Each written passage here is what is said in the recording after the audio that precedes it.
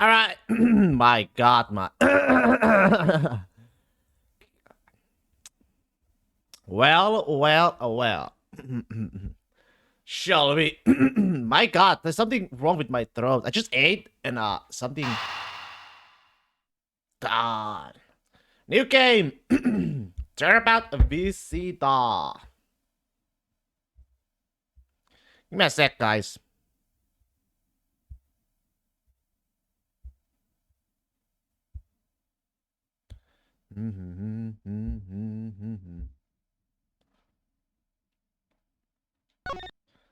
The old school music. The old school everything.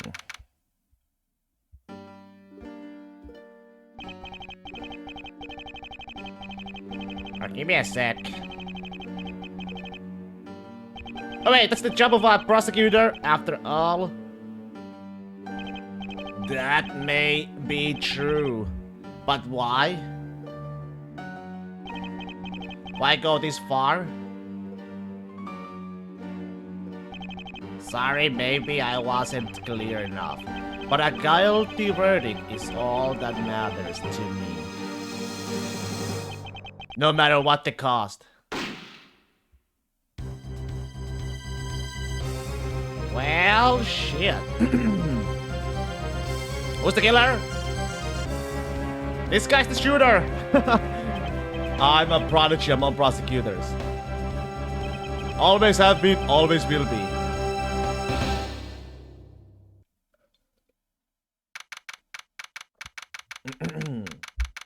Well, shit. Prosecutor Building's 12th floor hallway, March 14, 2:05 a.m. It's hard to believe that I've been away from my office for a whole month. I hope Detective Gumshoe has been keeping an eye on my office and keeping it clean. The door is unlocked. Detective Gumshoe. Gumshoe? What's this smell? It's very familiar. Blood?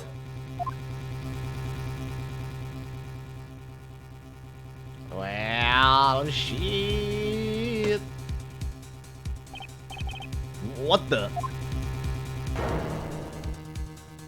What's the meaning of this? Freeze!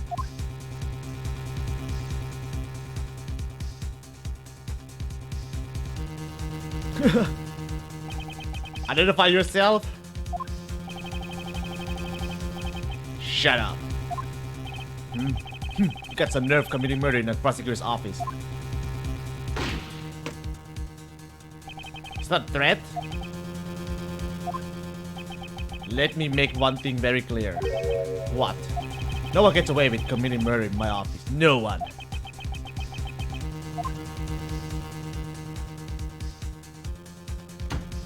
And I mean no one. My name is Miles Edgeworth. Give me a second, no, before. And I work as a prosecutor in my local district. Little did I know that upon my return home after a month abroad, I would be thrust into a multitude of cases on some very frantic and busy days.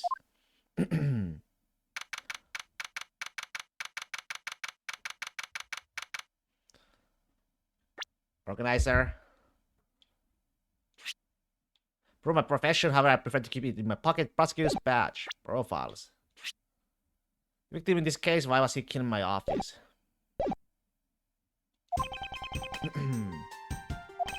I finished photographing the victim's body, sir. Very well, please continue your investigation. Yes, sir.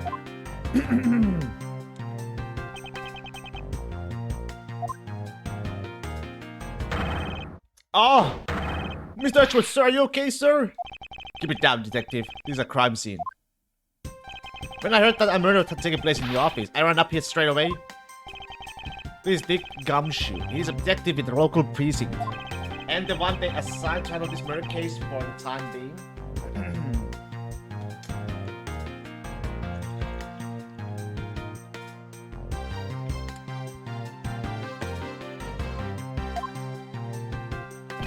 You're looking a little pale, sir. Are you hurt?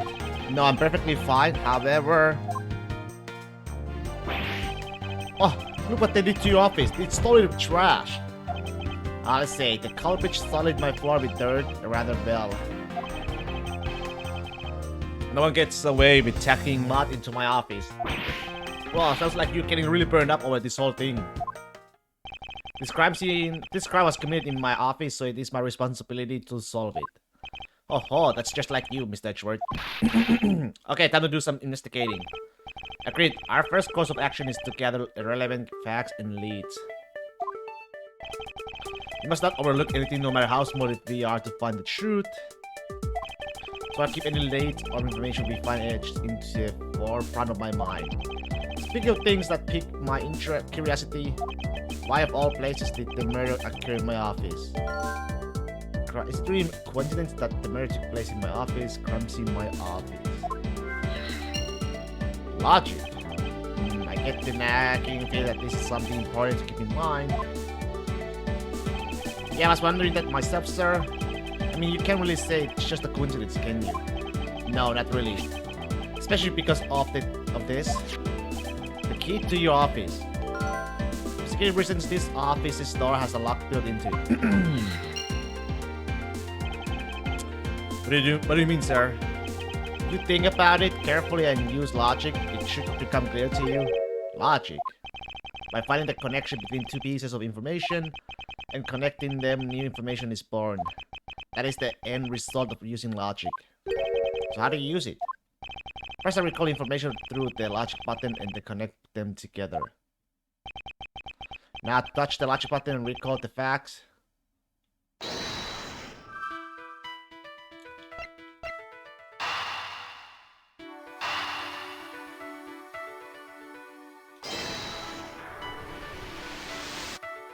There's the connect. For security reasons, all prosecutors' doors are all fitted with locks, which means it would have been hard for the murderer and the victim to get in here. Ergo, it's impossible to dismiss the location of this crime as a mere coincidence. Yes, that's exactly what I was thinking, sir. There must be a reason why someone infiltrated my room. What was the killer after? What did this happen in my office? What was the killer after? You're really on the ball today, Mr. Edgeworth. That's some beautiful logic, sir. Yes, well, if all leads to a conclusion, only the truth remains. However, if the information doesn't line up properly, I may stray far from the truth as well. But if I think carefully before piecing leads together, the logic should flow. Okay, then let's get started with our investigation, shall we? Yes, sir. Begin investigation. The base of my good investigation is to examine everything, sir. I know that, and when I want to examine something, I simply touch the examine button. Oh, if you ever feel lost and want to talk, just touch the partner button, okay? I'll give you great precise advice as an ace investigator, sir. Something to try later if I have free time, I suppose. Oh shit, you get to move. It's pretty cool, actually. Can we here? Could this perhaps be the murder weapon? If so, it would mean that the killer made their escape after disposing of their gun here. Yeah, I've seen one of these before. Get to enlighten me as to where? Oh, I know. I was issued the exact same model, I think. Detective. I don't really like guns all that much. I mean, they're really dangerous. Now that I think about it, you do see this model around the precinct a lot, sir. I don't use mine much except in emergency, so that's why I didn't recognize it.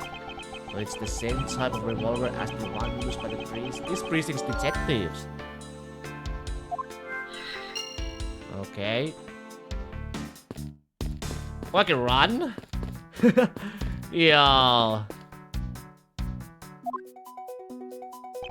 Code, sir? No, I just want to see the buttons. Save.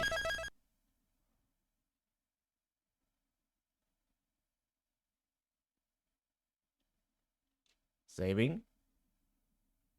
Continue. From save point. What the hell? If you save? Okay. I finished photographing the body, so it should be alright to examine this area. I won't rest until I inspect every suspicious looking nook and cranny. Let's see here.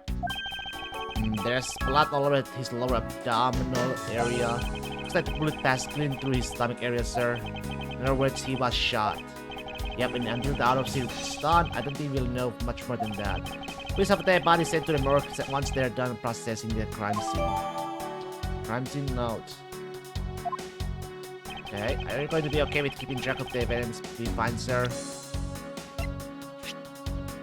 Proven clean to the victim's abdomen. The body was found at around 2:05 a.m. Of course, this is the safest way I know to keep track of it all. Alright, if you say so. I keep all the evidence I find either in or with my organizer. When I want to re-examine a piece, I have to touch the organizer button. But the organizer isn't only for evidence. I keep people's profiles and hand it in it too. It's probably a good idea to make a habit of checking the facts often. What do we have here? Hey, I think I've seen one of these before. It's a police badge detective. Oh hey, I have the exact same thing actually. What a quinky-dink. Let's take a look inside. Mr. Body Fate. It will appear that our victim was a detective just like you.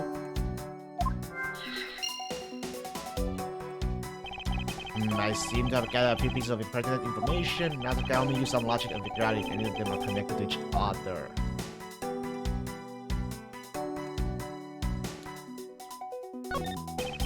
Let's see here. There's a blood all over his lower abdominal area.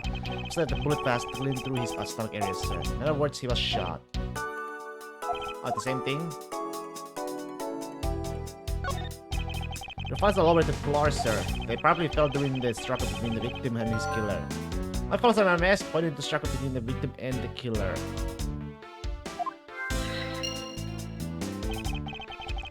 Oh, and I tried so hard to keep this place spotless while you were away.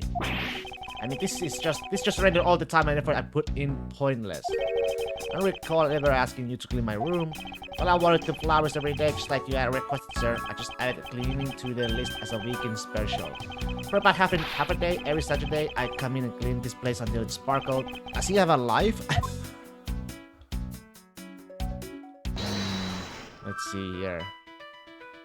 What is happening in my office? What was the killers go after?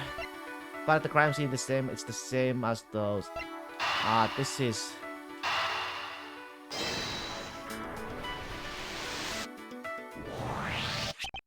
The revolver, the standard model used by detectives. Could it have belonged to our recently departed? Detective Gumshoe, could you please thoroughly check the victim's body one more time? Yes, sir, on it now, sir. Excuse me, pal, let's see what have you got here. Edgeworth, sir, this guy's wearing a gun holster. So it appears that our killer somehow managed to take the victim's gun from him. Let's see what else we can find out about the revolver. So we say you gotta look really carefully at each piece of evidence. You can use the scroll wheel as a rotating object. There's no such thing as a bad angle. Use the slide bar or the X and Y arrows to zoom in and out to get at the nitty-gritty. Looks like only one round was fired from this. So the killer killed Rick with just one shot after wresting the gun from him. Sounds like the guy knew how to handle a gun, huh, Mr. Edgeworth? We have no proof of it now, but that is a distinct possibility. If this is about all we're going to find out, we should send the body to... Jim! Why? Oh, why? How could this have happened to a guy like you? This guy's the killer! Are you alright? Don't touch me! Leave me alone! Just let me be! Sorry, but I can't do that. The investigation is still ongoing, so please refrain from touching the body. The body? The body? Don't talk about him like he's just some lump of flesh. Look at him. Jim looks like he's just turning for the night. Sure, just in a blood-stained suit, pal. The killer. Where are my manners? Aren't you that prosecutor? Why, yes, I am. I'm Jack West Portsmouth, prosecutor. Jim here was my partner in crime busting. I'm Miles Edgeworth, and like you, I'm also a prosecutor. Detective Dick Gumshoe, sir. So you're Miles Edgeworth. Yes, this is your office. Yes, that is correct. It was you. You're the one who killed Jim. Hey, don't go around jumping to conclusions, pal. Just calm down, okay? I will not. I know how things work around here. High prosecutors' office doors all have locks built into them. And only the owner of the office has the key to this, or her own office door. That is correct. However, I was not the one who killed your partner. Yeah, Mr. Edgeworth has been overseas on a business trip this whole time, pal. The key to the door was with me the entire time, okay? So the only one who could get in here was me? Oh. Wait, that means... I'm not sure what that means. So it was you then! You're Jim's killer! No, wait, pal, you got it all wrong. Everyone calm down. Mr. Portsman, correct. If you are a real prosecutor, you should know to stay collected. The investigation has only just begun. Isn't it too early to be drawing conclusions? Alright, I get the point. You're right, my mistake. I tend to get a little too hot-headed sometimes. You sure are one cool customer though, Mr. Edgeworth. I've heard all the rumors about you. You're the great genius prosecutor. There's something of a legend, you know. Anyway, let's call a truce and work together, okay? Now, how about a handshake to seal the deal? A pleasure to work with you. Guess we're conducting your investigation, right? Sorry for watching like that. Carry on then. It's your room after all. Thank you, I intend to. Just want a little more time to say goodbye to Jim. You there. Sir? This guy, man. I want you to capture this scene on film for me. My final farewell to my partner, Jim.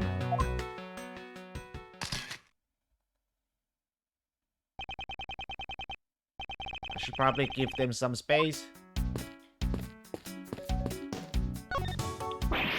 Ah, you check it, sir. What's it doing on the floor? It must have fallen off the wall when the killer tried to threaten me by firing around. So the killer not only shot the victim, but they shot your jacket as well?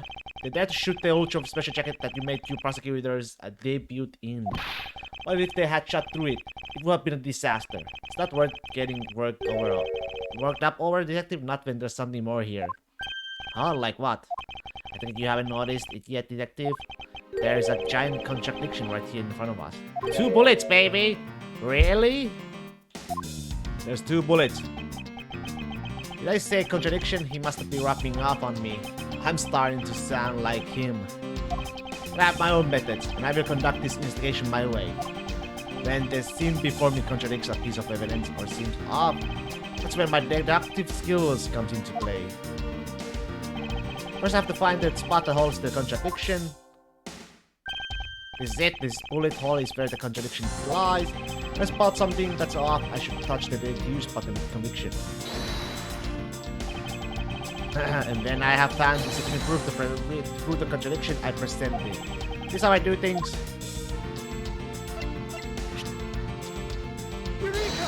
Eureka! Did it say? This bullet hole is the contradiction. What do you mean, sir? It's elementary. 2 shots were fired in this room. The first fell into the victim, and the second fell this frame. Hey, that's right. However, this gun was only fired once. Hey, that's true too, which means that one of these 2 bullets was fired from a different gun. Did the killer have another gun prepared for tonight? Other than the victim's gun that I found, could there be another gun in the play here? By the way, I noticed something, sir. Yes? What's that thing sticking out from behind the frame? Ah, that is a secret safe. It's a secret safe? Oh, I smell money. I'll spare us the trouble and just say it. Nothing like what you're imagining is inside. If you could kindly move this frame out of the way. Roger that. Achoo, talk about Dusty. Suppose that's what happens when I'm not here to dust it once in a while. I had no idea there was a safe here, or I'd have kept it clean for you, sir. So where did you put this thing in? It wasn't something I had to install personally. Every prosecutor's office has one. Really? I had no idea. Well, only prosecutors are supposed to have the knowledge of their existence. So, what's inside, Mr. Edgeworth? Right now, that's nothing. Right now, nothing?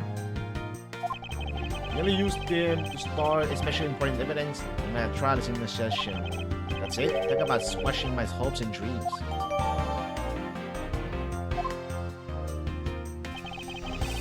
I won't rest until I've inspected every suspicious looking nook and cranny. But there's something Now this is odd. You found something, sir? This keypad. Don't you find it to be a bit too clean?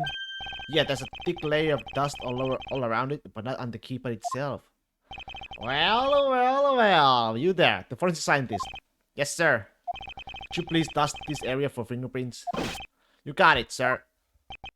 You got it, sir. You can find, let alone lift a single print. Looks like it was wiped down well. All of the fingerprints on this have been wiped clean. Secret safe. As I thought, it appears that logic is the only way around the setback. Time to rationally and calmly connect the dots with the information we have. Let's see. Why did this happen in my office? What was the killers after? Probably this.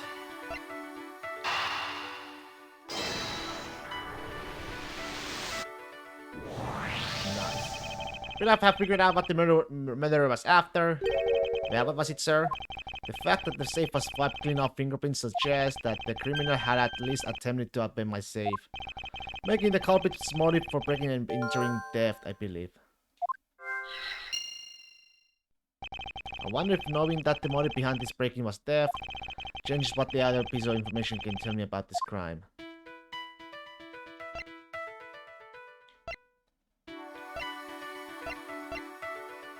Ma.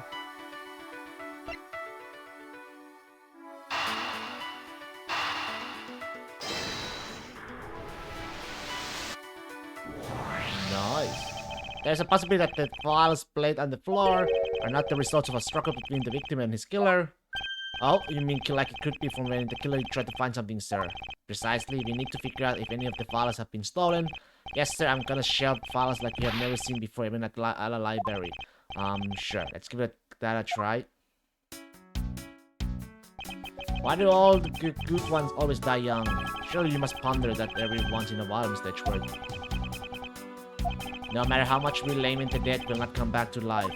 All we can do is search for the truth. And, so what are we supposed to do? How do we go about finding the truth? First, we calmly restore the files to their rightful place. You got it here, let me help. So this file goes here and that book goes there. Should know a lot about where things go, despite it being Mr. Edgeworth's office. Because I'm the one who keeps it tidy, pal. Okay, done. Well, it would appear that the murder was definitely committed here. The bloodstains on the bookshelves are still fresh. I suspect that the victim was killed in a standing position, hence the prints on the shelf. And then the guy fell onto the floor, right? The blood on the floor is kind of crossing me out. Detective, I don't have the time to deal with your weak stomach right now. Yeah, but you know I'm no good with blood, sir. Certainly there's something wrong with this picture. There's something wrong with this picture? His handprints must have tried to support himself with his hands and ears after being shot. The prints on the floor too, those must have been made when unable to stay standing and chop to the floor. This is where the bullet lodged itself as it went through the victim, huh? The bullets have been lodged so squarely in the faller's spine. Indicates that the fallers were ransacked after the shooting had occurred. I guess the victim was moved because he was in the killer's way. It was killer's way? Put them all back just as they should be, sir. Doesn't look like anything's missing. Although it does look like the killer moved the body to flip through my shelves, I wonder if they found what they were looking out for. Okay, there's a... This spot someone connected to any of the evidence I hold.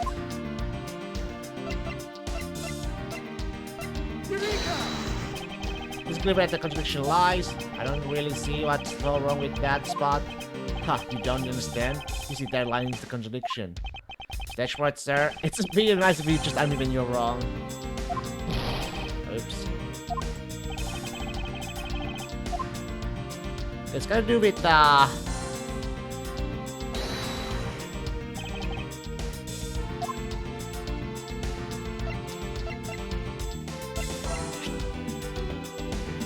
abdomen. There's a clear contradiction here with the bullet hole. What do you mean, sir? You don't see? Quite simply, the bullet hole itself is too low. If the victim was shot in the stomach, the hole should be much higher up. But what if the guy was shot while he was sitting or lying down, sir? That would be illogical. The victim leaned against this shelf here after being shot, which suggests that he was standing when he was shot. Then that means... Wait, what does that mean, sir? It means you need to use your brain every once in a while instead of mine, detective. In any case, it means someone made a faulty assumption. And it was this mistake that our current contradiction was born. It's the faulty assumption that caused this problem with the bullet hole's position. Order files. Really, the order of the files is a bit off. I mean, I put them back in the wrong order just now. Hey, actually, I think the labels on the files are wrong, sir. Oh, yeah. You see here how the files that were shot became with the number 0? What are those doing all the way down there after 1, 2, and 3? That's really weird. Actually, the way they are organized now is the correct order. They are exactly as I see them in my mind's eye. But the numbers are all out of order. Those white binders are special, so they are arranged a little differently. From this, we know that the files were not in this order when the crime occurred. Aha, so that's it. I believe the killer made the same incorrect assumption as you just did, detective. Let's rearrange the files in numerical order and we'll see what we find out. Do you think it'd be okay to prop the body back up to how it was before it was moved? We finished processing the crime scene, so I don't see why it wouldn't be. Can you please, Detective Kamshu? As I suspected, the bullet hole is now where it should logically be. The killer went through my files first, before shooting Mr. Fate. And then put the files back in numerical order, I guess. Exactly, and then proceeded to shoot the victim. Why would someone kill a man and then look through your files one more time? Puzzling indeed. The files were thrown into this area twice, once before and once after the crime scene. But why? Files in disarray. The company rearranged my files twice, once before and once after the murder. Why? Now, this crime scene is as it was at the time of the murder. Time to give it another look.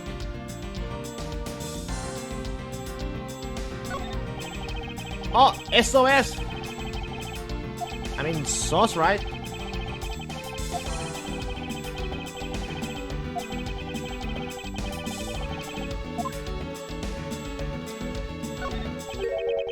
This... What is that? Why does it say gumshoe under in blood? I'd say it's some incredibly incriminating evidence. Yes, indicative of criminal activity indeed. Stuff like it could say Jack West too, you know. It says Jack West. I don't know. No, wait, there's gotta be some mistake. Mr. Edgeworth, sir, help me. Say something, sir. It appears that the one of my files was stolen. Is that all, sir? What about me and my situation? Is this what the killer was really after? Stolen file. Investigation complete. Looks like Jim was able to leave us the name of his killer in the end, and the most important message managed to reach us. Telling you it wasn't me. You can be terribly pleased to hear that your beloved partner is the guilty party. You are going to accuse Detective Gumshoe of being the culprit? I sincerely hope you have some proof to back it up. Jim's words, they're more than enough, won't you say? If that's how you want to play it, then at least allow me to understand your reasoning. You got it. I don't like this one bit.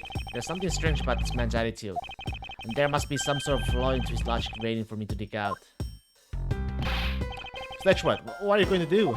What I always do in court. I'm going to cross-examine him. One way or another, I'll expose the flaw in his logic with this technique. Oh, how do you do that? Can you explain it to me, sir?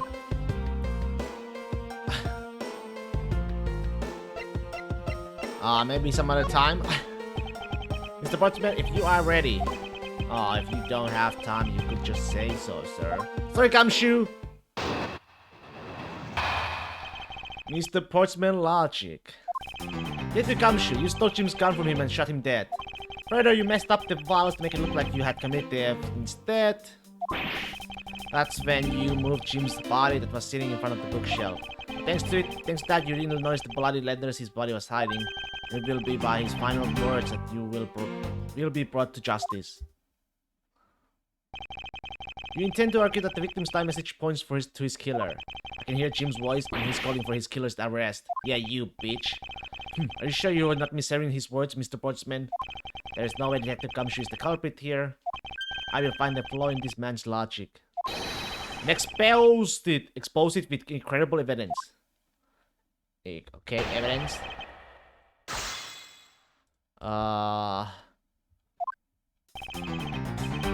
Mr. Jim's come from him and shot him dead.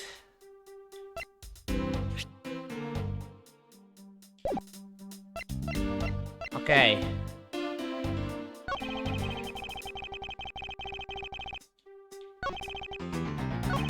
Very messed up.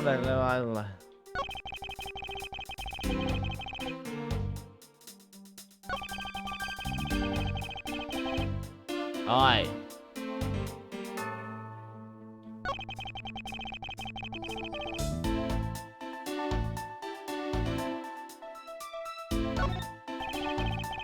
Check every flaw in his logic.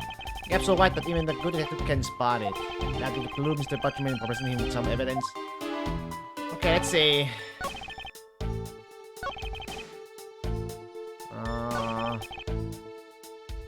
His body was hiding. Oi, but... Objection! Objection!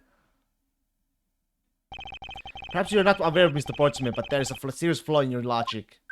Hey, bring a bit of the courtroom into this. I see. No problem, I'm game.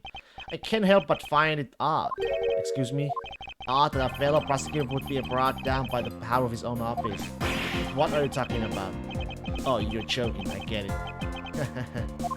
You have the time to laugh, then you have the time to take another closer look at this. Do you still not see, if not may, I direct your attention to the missing file? What? That's impossible. What's impossible, Mr. Portsman? Nothing. The files on that shelf are all about a certain case. When the killer went to take the file after murdering your partner, I highly doubt they could have missed the bloody letters written on the spine.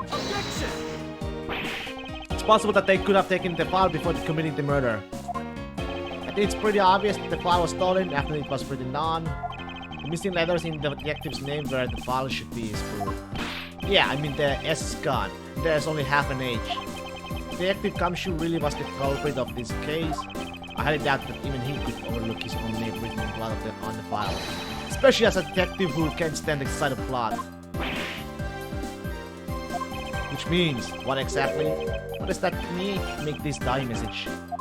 Makes it the work of a criminal intent on tampering with the crime scene. That's so low. I can't believe the criminal tried to pin this whole thing on me, sir. I'm gonna get them, sir. You'll see, I'm gonna have them under arrest in no time. Yeah, Mr. Portsman? Brilliant, absolutely splendid. Logic deserving of Olympic gold. I appreciate the praise, but it doesn't change the fact that your reasoning is flawed. Meh, you win some and you lose some. That's how life goes. Glad everyone's so cheery even though I feel more dead than alive. But you know, it really is a shame.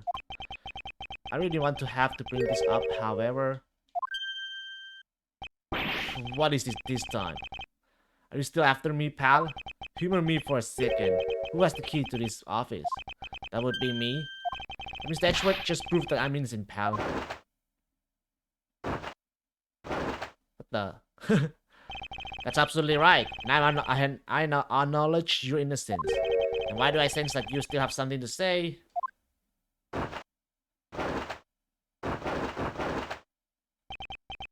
Well, I was thinking they should know there's one other person with a key to this office. One other person? Hey, you there. Yes, sir. What is it, sir? Would you kindly fetch and escort that lovely young lady here for me? Lady? A lady? That girl is a member of this building's security. Think of her as a material witness. Security? Did you say security? No, stop it, pal. Don't. What's wrong with him all of a sudden? Who? I believe she needs no introduction. I have called upon Miss Maggie Bird, a member of security. Detective Gumshoes, sir. Maggie! Maggie! Miss Bird is the security guard on watch tonight. I see, and your point is? My point is that she could very well have used it. And by it, I mean the master key which can open all office doors in this building. What? You are not the guilty party, Detective Gumshoe. Then the only other person with access to this room is Miss Bird. How dare you? You've never sneak into someone's room. That's right. I refuse to believe that Mac is the culprit, pal. It was me. That's right, I did it. Can we take that as a confession, Detective? Well, it wasn't really me, but definitely wasn't Maggie, pal. So yeah, it was me. If it was, you'd have no problems with that, right? Please refrain from flying up the hand of Detective. There's no need for such theatrics.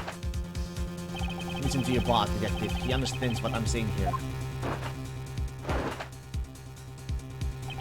That girl is the only one who could have committed the crime, and for one simple reason. Reason for suspicion. It's pretty obvious that Miss Bird snuck into your room using the master key. I mean, if Detective Gumshoe isn't the one who opened the door, then that leaves only Miss Bird as our prime suspect. On top of that, which she knows our good detective doesn't cheat, making it all that more probable that she was the one who faked the dying message. So you're saying she used the master key?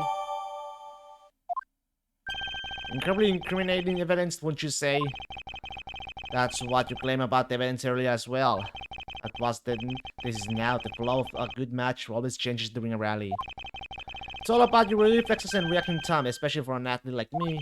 I wonder if there was anyone else other than Miss Bird who could have used the master key. It seems that the only way to get Mr. Porchman to give me more details is to press him.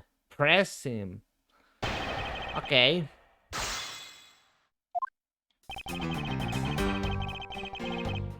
Pretty obvious. It's pretty obvious, you say? Hold it! Are you sure Miss Bird is the only member of our security who could have used the master key? There's only one person on that staff at this time of night, and tonight she's it. Isn't that right, Miss Bird? That's true, but I wasn't able to use the master key at the time of the crime, sir. Wasn't able to? What's that supposed to mean?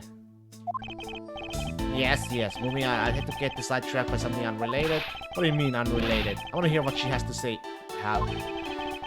But you can't really trust her not to tell lies, plus I hate wasting time. Should I hear Miss Bird out? Ask for more details. Absolutely.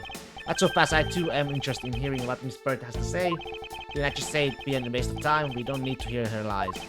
I'll be the judge of that. Miss Bird, if you please. Discovered that the master key was missing at around 1 AM, sir. What do you mean by missing? As seen, it wasn't anywhere in the security booth, sir. The killer must have stolen it. Mr. Portman, I believe this to be an important piece of your testimony, don't you? I can't believe that someone like you would be taken by such words. Not lying, sir. Objection! That's the case, then I'd like to know why you have the master key now. I don't quite know. It just reappeared all of a sudden, sir. A likely story, and where is your proof that the key was stolen to begin with? But you just forgot where you put it and then found it again. I never lose things. I can practically guarantee that. With me, if something disappears, it's usually because someone stole it. Yeah, pal, trust me, you don't want to test just how bad her luck is. Unfortunately, I can't deem this piece of evidence as conclusive. Got your premise, Edgeworth.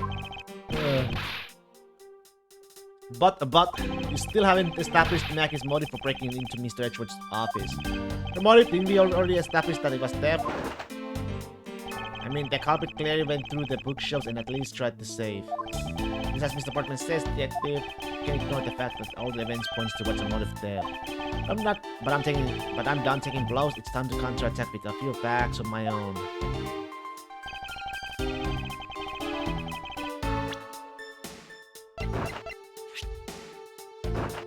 Only they know of them. Objection! So she should have known. You wish to continue insisting that Miss Bird was stealing something? Why not? It's the truth after all. It was also by your logic that we came to the whole theory conclusion anyway. That may be, but you must also be aware of the fact that the safe is a secret safe, the existence of which is only private to prosecutors. Oh! I find it a little hard to believe that a hidden safe was a part of her cunning plan. But she could have found it by accident while she was turning everything else upside down. I highly doubt that. I'd say the culprit knew exactly what they were looking for. After all, only the bookshelf and the safe were targeted. Yeah, even I didn't know about that safe, pal. That means there's no way Mackie could know about it either. Then are you proposing that the killer is a prosecutor? Interesting conclusion. That's definitely looking more and more probable.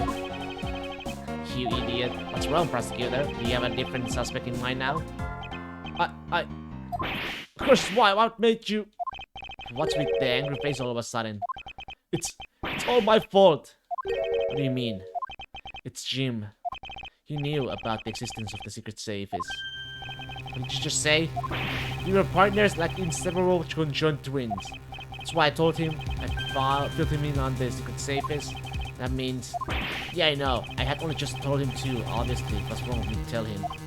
I still can't quite believe it, but the thief who broke into your room was probably Jim. Now he's claiming that the victim was the thief? This guy, man! And you were simply trying to stop him, weren't you? This fucking a-hole is a liar! Big liar! It's Mackie Bird. Excuse me? I mean, you are a security guard, right? That's your job. But killing is going to be too far in your risky profession.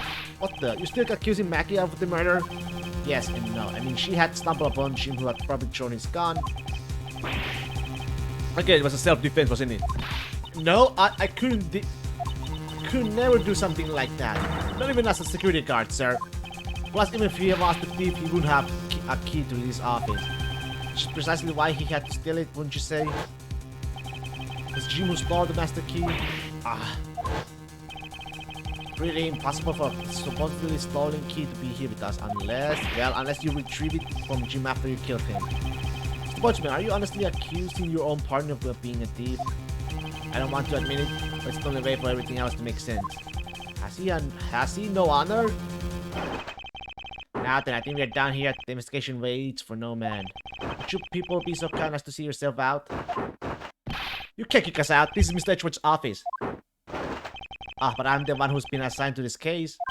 You are all suspects to varying degrees and therefore ineligible to run this show. Listen, pal, how many times do I have to say this? Mackie can't be the culprit. If it comes you, come yourself. But, sir, you have no choice but to accommodate his request for now. Thank you, Mr. Edgeworth. At least one of you understands. Now, if you could remove yourself from my crime scene, I'd be most grateful. Mark my words, Mr. Potchman. We will meet again. If that's a formal request from the legendary prosecutor himself, then I suppose so. Now, don't disappoint me, you hear? To be continued.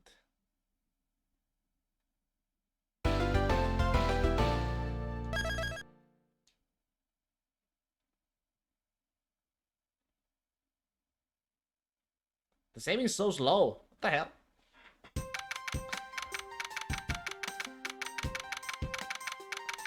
Let me check something. Let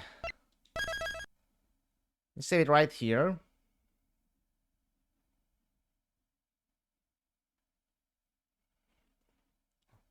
And, there's no fucking options? Shit.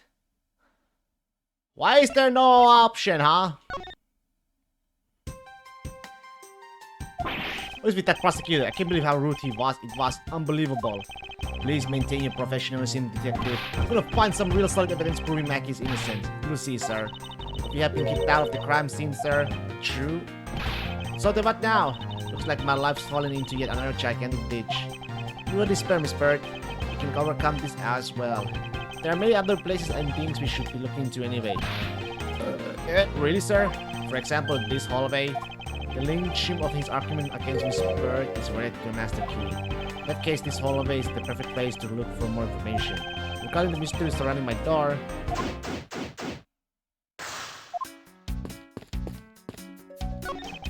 Mr. Basketball doing here? That's Mr. Portsman's prized possession, sir. He heard this also plays soccer, dodgeball, and even tennis. Not a single one of those sports is suitable to be played in the hallway. His office, 1203. Hey Mackie, whose room is this again? Mr. Portsman, sir? So he's my new neighbor, I see. I suppose he moved in while I was away overseas. I wonder something else. Inspector is suspicious looking mood in cranny. There's something. It's. Hey! Isn't this that missing 0 series files? Sir, no doubt about it. The folded letter marks clear as day. There seem to be a few pages missing. I took only what was necessary and left the rest behind. So what are these 0 files about, sir? Guess they got some new words still in them, huh? But particularly, it's just a collection of court case files. However, the cases within these files are not mine. Huh? They belong to the high prosecutor who used to occupy my current office. I have my reasons, but let's just say I was charged with keeping them as they were. That means the thief must have also wanted to file for a specific reason, right? It would seem so. All of the pages related to that case from 10 years ago are missing. I wonder why anyone would care about such an old case.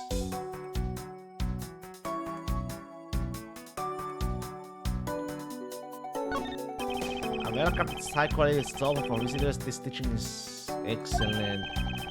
Talk about a luxury waiting area. These babies are also great for napping now. You'd sleep even out if detected in a hallway. Whenever I do, I'll also find me not being dreaming about giving a testimony up on the stand, but it always ends the same way, me getting trounced by a lawyer. Isn't that awful? Maybe I should give it a try sometime, to envision myself winning naturally.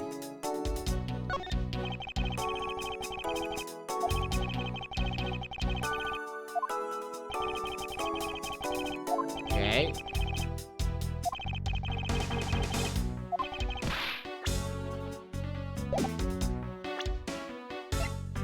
Stolen.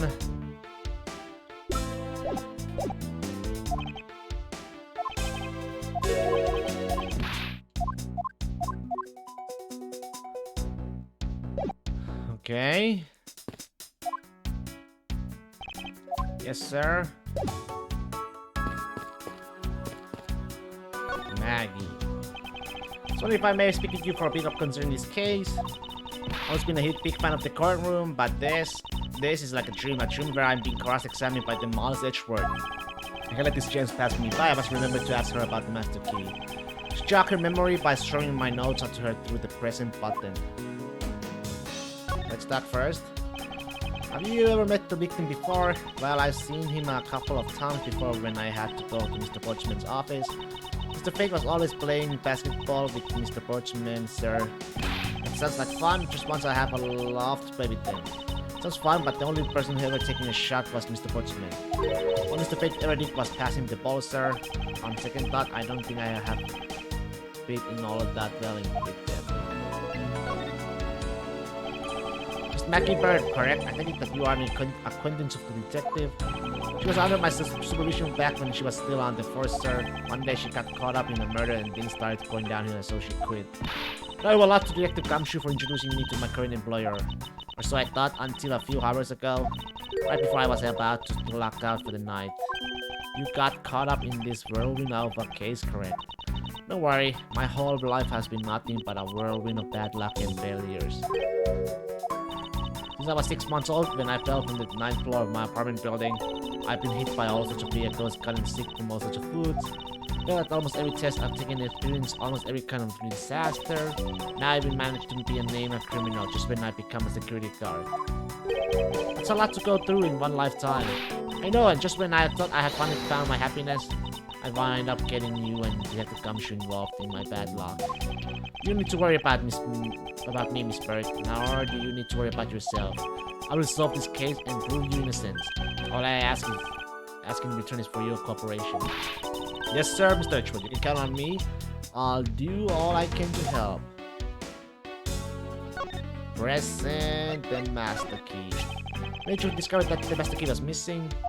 By the time I realized it, I think it was around 1 a.m., sir, and I noticed it was back at around 2:30 a.m. I was just sitting there on the ledge where the security room's reception window is. I'm sure that between those 2 times it was not just gone but stolen, sir. Why is such an important key of storage in such an insecure place? It's not like that, sir. I always keep the key further inside the room away from the window. I always use it, except for this time, correct? Well, I admit I was a bit careless, but I had my reasons. And I left it out because I was started using it at the time. It's after I had used it that I left it sitting out on the ledge. She used the master key?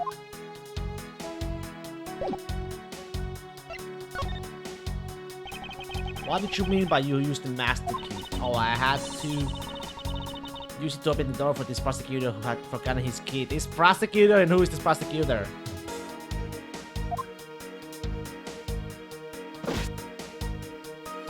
I mean, it's my job as a security guard, right? Oh, what is it? That's right, I just remembered. The prosecutor who forgot his key was Mr. Porchman, sir. What? Please tell me more about Miss Bird. Quickly. It's around 12 a.m. Mr. Porchman had forgotten his office key, so he came down to security, sir. And that's when you loaned the master key to him? No, wait, it's against the regulations to loan the master key out to anyone. Walk with Mr. Porchman to his office and open the door for him personally, sir. I see. Then what happened after that? Well, he called for me to come close up his office as he was leaving to go home. It was around 1:30 a.m. I think. So in summary, for the sake of one's forgetful prosecutor, you used the master key twice tonight. Twice. Talk about suspicious, and that you can say that you never left your key at home, detective. This calls for a thorough examination of Miss Porchman's door. I wonder. Master key was stolen. Use master key.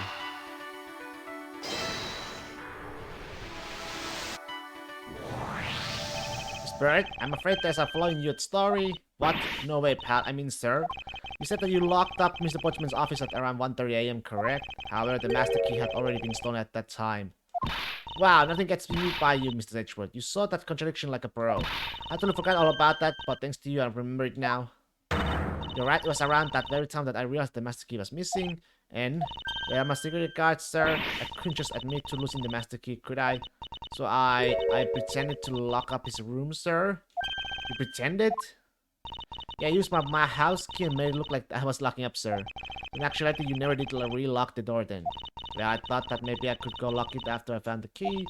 Come to think of it, I guess the door still hasn't been locked properly. Ho ho! Don't rest on that. But there is suspicious looking ground. Same thing as always. Door is locked tight. I bet they all great care when working Mr. Edgeworth. This is the office of a high prosecutor detective. These doors would be pretty ineffective if the average catbird could get through them. Also, I guess only a great catbird could get in. That must be who our culprit is. I ask you to return that conclusion to whatever pawn shop you bought it from. Room on. How's it locked then? You can mistake it because of the basketball hoop, sir. Oh, that reminds me, Mr. Portman had actually marked room 1202 really badly, but since you were already occupying Mr. Edgeworth, be putting next door, sir.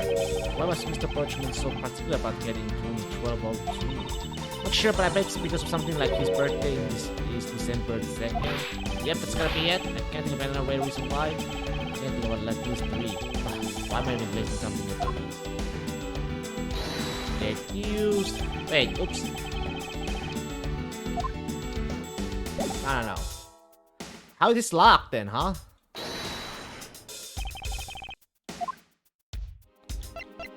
Eureka! Eureka! There's a contradiction here between reality and the evidence. If what Miss Bird has said is true, then why is this door locked tight? Yeah, why is it locked tight? Like, really tight? How you know you're right? Miss Bird, are you sure you didn't relock this door? I am certain of it, sir. And I don't think Mr. Portsman noticed it himself that I hadn't. Which means, what, sir? It either means that he actually does have that key to his office. Or that the door Miss Bird opened wasn't this one at all, but had a completely different one. She opened a different door? But how can you prove that? There's an easy way to find out. All we need to do is...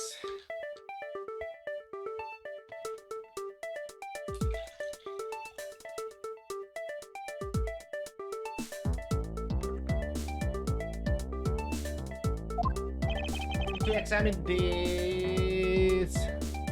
Prints on the doorknob. The prints on the doorknob will tell us everything. Hey, you. Yeah. You pal, do us a favor and see what you can learn from this, okay? So, what did you find out? There's no need for such endless pain. Religion not the reflection detective. So I have found only Prince Department and Mr. Fate's prints on this doorknob. There's only 2 people's prints were found on this, huh? It's pretty decisive. Huh? I'm lost, sir. You get logically that certain other person's print should be on this knob as well. Now then, whose print should also be on this doorknob? Maggie. Take that! You should find out that the prints of the person who unlocked this door are absent. You mean the door that Miss Bird opened could not have been this one, but a different one.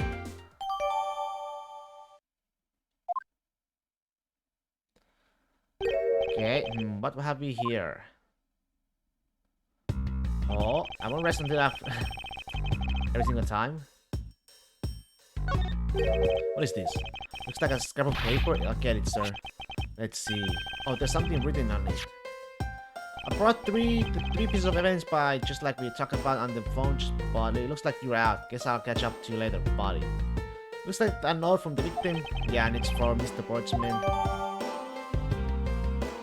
Aye. Anything else? Hey, that's out of place, isn't it? What's this? What are you looking at, sir? Oh, hey, how about a game? That's okay, detective. I just found the position of this hoop to be a little off. Hey, you're right, sir. This is shifted when someone made a serious sweet slam dunk. Positioning of the hoop is definitely unnatural. Better take a note of this. Interesting.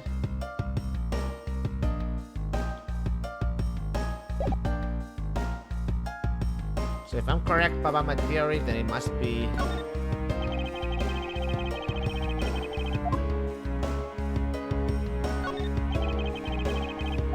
According to the card, the person that lock was the picnic leader, sir.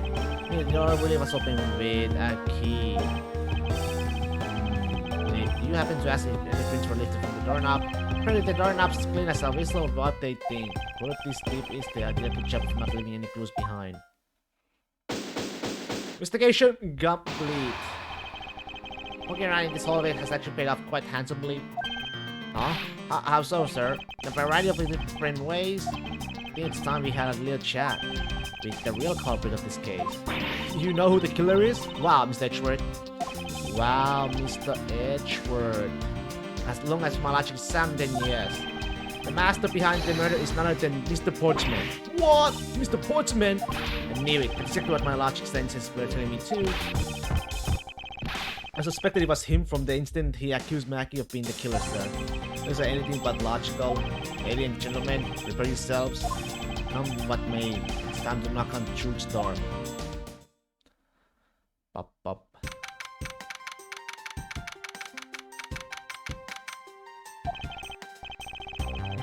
Mr. Watchman, I finished processing the bloody letter, sir. Alright, let me take a gander at it. Pass it here. Okay, looking good. You there. Take a good care of this. Take care of this.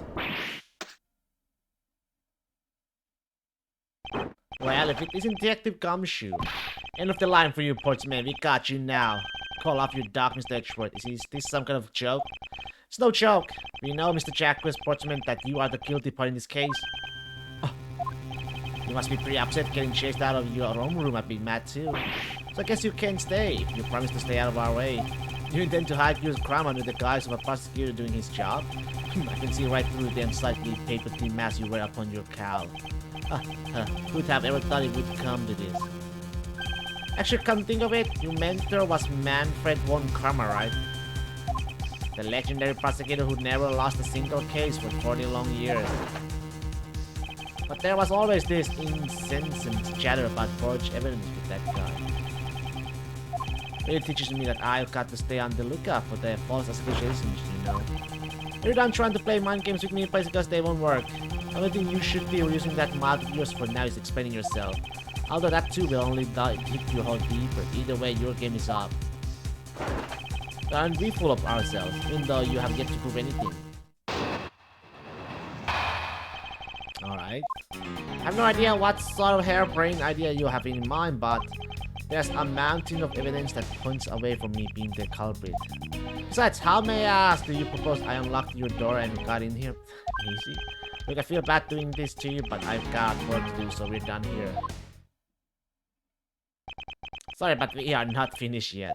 Boy, you're stubborn. I suppose you're basing your accusations on something. I'll show you what I'm basing my accusation on, with evidence.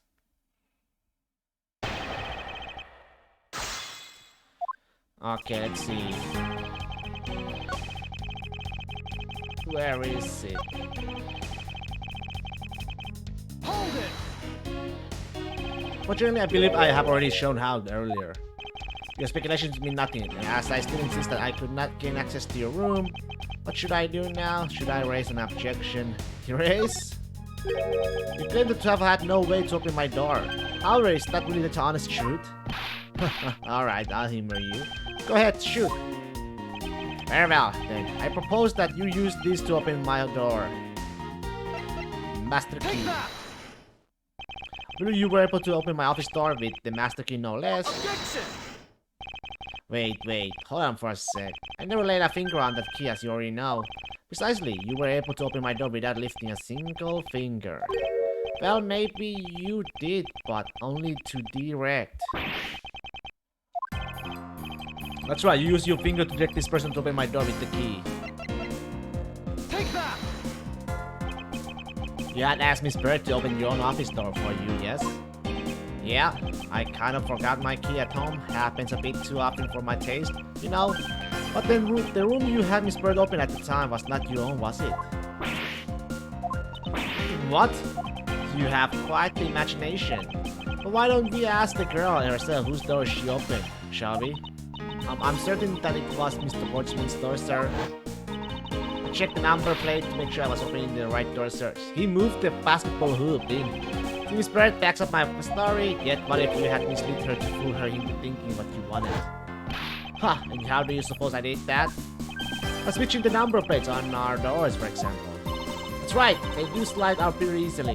Furthermore, you can use one other thing to give a very strong impression. That the door she was opening was yours and not, in fact, mine. What was it that Mr. Portsman used to make Miss Bird think that it was his room? Basketball hoop. What? The basketball hoop, sir? It's quite the peculiar picture in any hallway, let alone a hallway in this building. Which is why it left an unusually strong impression on you now. It's an object perfectly suited to sit just outside the office of a peculiar prosecutor. That's very true, sir, because there was a basketball hoop sitting there. I thought the door I was opening had to be Mr. Portsman. There are signs that the hoop has been moved to sit in front of my office to be sure. I see, so that's how you throw suspicion on people. Thanks for the tip. But I think your conjecture is a little off the racetrack. Now you're just spouting nonsense. I had the girl open my office door. After that, I was in my room the entire time. You have a single reason to suspect me. Oh, I do, you liar. So he intends to claim he is innocent to the end, does he? I'm as pure and innocent as my jacket. And Miss Bird is as dirty and guilty as the jacket she wears. My jacket's that dirty, I'll have you know I just washed it yesterday. Please calm down, for I intend to show who is the one truly covered in slime here.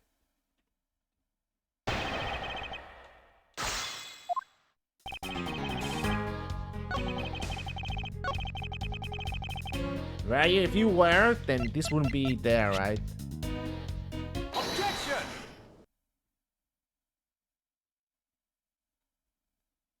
That was a lie. What are you talking about? How was that a lie? This is a note that the victim left for you, Mr. Portsman. A note? It was left under your door, or did you not notice? And right here it says, but you are out. You were not in your room when the victim came to call on you. So then where were you and what were you doing? Should I explain it in a full detail for you? You're busy snooping around in my room, the very room you had Miss Bird open for you. Objection! That's just nonsense. You have no evidence that I have made the girl open your door for me. Oh, but I do. I have very decisive evidence. No way. This proof the possibility that you had Miss Bird open the door for you. Take that! Had your door dusted for prints? My door? Huh, what for? Come on, I bet you didn't find anything. You sure are good at wasting time. You're right, I didn't find anything. And definitely not Miss Bird's fingerprints. Her prints? What do they have to do with anything? Let's put it this way. If she really was the one who opened your door, then her prints should naturally be on the doorknob that she touched. Oh. Better all of the prints on my office door's knob have been wiped clean off. You can only assume it's because Miss Bird's fingerprints were on it. Don't you think it's time you gave up your charade? You know you're stolen into my office with the intent of stealing something from me. Detective Fate found you out. Possibly because he heard sounds coming from a room whose occupant was on leave. Mr. Portman, you killed Mr. Fate to silence him. And I had the misfortune to return when I did. You had to threaten me as you escaped.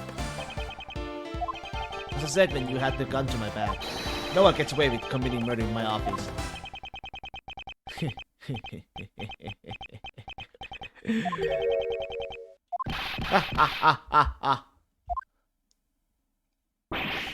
And just what's so funny, pal? Now that look of stiff seriousness on the face of this office's finest prosecutor, as he makes a huge mistake in accusing me, is simply too much to bear. There's just nothing else like it in the world. What? Mr. Edgeworth just explained it all, and he even backed it, and you are the murderer. Stop trying to be slippery and just admit to the crime already. And as I said earlier, it's also circumstantial, so full of conjecture. You say you checked my doorknob for prints? Well, I can readily confess that I had wiped that knob down well. I'm a little obsessive compulsive, you see. I didn't want to touch a doorknob that you had touched. Which is why I wiped the doorknob down as soon as I could after you opened the door.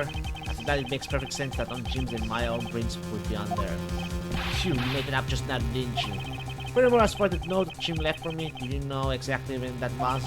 For all we know, he could have left it there before I arrived at the office. Like early evening, for example. Are you saying you failed to notice a note in your doorway? Okay, even genius failed at times. I was probably too preoccupied by work-related matters, although that's no excuse. Now, that's just a flat-out lie. There's no way you didn't notice a note that size. Oh, but you can't prove that, can you? Say something, Mr. Edgeworth. Back me up here, sir. Portman makes a good point. I can't prove that you didn't simply overlook it. Besides, I have an airtight alibi. Airtight, you say? I realized that I had one just now as we were talking. I guess it would have been better for all of us if I had told you sooner. Okay. Remember, Steps, you came back to this office at around 2 AM, correct? And it was then that you had that unfortunate confrontation at gunpoint with the culprit. But exactly at that time, I was down in criminal affairs. Ask around, I'm sure the other detectives will corroborate my story. It's the perfect alibi. Do you really think it's that perfect? Like I said, I don't care. Ask around all you like. You'll see for yourself. Detective Kamshu? Sir, yes sir. I'll go check out this alibi, sir. Be right back. Mr. Edgeworth, sir, I think we're in trouble. It's just like Mr. Portsman said.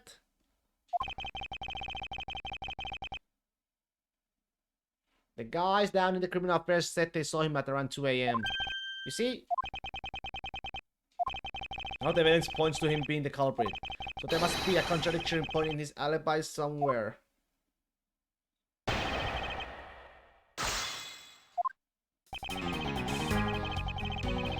Hold it! You are correct. If it was around 2 AM, are you sure? It's really important to me that you were spot on at the time. I remember checking my watch then and make no mistake, it was 2. Oh, you mean testimony like a pro. Okay, so you came back to your office at 2. Hold it! This as you say, however. Yes, however, you are the only one who claims to have bumped into a culprit. Tell me, did you see the person's face? Was it me who you saw? It was pitch black, so I couldn't actually see. Objection! Oh, come now, I'm sure you saw something. Try a little harder, why don't you? I begin to feel like I'm the one being interrogated here. Oh, well, it doesn't matter if you remember or not. It only matters that you ran into the culprit. Hold it! So you paid the criminal affairs department a visit. Yup, right after I left the prosecutor's building, I headed straight for the precinct.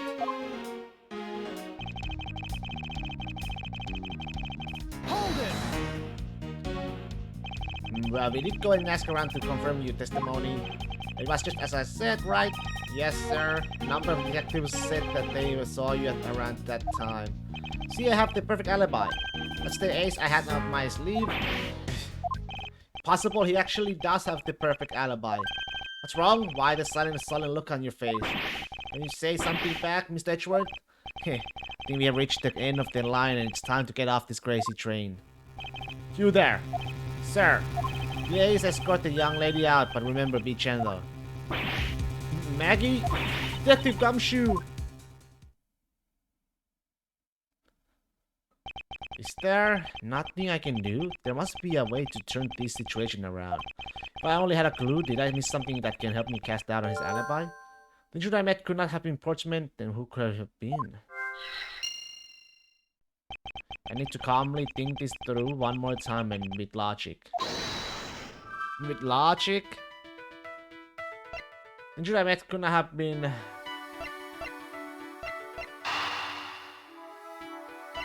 Other than the victim's gun, I found a Trippy gun in play here. Let's see.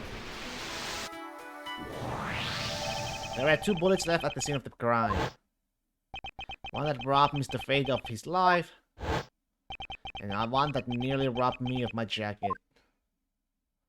However, the murder weapon only shows signs of being fired once, meaning that it is entirely possible that a second gun was used in my office tonight. But seeing as how the killer had to steal Mr. Fate's gun, I doubt the killer had another gun up their sleeve.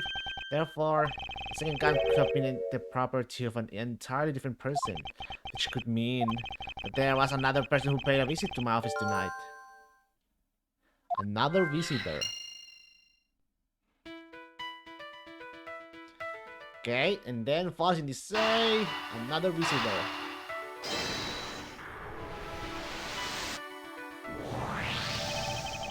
Supposing there was just yet another visitor tonight, that would also resolve the issue of why my shelves were appended twice. We know that the shelves were disturbed once before and once after the murder, so it shouldn't be much of a stretch to think that it was the work of the 2 different people. Once by the person who stole the victim's gun and then killed him with it. And once again after the murder by a second culprit, who was the owner of the second gun. You suppose that the second culprit's gun was the one that was pointed at my back? Objection! Objection! Mr. Watchman, it seems that I need to amend my assumptions regarding this case. Great, so you finally come to your senses? Mr. Edgeworth, so what are you saying? This has been a big misunderstanding on my part from the start. I assumed that the person I ran into was the killer, but that may not be the case. What do you mean? The person I ran into was just your average thief. A thief? But, sir, doesn't that cause some sort of contradiction in the facts? Not at all. It simply means that the killer was someone else. And it means that in actuality 2 culprits stole into my office tonight. What do you mean 2? It explains both why my shelves were disturbed twice and how there were 2 guns. Mr. Portsman tricked Miss Barrett and Kane entered into my office. Objection! Now you're just leading the argument. Still don't have any actual proof, do you now? You could please go along with my hypothetical scenario for now, Mr. Portsman. In the end, if you really are innocent, you should have nothing to worry about. Now, then returning to my scenario, Mr. Portsman was out to steal something from me. Which is why he checked my secret safe and ransacked my shelves. This is the first time, so then this would be when the bottles were put back in the wrong order, right? Correct, and then just when he was about to look in somewhere else. Who should walk in but his own partner, Mr. Fate? Why did Mr. Fate come into your room, sir? He probably had business with Mr. Portsman, which is why he was in the area. That's when he noticed that sounds coming from my office would be my guess. Oh, because you were supposed to be away, right? They must have thought it was odd, so he came into his office to check it out. Correct, and as a detective, that was the right thing to do. But when he came in, he found his own partner, standing there. Because it was Mr. Portsman, Mr. Fate probably let his guard down. But Mr. Portsman was not so merciful as to let him leave alive. He waited for a chance to steal Mr. Fate's gun from him, and then... he killed him. He silenced Mr. Fate for catching him in the act of stealing.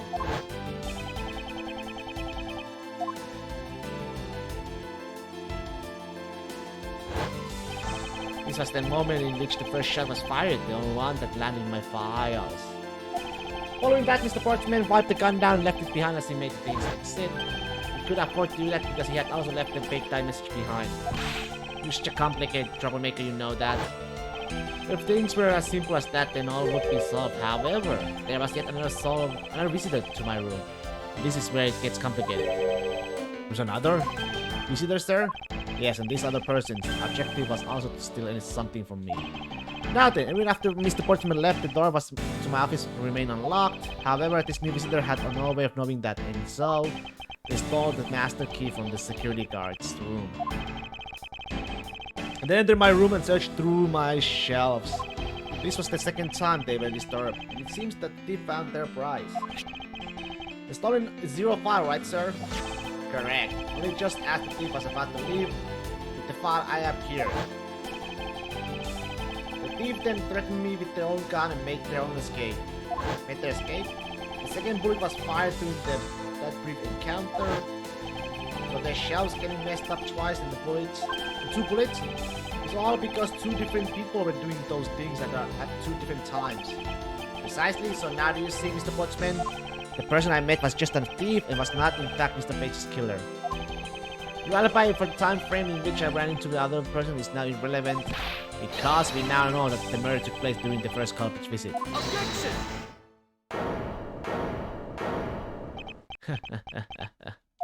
What's so funny, pal? Absolutely splendid. Your scenario explains everything. Of course it does. It's Mr. Edgeworth after all. You know, it still doesn't change the fact that it's all circumstantial. Supposing if, and that's a big if, your theory is right, it would indeed render my alibi, which has withstood scrutiny, mind you, irrelevant. But there is still one defining point of your argument, for which you have no evidence. Your supposition that I was the first visitor? Mr. Edgeworth, you can't let him get away with that, sir. But he has a point. Absolutely no proof at this point. Don't say that, sir. I don't believe this. Don't worry, Mackie. I'll do something if I must. You know something? I find your attitude to be somewhat peculiar, Mr. Edgeworth. The person you met really was just a plain old thief, and why is that person not your main suspect? That is, if your theory is correct.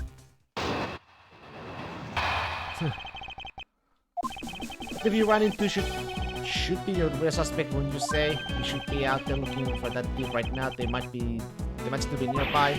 I had to repeat myself, but as I already said, I was training my room. As Jim came to deliver some evidence to me, I was down at criminal affairs, so I can't be expected to know what happened around here after I left. So you think we should be out there looking for the thief? Of course, now isn't the time to be wasting time on dead end discussion. 3 pieces of evidence, but just like we talked about on the phone, but it looks like you're out. Guess I'll catch up to you later. 3 pieces of evidence. I don't think it's at all dead-ended. I find your alibi to be fascinating. Let's continue where we left off, shall we? I know he's lying. I know he was here at that scene of the crime. Just have to find a way to prove it.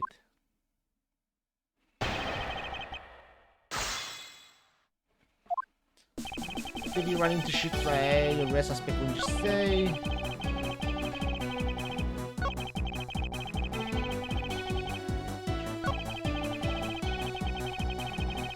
Let me see. Why didn't you go there with Mr. Fate? Yeah, that's because he said he was tired and was going to take a quick nap. You know those sofas in the hallway? He likes to sleep on those. It's one of his habits. But one of the evidence he brought, there were things related to yesterday's case, just 2 items. Aye, what a liar. Stupid items are kind of independent. Interesting. This piece of testimony seems too crucial to let slip through the cracks. What an absolute liar. Objection! Big ass liar. Well, 2 pieces. I believe the proper phrase here is you fail. Excuse me? You fail as a prosecutor, Mr. Portsman, as you intend to keep evidence hidden from me. What are you talking about? I haven't heard anything from you. But here's a piece of I think you should read carefully. It says that Mr. Fate was bringing 3 pieces. Yes, and this is the victim's real dying message to you, Mr. Portsman. He can't believe it was tripped up by simple arithmetic. Where is the missing piece of evidence? It's...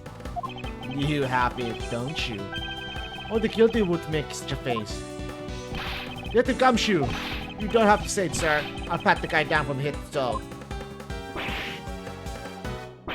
Well, don't come any closer. I'm warning you. This is all part of the investigation, pal, so don't even think about stopping me. No! Hey, what's this? He had this on him, sir. Despite what you said, it would appear that you do have something to hide. Why would he hide something like that? There's only one reason why anyone would hide evidence of this caliber. It would unequivocally point to that person himself as the real killer. Let's examine this videotape in a little more detail for the section of this tape that will drive the last nail into his coffin. Hey! KG8 incident. That's a police case number, sir. Does that mean this video is evidence from that case? Interesting. However, what's recorded on this isn't what's important right now.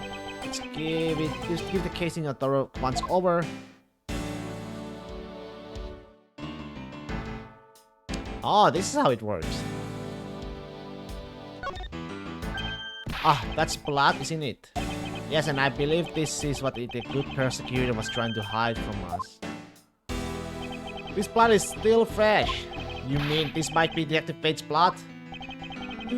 No, you got it all wrong. No amount of denial can save you. We have blood to run a blood test to find the truth. You told us that you had received evidence from the victim earlier. Now you will tell us when and how did the victim's blood find its way onto this video. Yeah, it's totally suspicious. Was it at the time? Was it at the moment of his death? Did Detective Fate have this videotape on his personage when you killed him? You know very well there's no way to prove that. Not even if we were to examine his tape for fingerprints. If I had to take a guess, I'd say that the only ones on here would belong to the murderers, you and Mr. Fate. No, impossible.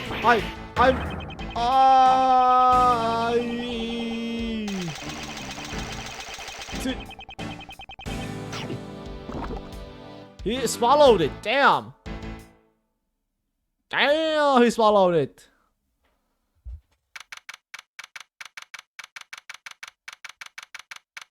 Mr. Portsman has been placed under arrest for the murder of Detective Body Fate, sir. Very good. The results we got back from the lab text on the tapes turned out to be real solid, sir. The blood work came back and it was definitely Mr. Fate's blood on there. And as a bonus, they were also able to lift a few of Mr. Fate's fingerprints as well. Thank you so very much, Mr. Edgeworth. I still can't believe I got to see you pull deduction skill outside the courtroom. I'm impressed by your words, sir. There's nothing. I'm just sorry you got caught up in a murder in my office. Please accept my apologies. Anyway, it was nothing, really. Compared to what I've been through, I mean, I consider myself lucky that I was only a burglary and a murder this time, sir. If it had been a hold-up or a hostage situation, I'd have thrown my hands up in the air. I think I'm finally raising up from a goddess of misfortune to just an unlucky person. Something tells me we should have hired a different person for security detail. You know something, sir? That Mr. Portsman really was a corrupt prosecutor. Why would you say he was corrupt? But I heard there were a number of suspicious things related to his court cases. There's even rumors about how some of the evidence he used is forged, sir. Much evidence, huh? And they say he even decided not to prosecute a few cases for some really vague reasons. Oh, that guy was a complete disgrace to the entire profession. I never did get around to asking what his reason was for breaking into my office. Yeah, whenever we got near the topic, he just clammed up. Although we can be pretty certain it was to steal something. It's just between you and me, sir, but there's a rumor that some sort of huge organization is involved behind the scenes. Oh, well, hell. If Mr. Portsman not willing to divulge anything, it certainly lends the credence to that rumor. Would seem that we haven't heard the last of this. Huh? Then Mr. Potchman isn't the bad guy? I didn't say that, but rather that there are still many more mysteries for us to solve. For example, we still haven't figured out the significance to this piece of evidence. Ah, this one. The person who stole this file, the other villain of the night. Yeah, I wonder who it was, and what happened to the stolen pages. I wonder, who in the world was it that held me up at that gunpoint? Edgeworth, sir? Yes? I came across this while I was processing your office earlier, sir. This card. What is it, sir? Is that a bird or something on there? It's not just any bird. It is the mark of the raven. A three-legged raven. I mean, you should know what this is, detective. Oh, it's about that thing, isn't it? That great thief everyone's talking about. Yes, it is the mark of the great thief, Yatakarasu. Yatakarasu, under the mark of a legendary bird, the Yatakarasu is a noble to the end, a modern Robin Hood. Labeled mysterious and phantom-like, the Yatakarasu appears and vanishes at will. Though we don't know much about the thief's ultimate goal, we do know the targets. The Yatakarasu likes to find and make public evidence of corrupt dealings of all sorts. The theft is always performed in silence and always with perfection. Once the target is chosen, no dramatic calling card or announcement is sent forth. Instead, the chosen corporation is infiltrated without even the target noticing. Some days later, the evidence that was found is sent out to the mass media. And with this single card, although it has been a while since the Yatakarasu's last appearance. When Mr. Chwet looked, something's written on the back. What? Let me see. It's the location where the thief put those stolen files. The person who stole the contents of the file was the Yatakarasu. Yatakarasu organization. Quite a few keywords are popping up in this mystery. The mirror in my office. The return of the great thief, Yatakarasu. Looking back, I can't say I didn't see these events coming, for they were here heralded by the incidents that began to occur 2 days ago. Damn. The end! That was very, very weird. No trial? Turnabout Airlines.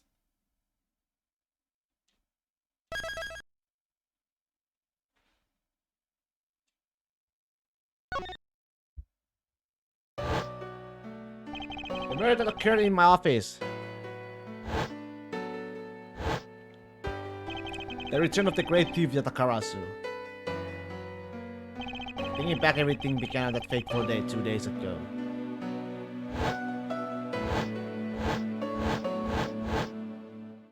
Two days earlier. What the?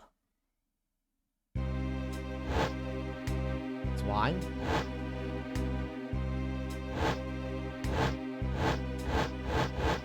In the airline, huh? Fly. If yes, everything began high up in the air, 9,000 feet in the air to be precise. Thank you for flying iFly Airlines. We are currently experiencing some slight turbulence. We are asking all passengers to please return to their seats and please fasten their seat belts.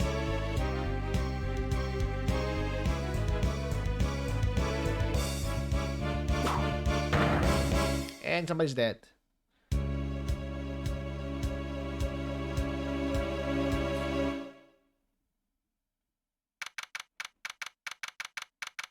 Edgeworth is dead.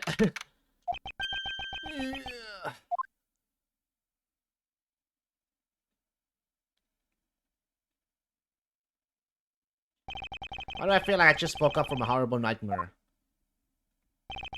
6:13, huh? Guess I was out cold for about 10 minutes. Huh, slight turbulence indeed. Ladies and gentlemen, we are currently experiencing some slight turbulence. For your safety, we ask that you return to your seats and fasten your seat belts. Suppose that turbulence is to be expected on a flight, though admittedly I am less than comfortable with anything resembling earthquakes. What's this? A travel wallet? But it's not mine. Let someone else's travel wallet wind up in my pocket. My head. I want this headache to go away. I'll take care of this travel wallet later, or hand it off to unattended. From earthquake like turbulence to an elevator.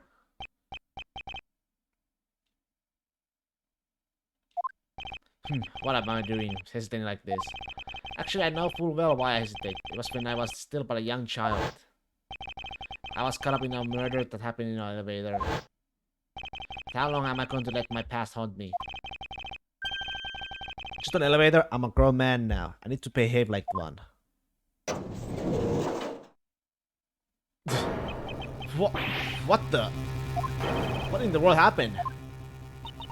Is there something wrong, sir? I must ask that you please return to your seat. Hey, is that? Please calm down. Miss mustn't jump to conclusions without all the facts. What's wrong? Did something happen? You murderer! What? No, you have it all wrong. It wasn't me. You murderer! First class. Everyone, I am sorry to interrupt, but I have an important announcement. I am one of your flight attendants today, Rhoda Tenero. Fortunately, we have just had a minor accident on this flight. An accident? Don't treat us like we're stupid. I got glimpse and it was a murder. What murder? What's going on with this flight? Everyone, please calm down. There's no reason to panic. This flight will stay on course and make its scheduled landing. We are still currently in the middle of a rough patch of turbulence, so until we are out of this area of turbulence, I ask that you please remain seated. What? Someone was killed, right? I mean, what about the killer? Let me off. Please, there is no need to feel threatened. We have already apprehended the culprit.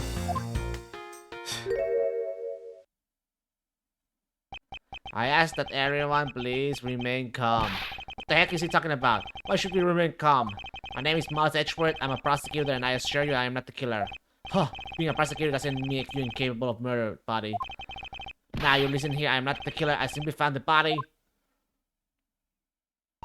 So you say, however, I'm sure that you are the perpetrator of this crime. I swear my honor as a professional flight attendant. Oh, is that right? I know what I saw. And there's even very strong incriminating evidence to back me up. What kind of incriminating evidence is she talking about? You will relate proper authorities at our destination. Until we land, we will remain in our custody by the powers vested in our captain.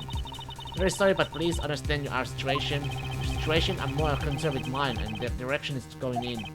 We're about to just sit idly by while I get accused of murder. Miss Tenero, is it?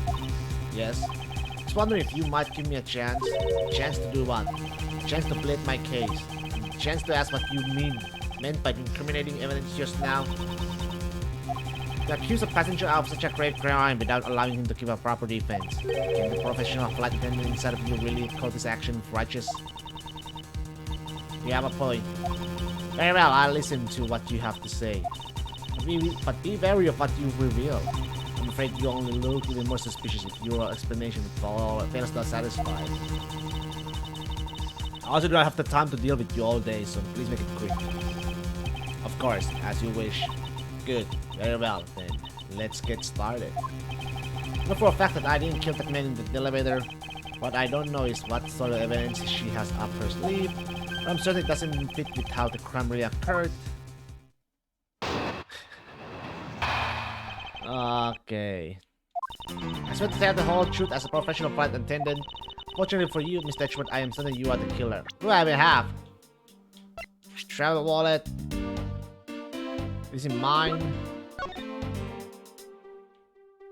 Okay. Bodies was found at 6:15 a.m. Inside the level stop at the first floor lounge. Dinner meals, tea, movies, and other services.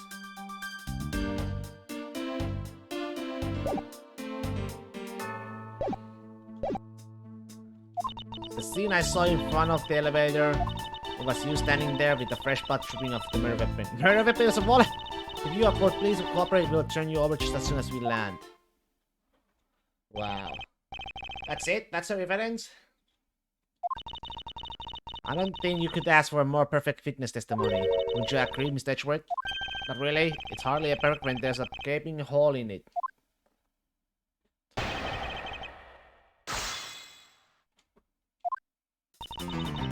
Okay, where is it?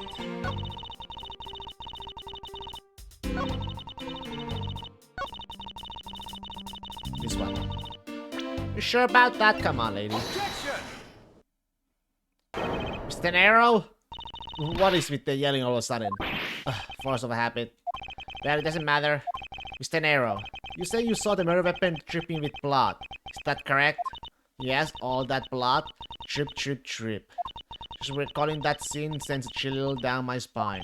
Sorry, but your so-called professional flight attendant training has failed you. What? I'd like to direct your attention to this. You know what this is? It's a travel wallet, right? It looks like a little bit big and bulky. The thing you saw me holding up here and I discovered the dead body in the elevator was this very travel wallet, Mr. Tenero. What? Impossible! Now then, do you still think I am the killer? That I killed him with a travel wallet? But, I saw blood dripping from the wallet. I know I did. As you can see, this wallet is clearly stained. If you would be so kind as to take a whiff, do you agree it's only grape juice? Then, that's right, you mistook the grape juice for blood. The murder weapon dripping with blood does not, in fact, exist. No! There, that should clear up that pesky accusation.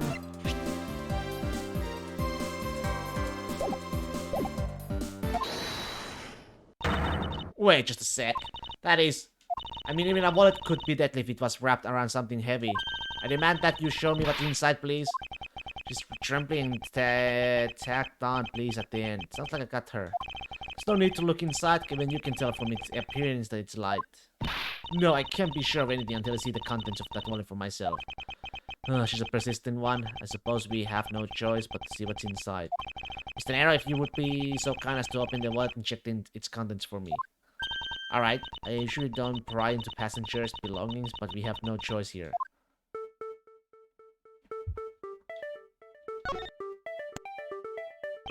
Seems that this passport is all that's in here.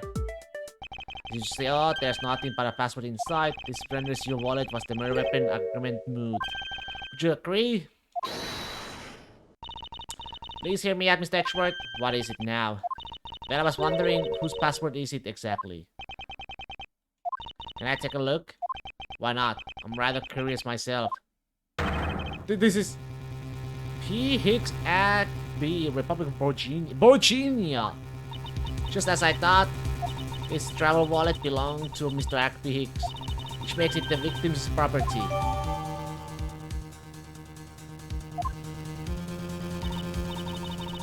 You stole the victim's wallet, didn't you?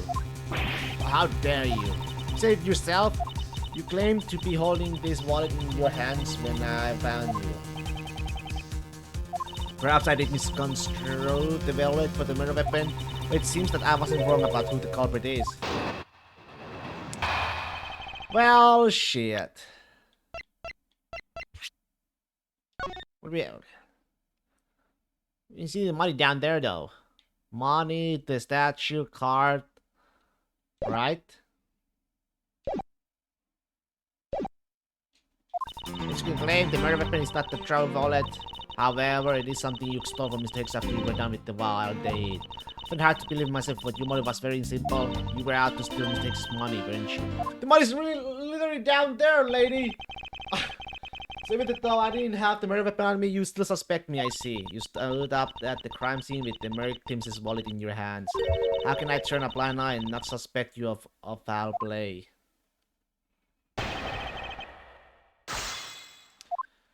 Okay.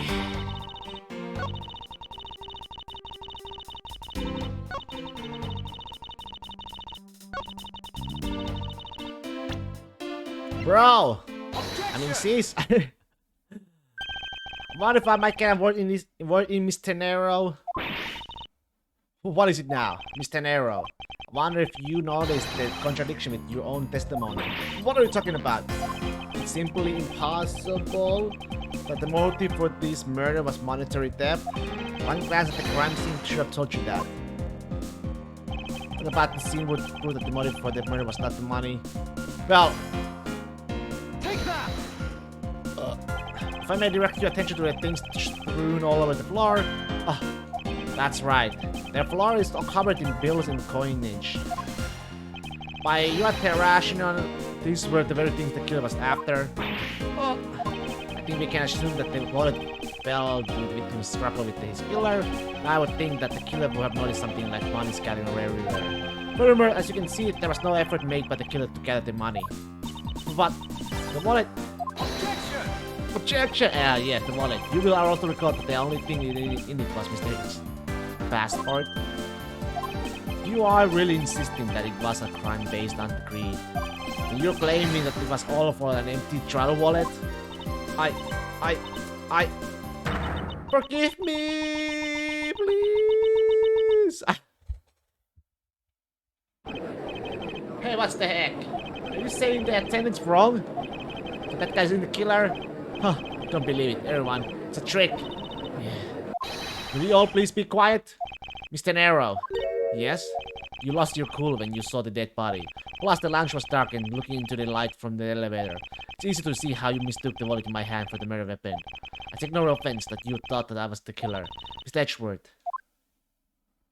Thank you for releasing me. What is it now? This guy's the killer! Mr. Nero, if you could please translate, I'd be much obliged. It sounds like Virginian. Oh, yeah, it's him. But I don't understand any of it. There's another attendant on this flight who said that I said that he's giving the runabout. I don't require an interpreter. I speak English just well, see? You, the attendant. Yes, sir. I want this person to be under the arrest until we arrive at the airport. This guy's the killer. I'm sorry, sir, but what extra are you hoping for? What is it you want? I'm finished talking to you, the likes of you. Please, I would like to hear why you would like me to be held under arrest until we land. You, how dare you try to waste my time? You were the one who stuck your nose into my affairs. I want to spend even at the least one more second with my precious art. I have no time for other things. I know what you are. I see through you. Insolent, yes. Insolvent? Yes, I am pretty sure that's how you say it in English. Yeah, I hope that I don't insult being water, but I don't think that's what you mean. I'm sorry, but I don't think I caught your name. I'm Zinc LeBlanc, second. I'm a very wealthy man in the Virginia, but I am not an ordinary rich man. I'm an art dealer, a rich seller of beauty. Mr. LeBlanc, what did you mean just now? Pardon? When you said that Mr. Troy was giving me the runabout. I have to explain? Unbelievable. I will say it once and only once. I do not have even a second to wait. Time is money, as they say. Yes, and yet you continue to blather on. I saw it, yes, I did. I saw the victim go onto the elevator, going down to the lounge. It was exactly at 6 o'clock. And what's the significance of that time? At 6 he says... Wait, you saw him at 6? Oh, what's the matter, Mr. Edgeworth? 6:15. And 6 is drinks. You understand, I see. Mr. Attendant, what time did you discover the body? Well, it was a little after that patch of turbulence, so I would say around 6:15. Oh! Hicks, and what's his name, was it? Then I said that man Hicks was killed in the 15-minute time span. The only person in the lounge at that time was this prosecutor, yes? Yeah, I was in my seat the whole time. Me too, I was watching the movie and enjoying a fine glass of grape juice. I was still eating, still haven't finished, see? The other passenger have an alibi, so you have no problem with them, I suppose. No compliant? I see not a single word against this, right? I have no way of discounting what you have put forward at this point, but it wasn't me. Oh, so you say. But do you have what you say, the evidence? That's right, are you really the culprit? After all, Mr. LeBlanc, I suppose you are quite certain in what you saw, enough to give testimony. Of course, I was looking at that man the whole time. He was playing with that annoying little small machine the whole time. Machine? Yes, that's what you people call it in English, yes? It's making me crazy with the click, click, click. From that description, it sounds like some sort of small computer. You know what Mr. LeBlanc is talking about is a cell phone? I have to say that I did see him playing with it quite a bit myself. Simple cell phone, a laptop, or an organizer I can see, but that's kind of low budget. I hate that noisy little machine in his hand, and a fragment of beauty, all it produces is ugly sound. Anyway, I know what I saw. It's an arrow, yes? I was wondering if I might be granted permission to examine the crime scene. What? You want to examine the crime scene? If you would grant me a little measure of a time, I'm sure I can produce the real culprit. I don't like the sound of that. Fox in the dark pen. Yes, I think that is how you say it in English. It's fox guarding the hen house, and I believe my innocence was proven earlier. If I'm given the chance, I can clear up all the remaining doubts. Stenaro, if you wait until we arrive, there's a good chance that some evidence will have been destroyed by then. I understand. Let me see what the captain has to say. Huh, this should not be approved. Please, Mr. LeBlanc, in an emergency, all decisions are to be made by the captains alone. Captain alone? Now, please wait here while I go ask the captain what to do. Be right back. You're not planning to erase evidence when you are doing your investigations, yes? Of course not. Huh, we will see. Edgeworth, you have the captain's permission to investigate the crime scene. What? Unbelievable! I'm your depth, Mr. Tenero. However, there's one condition. I am to supervise you. Can you agree to that? Of course, I see no problem with that stipulation. It's only natural as I am still a suspect in this case. Okay. Take full responsibility and we'll watch Mr. Edgeworth's every move.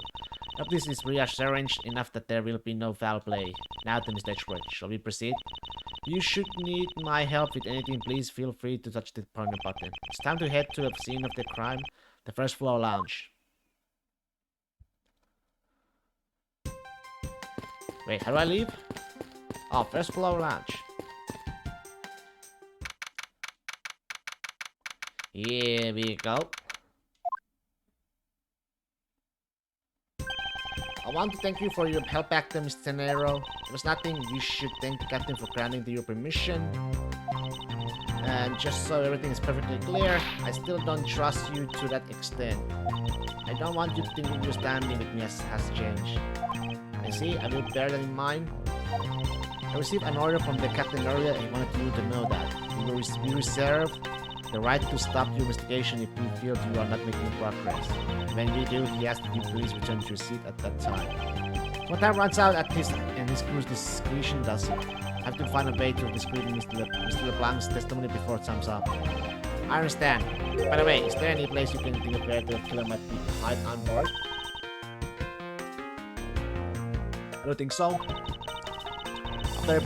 After every first class passenger was accounted for at his or her seat. I made a thorough search of the plane. As for the business and economy class, no one can move between those two classes and first class without a staff keycard. We found out no record of a keycard being used at all, which means that I have a first class killer on my hands.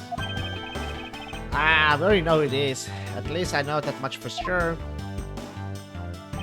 One other thing, no one else has been allowed near this crime scene since the murder was discovered earlier.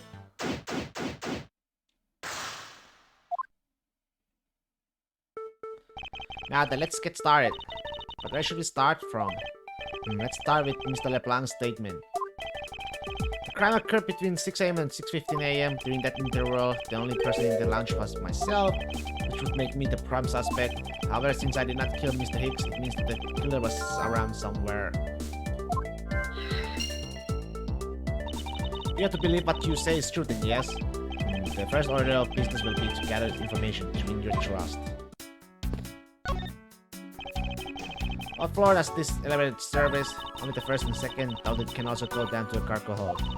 However, that requires a flight crew keycard, so the only floors accessible to passengers are the first and second, huh? Elevator.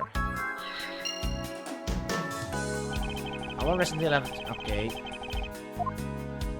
Let's see, this... What's this? I see Mr. looking figure on the floor here. Oh, that's a piggy bank of our company mascot, Mr. Ifley. Ifley? Mr. Ifley. Just one of the many pieces of merchandise we sell at our in-flight shop. In-flight shop, this bank is limited edition and is so popular that we are down to our last one. Do you have an in-flight shop? Yes, it's just beyond the lounge to the right. The shutters to the store is closed at the moment. spot.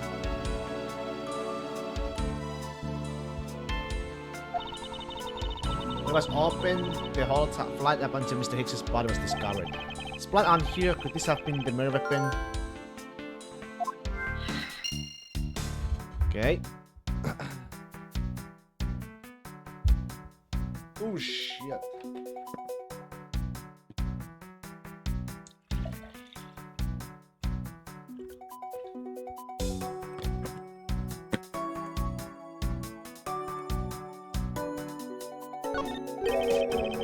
There's something sticking out of his pocket. Hope he won't mind if I take a look at this. What's inside? It's a picture. Looks like it was taken inside a building somewhere. Okay. Wonder what was hanging out of his lanyard. Something's missing from this picture now. If I could just put my finger on it. I don't know. I was expecting to find a dead body in the elevator on this flight. So Mr. Hicks, he's really dead. Yes, she's trembling. Although I can't fault her for that. Then there's a corpse right there. Mr. Hicks, if you were really dead, then please answer yes. See, she's already trembling now. Although a new symptom seems to have appeared. Anyway, I should focus on the victim's body. Let's see. There's blood on the back of Mr. Hicks' head. Could this be the cause of death? He appears to have been struck very hard. Struck. Blunt force trauma. And his glasses are broken. Interesting. Very interesting. I think, I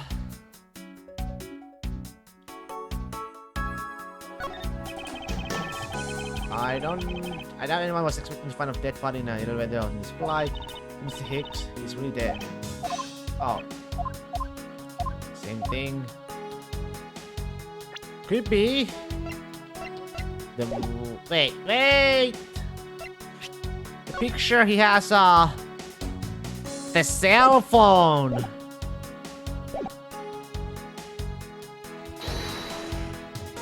This is part someone has connected to any of the evidence I hold. Yes. Eureka! Mr. Hicks' machine is nowhere to be found. His machine. I have a cell phone, Mr. Nero. So I guess because it's not here. Yes, I think we can safely deduce that the killer took it.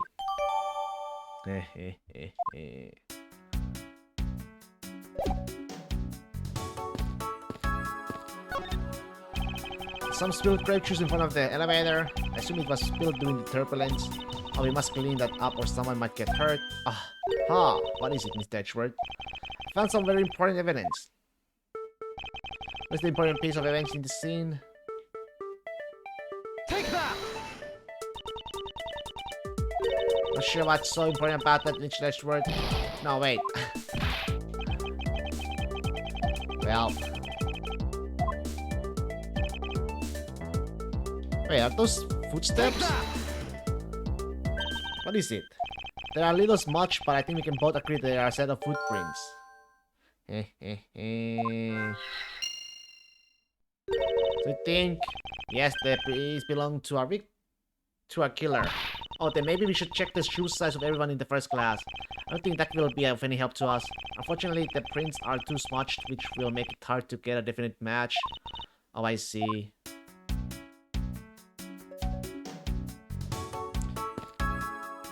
Yeah, let's see.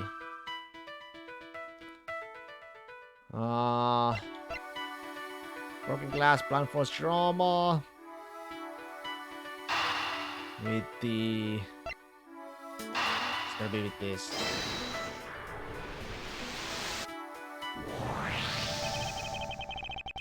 I saw this body lying next to the body of a man who was beaten to a death. Oh, Mr. Edgeworth, I think I figured something out. Yes, what is it? The way the blood is on this, it looks like it matches up with the wound on his head. Well, aren't we deserving of the master of the obvious title? Well, what do you think, Mr. Edgeworth? Don't you think that's worth investigating? It would appear that this figurine is our murder weapon. I just knew it. I mean, I can't think of any other connection. The Hearthmaster of the obvious, oblivious would be more befitting. Okay.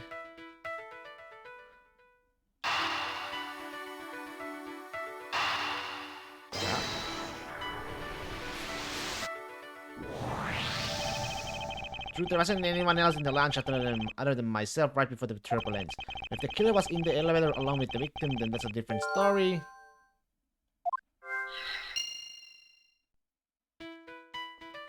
In the elevators with the Higgs.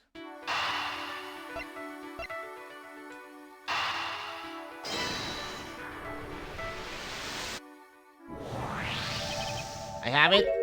I'm sorry, but I don't understand, Mr. Edgeworth. I can prove that someone other than myself was here around the time of the murder. What? Really? Yes, it's rather simple actually. The proof is in the pudding, or rather the grape juice in this case. These footsteps here confess to me this very fact, that someone exited the elevator alive. Seeing as how the victim is dead, that would mean a second person. But couldn't the footprints be from Mr. Hicks himself?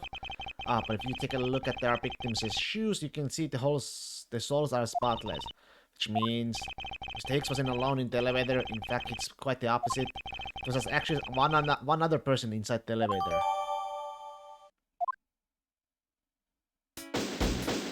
Ooh, investigation complete. What's going on over there?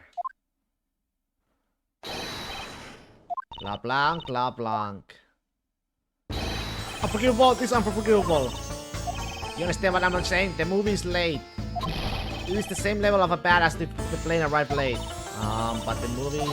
What? I mean, not talk to you anymore. You are just wasting my time. What is the matter, Mr. LeBlanc? There's no emergency. Please return to your seat, sir. You are telling me what to do. I need not to sit down. Well, Mr. Prosecutor, did you prove you are innocent yet? If you would like, I will prove my innocence to you right now. What nonsense! Are you saying my eyewitness testimony is mistaken? Not mistaken, merely that there is a room for doubt. I'd be mostly honored if you could please tell me what you saw in detail once more.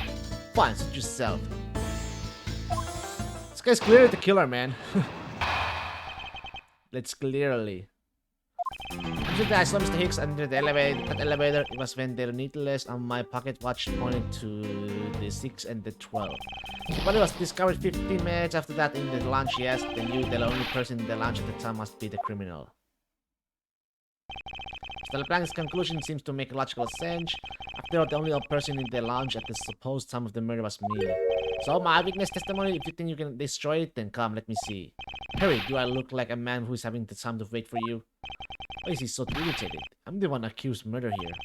Anyway, I must find a way to discredit Mr. LeBlanc's account somehow and fast. Hold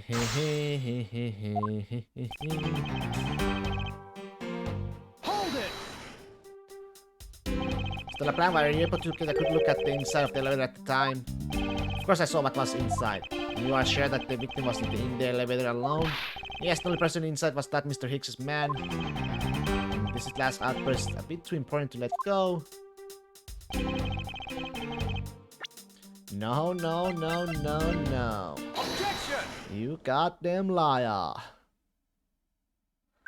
Mr. LeBlanc, what is it? There's a very glaring contradiction in your testimony. What do you mean? Please take a look at the area in front of the elevator. There, at the spilled grape juice. Yes, and you admit you also spilled it with the blood? No, it spilled itself during the turbulence. But the interesting thing here is the set of grape juice footprints. Footprints? Yes, the one that leads from the victim in the elevator out into the lounge itself. It's evidence that proves that someone other than Mr. Hicks exited the elevator alive. Ooh. There must have been another person in the elevator with Mr. Hicks. Now then, I'm done playing games. Why don't you tell us the truth? Can you please translate for us? No way, that's totally impossible. I guess it was what he said. No way, that's totally impossible. You know, there was no other person there. I saw it with my own eyes. You want to know what I think, Mr. Edgeworth? I don't think Mr. LeBlanc is lying to us. I suppose she's right. He doesn't seem to be lying. But then what does it mean? What about this contradiction? Mr. LeBlanc. Yo, what up, Roxas? What up? Hello, hello. Please, just once more, will you record the details of what you witnessed for me?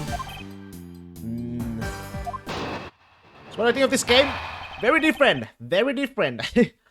than the previous games. Very different.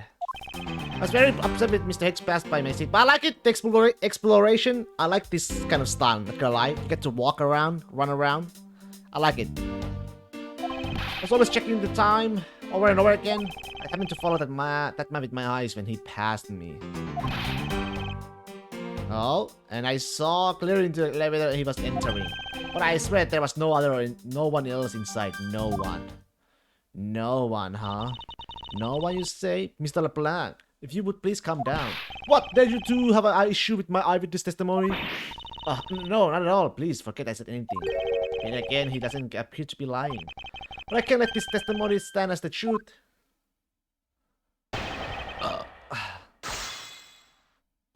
Part 2. So after when mistakes passed by my seat. So are you still upset now? I am always upset. The only time I am not is when I have a piece of art in my hands. Surprisingly easy to believe that about him. But I was even more upset when Mr. Hicks walked by me. Walk by you? I was checking the time over and over again. Yo, hello, Spirit! Hello, what up? Hold it! Why were you so attentive to the time? Because something unforgivable was happening. I think of it, you were yelling about something unforgivable earlier. Just giving us a complaint to the attendant about the movie starting time. Return back to my time. In money, you understand the point? Movie? Let's talk about the in-flight one that's mentioned in the magazine. Movie time is around 6 and 8. Yeah, 6 to 8. 6 to 8.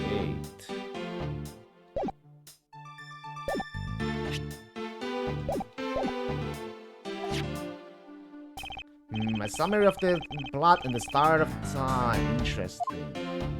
Interesting. They were supposed to show License to Love, Laugh, Maim, and Murder. I can't see that movie in my country. You can only see it on an international flight. Look forward greatly to that movie. Check my pocket watch whenever possible so I would not miss it. So I set my pocket watch to the destination time when I came aboard. The watch is not wrong, it matches the schedule. But the movie was still late.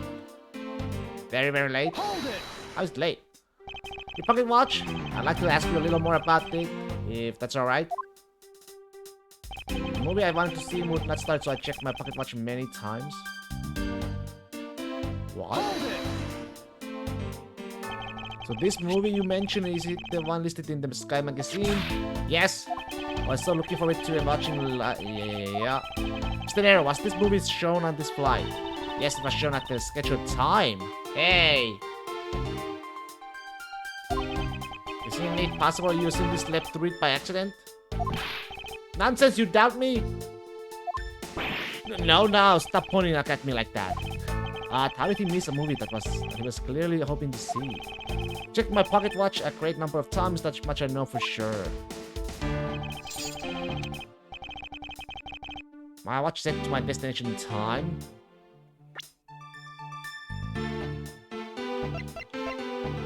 Objection!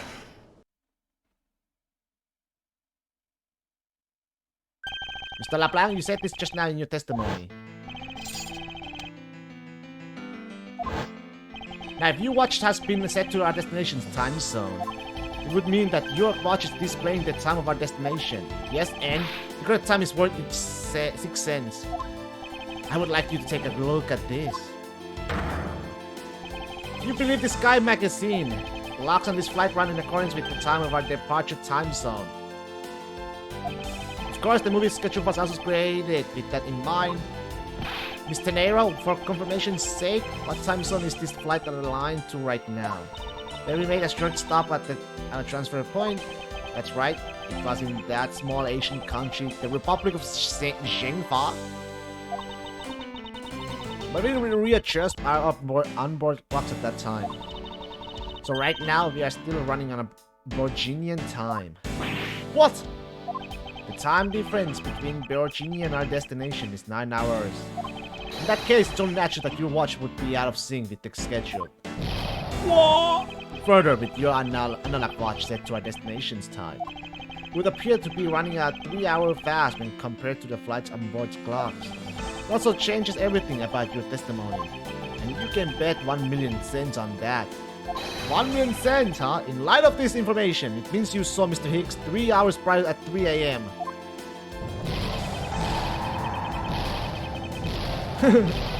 My 1 million cents!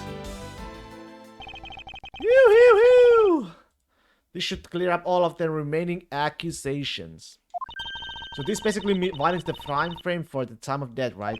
Yes, because Mr. LaPlanche saw the victim enter the elevator at 3 a.m. It means that the time of the death could be anywhere from 3 to 6:15 a.m.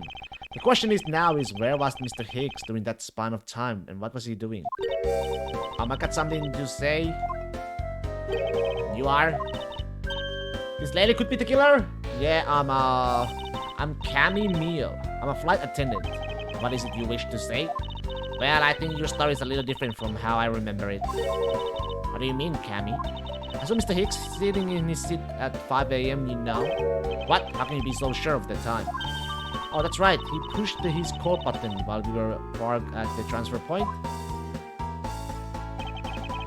The stuff we make for refueling and cargo transfer in Zhengfa, correct?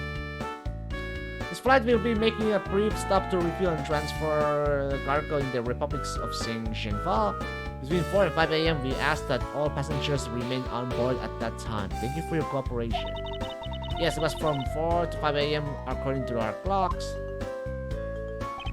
And during that time, did any of the passengers leave or did any new ones board this flight? Nope. Not a single person got off or on in Zhengfa. What about the flight crew? The few who were handling the cargo transfer might have temporarily gotten on or off, but eventually everyone, including Cammy and myself, came back on the plane. So basically I can assume that no one left or got on since our initial takeoff. Interesting, I should keep that in mind. Okay, refueling Zhengfa. Then I answered his call. Okay. I can tell you Mr. Acme Hicks was there in his seat when we took off again at 5 a.m. Right then, that puts the time of the murder between 5 and 6:15. Okay. An hour and 50. Okay, now with what time did you come down to a lounge, Mr. Edgeworth? I remember coming down here almost as soon as we left the Republic of Zhengfa. Oh! Can we have a great arcade, don't you think? Great boobas? You were here the whole time from 5, yes? Then you are the only one who could be the killer. Mr. Edgeworth, are you really here in this lounge the entire time from 5 a.m. onwards? Fortunately, yes. But then how do we explain the footprints? It's not that obvious? This man waited for Mr. Hicks here in this lounge, ready to kill him. Then he put the corpse into the elevator. That is when the turbulence happened. My eyewitness testimony may have been mistaken. But what time I saw Mr. Hicks enter the elevator on the second floor does not matter, because the entire incident concluded here in this lounge. Everything happened in this lounge? Is that what you really believe, Mr. LaPlanche? What? Do you have another idea? I simply feel that there is something out of place in the scenario presented. Is there something that can be tie this crime to a location other than this lounge? Let's see here. What can I... Oh yeah, the in-flight shop, right? Take that! The murder weapon, this little piggy bank is sold at the in-flight shop. It is sold there and only there, and it's not displayed here in this lounge. How did it find its way here? Don't you find that a tiny bit suspicious? Such a trivial point. Well, it means you prepared taking it from the shop first before coming here. Doesn't prove you are innocent at all. There's no way to win with this man. Hold it! If I may. What is it? You see, well, it's just as Mr. Edgeworth says. Oh, and why do you know this so well? Well, it's just that piggy bank was there in the shop. I saw it with my own eyes. And when was this? It was maybe around 5:40 a.m. Isn't that just before we hit that patch of the turbulence? That's right. You were in the shop just before the turbulence? Yes I was. Come to think of it, Mr. Nero, when I found the body, I believe you came out of that door. Yes, I did. What is it? And what is beyond that door? That's the flight attendant's room. Oh no, Cammy! Is it you? I don't think it's... Then you were on the first floor? Yes, I think it's Tenero though. Tenero is innocent. I had to do something at this shop and in the flight attendant's room. It's either Tenero or this man. Or son! Or son. Zinc LeBlanc. They're both Borinian. Are you saying you passed by me at some point? Yes, you seemed really into the issue of Sky magazine you were reading at the time. I don't suppose you noticed me walking by. I vaguely recall someone walking by, but I didn't take notice of who it was. Anyway, the piggy bank was definitely there at the shop when I went there. Why did you go to the shop in the first place? I went there for a work-related matter. Work, you say? Yes, the upkeep of the shop is also one of my responsibilities. Why did you not say anything about that until now is what I want to know. In any case, I believe it's clear that the shop needs to be investigated as well. Shall we head over there then? Yeah, what is it now? Aren't you forgetting something, Miss Rhoda? Don't you need the captain's permission to check the shop? No, I have forgotten, but I have already asked him for permission to search the entire plane. So I think we're alright. Huh? That's weird. Cammy! Sauce! What is? Did I just talk to the captain, see? And he said that he didn't give you permission to do anything like that at all. What is the meaning of this? Mr. Nero! It means she's lying. Go on, admit that you are. You said you had permission to search all over, but you don't, and yet here you are. Tenero? You, flight attendant! What are you trying to do? Pull the ship over us? The captain's calling for you, Miss Rhoda. Oh, but don't worry. I already got permission to search the shop from the captain. See, unlike you, I do things the right way. Mr. Nero, why would you do such a thing? Please excuse me. Tenero! Looks like I get to be in charge now. Please go back to your seat, Mr. LeBlanc. Now then, Mr. Edgeworth. You will follow me. I will be your guide from now on. There's something odd about Mr. Nero that has piqued my curiosity. But right now, investigating the in-flight shop is my top priority. I hope they... Man, this is such a cool thing, man. I wonder why they included this, you know. You get to walk around in the previous games too. This is so much better. Mr. Edgeworth, it's the attendance room. Oh, excuse me, it was a simple mistake. You made a mistake, didn't you? Why don't you just come out and say it? It's exactly what I just said. I have made a small mistake. Oi! Don't nod off while I'm talking. I wanna go there, man.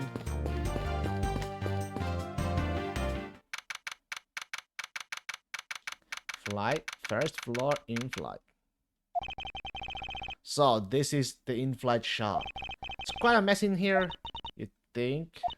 Guess I'll have to clean things up then, Hold on, you can't clean up a potential crime scene. Oh, thank goodness. I hate cleaning so much. I must rush things here. I must remain cool and calm and collected. Because this piggy bank was left at the crime scene. Murder weapon, Mr. Iffy. The blood is on it, is still fresh. Could this be the murder weapon? Logic, okay.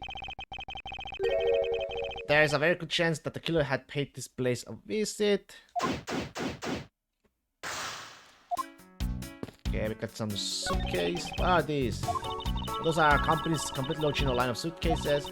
They're practically flying out the door. That's how popular they are. 50% off sales.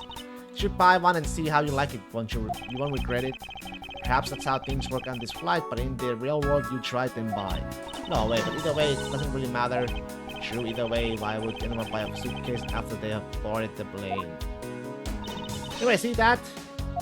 Look at all the Mr. Iffy heads painting on their cute company mascot, isn't he? They're painted on with a lot of care. Doesn't he look like he's about to jump out at you? It is certainly making something jump inside my stomach. Huh? Oh, I guess there's no fooling you, refined takes. You look like you really wanted to get one. And I thought I was going to finally make my first sale, but you saw right through it. Glad that's that done. It's done though. Never make my try to give you a selfie ever again, okay?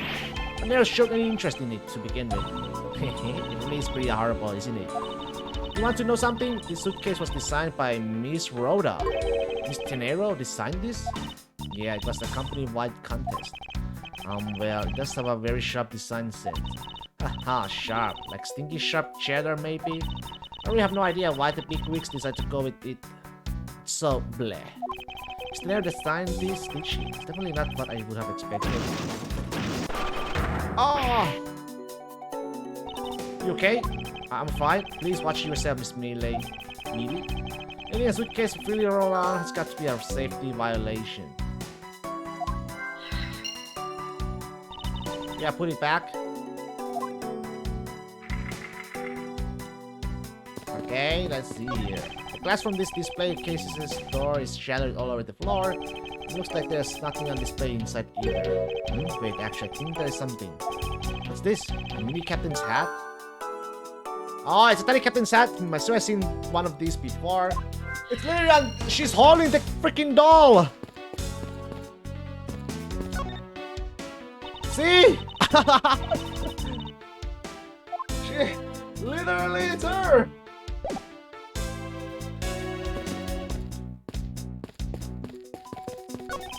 Stuffed toys just like the one Miss Melee is holding are on display here. And we have the cheap which will explain why that's displayed so.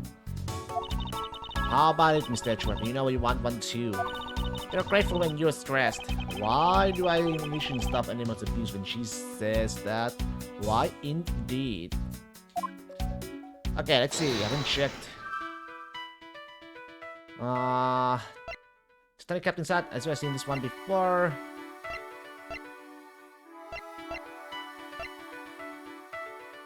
Let me see with this.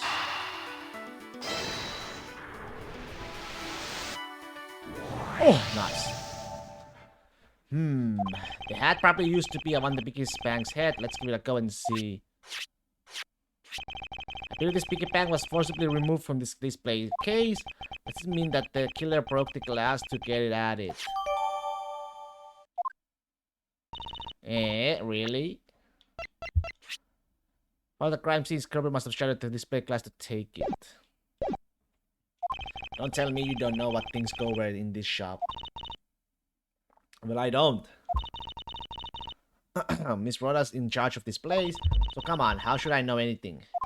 Since that further inspection of this display case needed.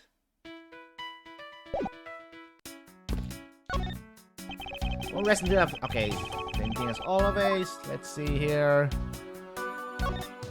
The glass on this door is broken. Perhaps it was the killer who broke it in order to take the Piggy Bank. It's a bit odd that the inside of the case is so devoid of glass shards. Plus, the glass broke rather cleanly. Oh! What's it? What is it? I touched the glass and it cut my finger, you idiot. It hurts, Mr. Edgeworth. It hurts! Please tell me you can deal with such a minor cut on your own. Okay, the same thing.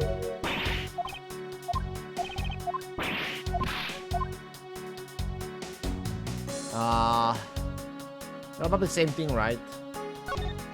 It's the same man as the one portrayed by the statues around the elevator. Yeah, that's one. It's a paperweight of the founder of iFly Airlines, Mr. Hugo iFly. On the bottom shelf, they have the cute one. The middle shelf is the realistic one, and on the top shelf, it's the floral version. Oh, floral. Are you sure about that? Let me guess. You just said the first thing that came to your mind, right? Looks like I hit the bullseye. Dead deals. Is this what's not related to any of the events I hold? I mean... Eureka! Eureka! There's definitely something very unusual about this. But what? The killer had broken the glass to get at Mr. Ifley Bank. There should be shards of glass inside the case itself. Oh, I see. Yeah, I guess it could be like that. However, there's not a single piece of glass inside the display case. Nope, no, there isn't.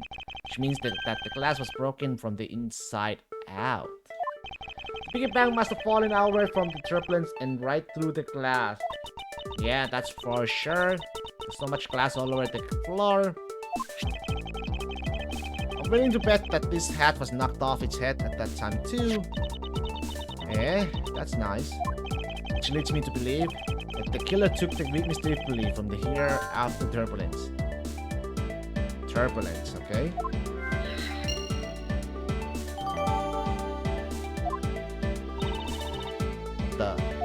Take your power naps on your own time, Miss Mealy. Listen when I'm talking. Huh? But the murder occurred before the turbulence, which rules this picky bang out as the murder weapon.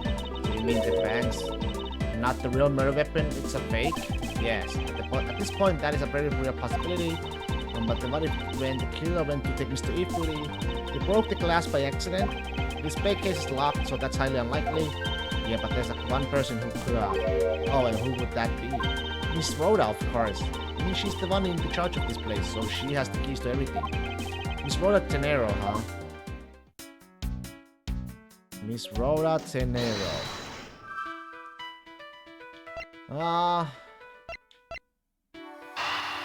This one, probably, right?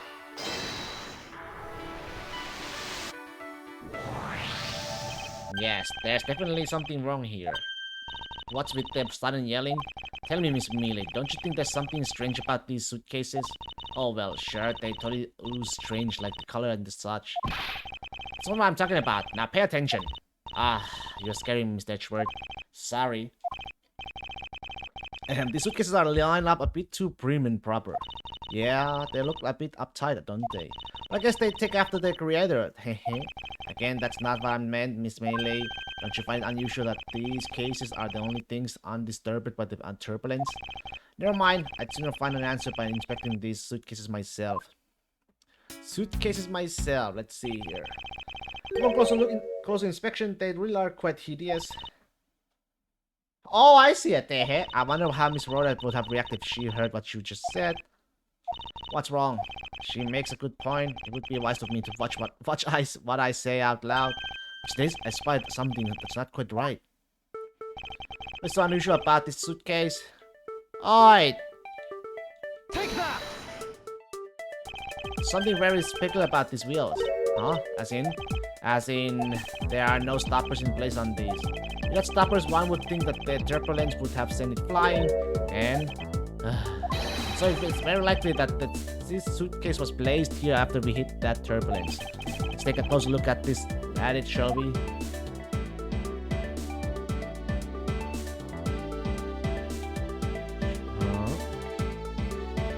Now let's see.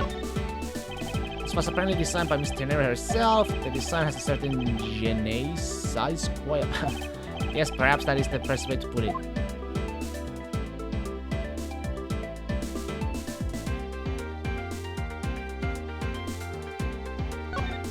It will appear to be unlocked. Let's take a look at what's inside. Oh, a piece of cloth. And it's soaked with blood. Oh, it's blood. It appears that this suitcase is very strongly tied to our murder after all.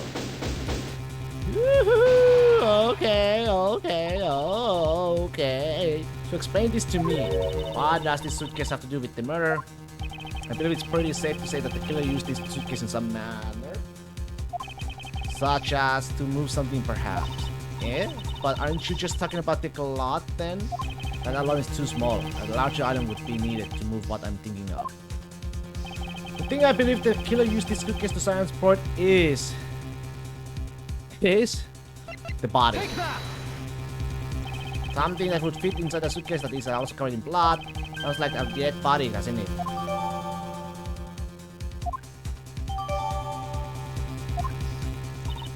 But it was used to transport the body. It was designed by Miss Rhoda Tenero. Found inside the suitcase, its beautiful pattern has been soiled by blood. In light of this, I'd say that Mr. Hicks was moved into the elevator from someplace else. Which means that the murder was committed in an entirely different location. So you're saying that after moving the body into the elevator, the killer brought the suitcase in here and just left it? Exactly.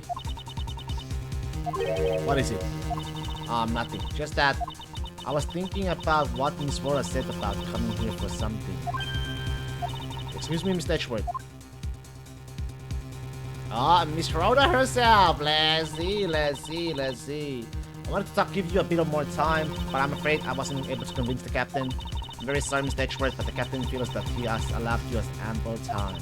He says that he'd appreciate it if you could wrap it up here and return to your seat. I understand his sentiment.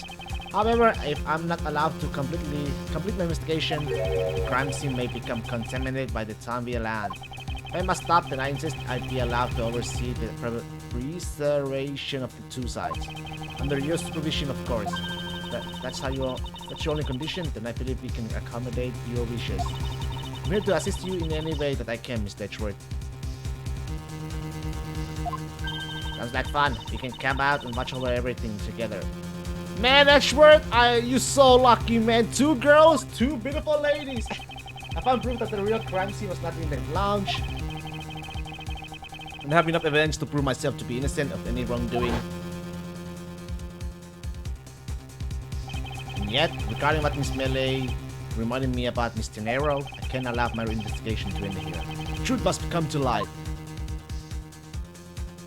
To be continued.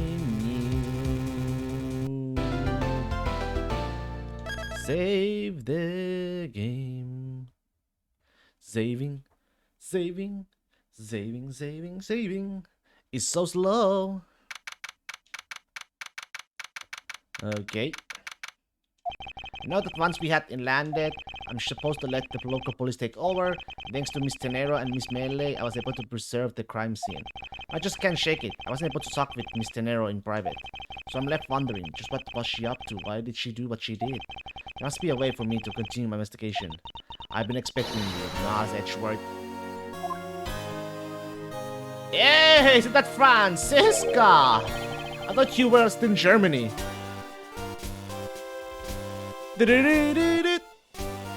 I go where I am needed. And wherever there are criminals to be caught. Her name is Franziska von Karma. The daughter of my mentor, Manfred von Karma. She's like myself, is a prosecutor. She, like myself, is a prosecutor. Whipmaster Franziska von Karma. Are you heading up this case? Are you heading up this case? It would be a bit of a relief if you are. Don't you try to flatter me, Miss Miles Edgeworth. I'm placing you under arrest. What? What? It's quite frustrating, actually. I had hoped to exact my revenge on you in a different venue, but I'll have to take what I can get. I never thought I'd see the day when a disciple of the House of Von Karma would become a criminal. Have you no shame? Wait, it has all been a big misunderstanding. I didn't kill the victim. Misunderstanding? I heard all about the murder over the police radio from the captain himself. He waited for the victim on the first floor and then beat him to death. As this guy, you honestly believe that I kill a man? I suppose I should reserve judgment until after I have investigated this for myself. I can put your arrest on hold until then. As it should be. Huh, I don't need a lecture on how to perform my duties from you of all people. To be working in every way, the fulfillment of that creed alone is all I strive for. 19. He's 24.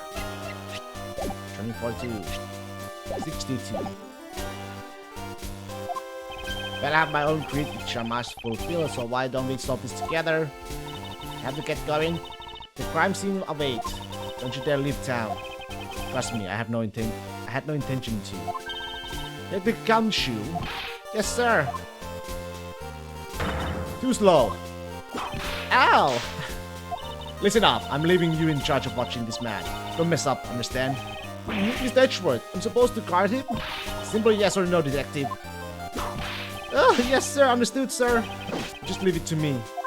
Miles Edgeworth, you interfere with my investigation, I'll arrest you on the spot. Are we clear? Now then, if you'll excuse me. Good to see you again, Mr. Edgeworth. Sir, boy, am I glad to see you okay. Thank you, detective. I believe in you, sir. You can lean on me. I'll get you through this. I have to admit, I'm a bit curious as to what Franziska is up to.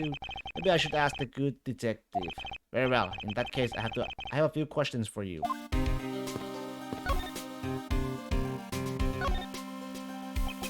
So how is the initial investigation going? We just shipped the body off to the coroner's office. And we're taking statements now, sir. That sounds like Francisca. She was always good at quick responses to her case. But she was a little too quick, sir. Oh, how so? I rushed on over as soon as I got rid of the affair, sir. Somehow, when I got here, this one Karma was already here barking out orders at everyone. It was kinda creepy, as though she knew there had been a murder or something. It had come in advance to await your flight's arrival. That is sort of odd. She did show up rather quickly and out of the blue. Plus, I still don't know why she's here in America. There must be some backstory to all of this. Francisca Von Karma. Mrs. Von Karma just kinda popped up at the prosecutor's office about a week ago, sir. Something about chasing down leads related to a certain incident. No details? It's kinda top secret, so she can't talk about it even with me, sir. Knowing her, the only type of talking she likes to do is with her whip. Plus, I doubt the top secret part was what stopped her from talking to you, detective. Although I wonder if her case has anything to do with mine. Anyway, that's about all the info I have, sir. We should find out more as we investigate. Yes, it is high time to resume my investigation. Starting with talking to the people involved in this case afresh.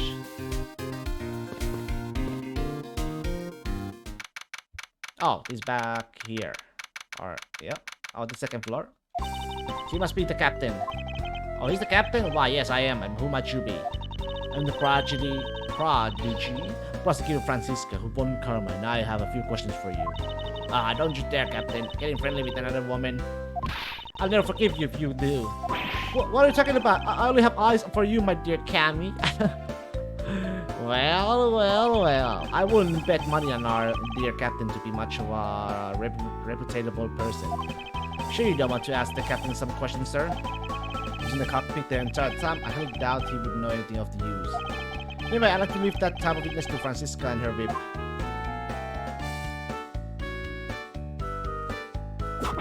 Oh! Oh, why did you have to whip, huh? Now watch me whip, now watch me nay. Now see here! Oh! Sorry, I'm sorry. How long do you intend to hold me? It is impossible for me to be a criminal. I told you. Mr. LeBlanc, oh, it is you. Tell this man to stop stopping me from going. Time is money. I don't have enough. I don't have even 1 second of baseball time to spare. I guess we should talk to him. Did you finish taking his statement yet? Yep, all done, sir. I'm not concerned if you are not done examining the cargo hold. I want my cargo back. LeBlanc's cargo? If you make a single scratch on my art, you will pay. Art? What sort of art? Mr. LeBlanc is an art dealer, so he's got a bunch of artwork down in the cargo hold, sir.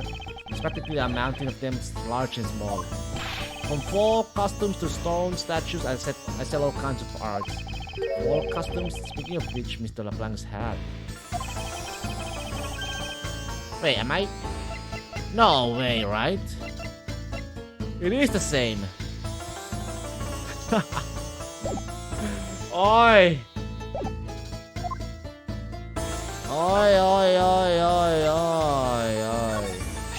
Mr. LeBlanc, can you please take a look at this for me? Oh, it's a Virginia cloth. As you suspected, your hat is made of the same material, I suppose. Yes, of course, this fabric is so famous, orders come from overseas for more. And this is the cargo you were talking about earlier. World famous export of Virginia. No, my cargo system is much many gigantic. You detective, when can I have my cargo moved? You can get your cargo back when we're done investigating, pal. The stubbornness of you police, it is no good. And it is no good that attendant refuses to exit the attendant's room too. The attendant? I wonder if she's talking about Miss Tenero. Rhoda Tenero. What did you mean by that attendant, Mr. LeBlanc? She was taken to her attendant's room for her interview. Then they still have not come out. They make no sign of coming out either. Let me have a bathroom break. Be right back.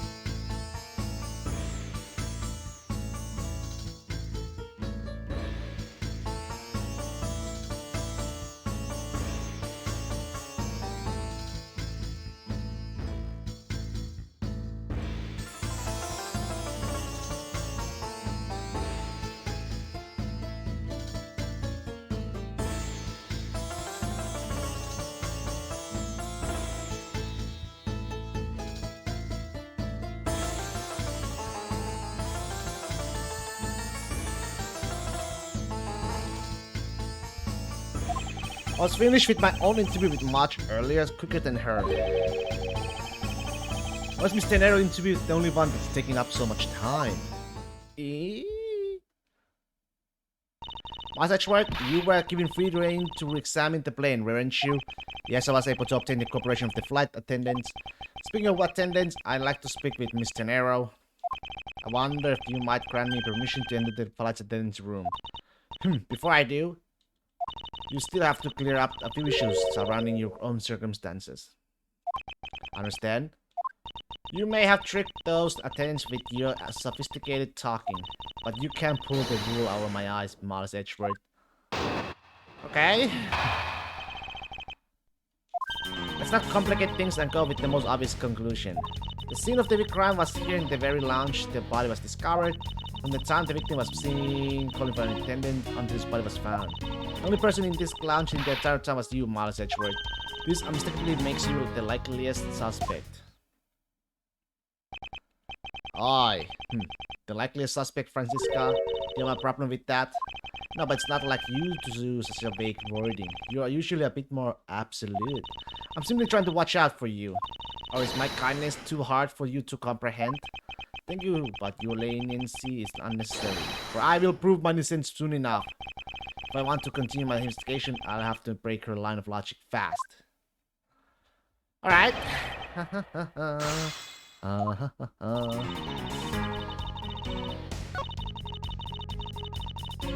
Okay. Objection!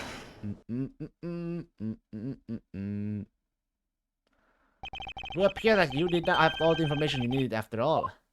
And what does that mean? I found a nice piece of evidence just before I was forced to stop investigating. A piece that proves that the body was moved from a different location. Okay, this is new music. New musical! The killer used the suitcase to move the victim's body. Meaning that the real scene of the crime is not this lounge at all. Objection! Objection! Now who's the one rushing to jump into conclusions? That's fast? The extra fast. Excuse me? All you had to do was find this piece of cloth inside the suitcase. Doesn't prove that the body was moved. Could be that the killer simply chose that suitcase as a good place to hide the cloth. I expect that you would come to that conclusion. It would seem like you can't escape that easily. You should know better than that. A worn karma is perfect in every way. Ah, but did you know that the killer definitely wheeled the suitcase around at some point? Objection! As if there is proof of that. There is the proof that this suitcase was moved around. Take that! The spilled grape juice in front of the elevator? Yeah, and I'd like to draw your attention to this area here. Where is the evidence? If the proves that the killer dragged the suitcase through, well, it's right there! This mark here, wouldn't you say that it looks suspiciously like tracks from the two wheels? I suppose. Further, there's also grape juice residue on the wheels of the suitcase. This means that the suitcase containing the victim's body is definitely passed through here. I suppose this means that the killer did move the victim's body from somewhere else. I'm glad you come to your senses. Objection! Not so fast. This still doesn't put you in the clear, not by a long shot. Oi, lady! What the hell, lady? Why not, huh? Francisca's Logic Part 2. You prepared yourself and quit the piggy bank before the plane hit that rock. No, come on, that's not even true, man. Did you even read? Oh my god. And then you wait for the victim in the lounge where you beat him to death. Then while you were in the elevator with the victim's body soft into a suitcase. The plane hit that patch of the turbulence and now flew the body from within the suitcase. With no way out, you hastily put the suitcase back where you had taken it from, intended to be the discoverer of the body. Not a bad bit of logic for something you thought of on the fly. Just by insinuating that I will show you exactly how flawed your logic is. No matter how strong of a face you put on, not even you can hide your fears from me. I'll expose the flaws in her logic in one fell swoop. That's right. Lady, you did not do your research at all, did you? I could not have prepared it, man. Objection! The fact that you took this piece of evidence into account in your testimony is to be commended. Your legal prowess is certainly something to be feared. Evidence and logic, essential tools that those who would stand in a courtroom must learn to master. But what if there was a fake piece of evidence thrown into the mix? Fake? This mischievous piggy bank is just such a fake. It is not the real murder weapon. What? The timing of when the bank was taken from the shop is important. It was taken after the turbulence had occurred. But then, what about the blood on the bank? What do you make of that? I assume that it was added after the murder when the killer fabricated this weapon. Looking at it this way, the killer basically did the three things after the turbulence. Fixing the elevator. The killer brought the suitcase to the shop and left it there. Then the killer proceeded to pick the bank up from off the floor and took it to a fabricated fake murder weapon by hitting the victim on the head. Finally, the victim's wallet was lying on my personage in my pocket to be precise. Everything was done so that I would be framed for the murder of Mr. Ackby Kicks. You there? Yes, ma'am. Other than this piggy bank, was anything else resembling a murder weapon found? We didn't find anything in this lounge or in the shop that could be used as one, ma'am. Most of the items that could have been used here were broken during the turbulence. The remaining items all tested negative for any trace of blood. I see. Well, Miles Edgeworth, it appears your stall tactics are at an end. It's possible that it's just hidden somewhere, sir. Like in the flight attendant room, man. If their criminal had wanted to have the weapon in a safer place, I think the weapon would have been hidden in the same place as the bloody cloth. Exactly what I was thinking, because the cloth was hidden inside that suitcase, it seems to me that the killer had not prepared a more secure place to hide the evidence. Which means that the real murder weapon is either still on the murderer's personage, or is still at the real crime scene. Objection! There's one more possibility, and that would be that the piggy bank is in fact the real weapon. But let me finish. The killer took the bank out from the display case before the turbulence, by opening the lock on the display case door. And it was at that time that the glass pane in the door was broken. I'd say that's a perfectly reasonable line of reasoning, wouldn't you say? Wouldn't you? Let's see. So that means that the killer had the key to display the case. Francisca, the person you were talking about. Not so fast, I'm not finished. The person I'm talking about also committed another sin. She tricked the captain and granted you permission to conduct your investigation. Yes, it is the sin of lying. Speaking of which, I recall that you also wish to speak with her. Yes? Very well, permission granted. But only if I can sit in on your interrogation. Do we understand each other? I have no intention of interrogating her. But you are welcome to accompany me if you so wish. Mr. Nero is in the flight attendant's room. Let's move.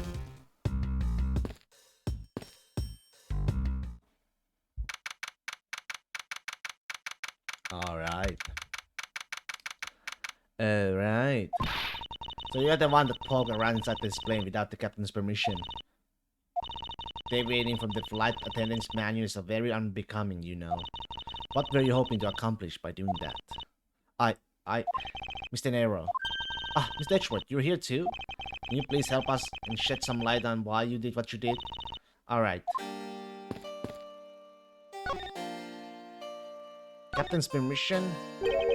Why did you lie about receiving the captain's permission like that? Because I didn't think I would be able to get his permission. What do you mean?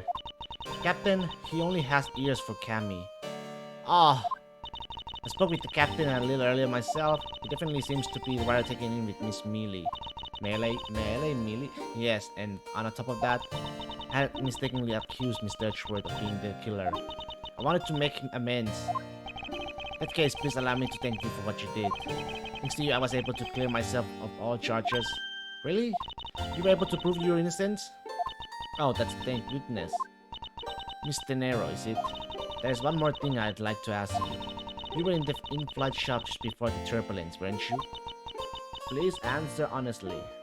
Yes, I was. And why were you there? Well, why the sudden hesitation? Francisca seems to have struck a nerve. In-flight shop. All I did was go check up on the shop like I always do. You're saying it was for work then? Yes, I am in charge of this shop, so I have to keep an eye on it. I don't have any reason to go there otherwise. After you visit to the shop, you paid a visit to his room, correct? Yes, I came back to freshen up and adjust my makeup. I'm sorry, but there isn't much else to tell. Miss Tenero claims to have no reason to, other than duty to go to the shop. But it's not all there is to it. Maybe I should ask her about that thing. This one? You could please take a look at this for me, Miss Tenero. Oh, the suitcase. Yes, about the suitcase. You are the one who designed it, correct? And I think I figured something else out about it. This suitcase is the reason you went to the shop, isn't it? There's nothing you won't find out eventually, is there? Would you please tell me more about the suitcase? Yes, well, I was interested in seeing how the suitcases I had designed were selling. I know that as a service professional I'm not supposed to care, but I really wanted to know. And I was glad to see that it was the last one there. The last one there? There were two though. So you're saying, Mr. Nero, that the suitcase in question was the last one? Yes, they're just so popular that they're practically flying off the shelves. That's not exactly the impression I got. The one in the shop is most definitely the last one. Well, we are currently looking at that suitcase. Really? Then I guess we stole all of them. Thank you very much for taking the last one. I didn't say anything about buying it. Didn't say you'll buy it. I'm sorry I can. But why? I think it'd go great with you in complexion, Mr. Edgeworth. It really suits you. I guarantee it personally as a service professional. Well, that is... How should I put this? It's hideous. What? Tedious. Maybe that was a bit too direct. Moving on, my issue with the suitcase in the design, it's the number of them remaining. Remaining? There were 2 suitcases in the in-flight shop when I investigated it. 2, but that's impossible? I'm sure there was only 1. Somebody was moving it then. Looks like her story has generated quite a contradiction.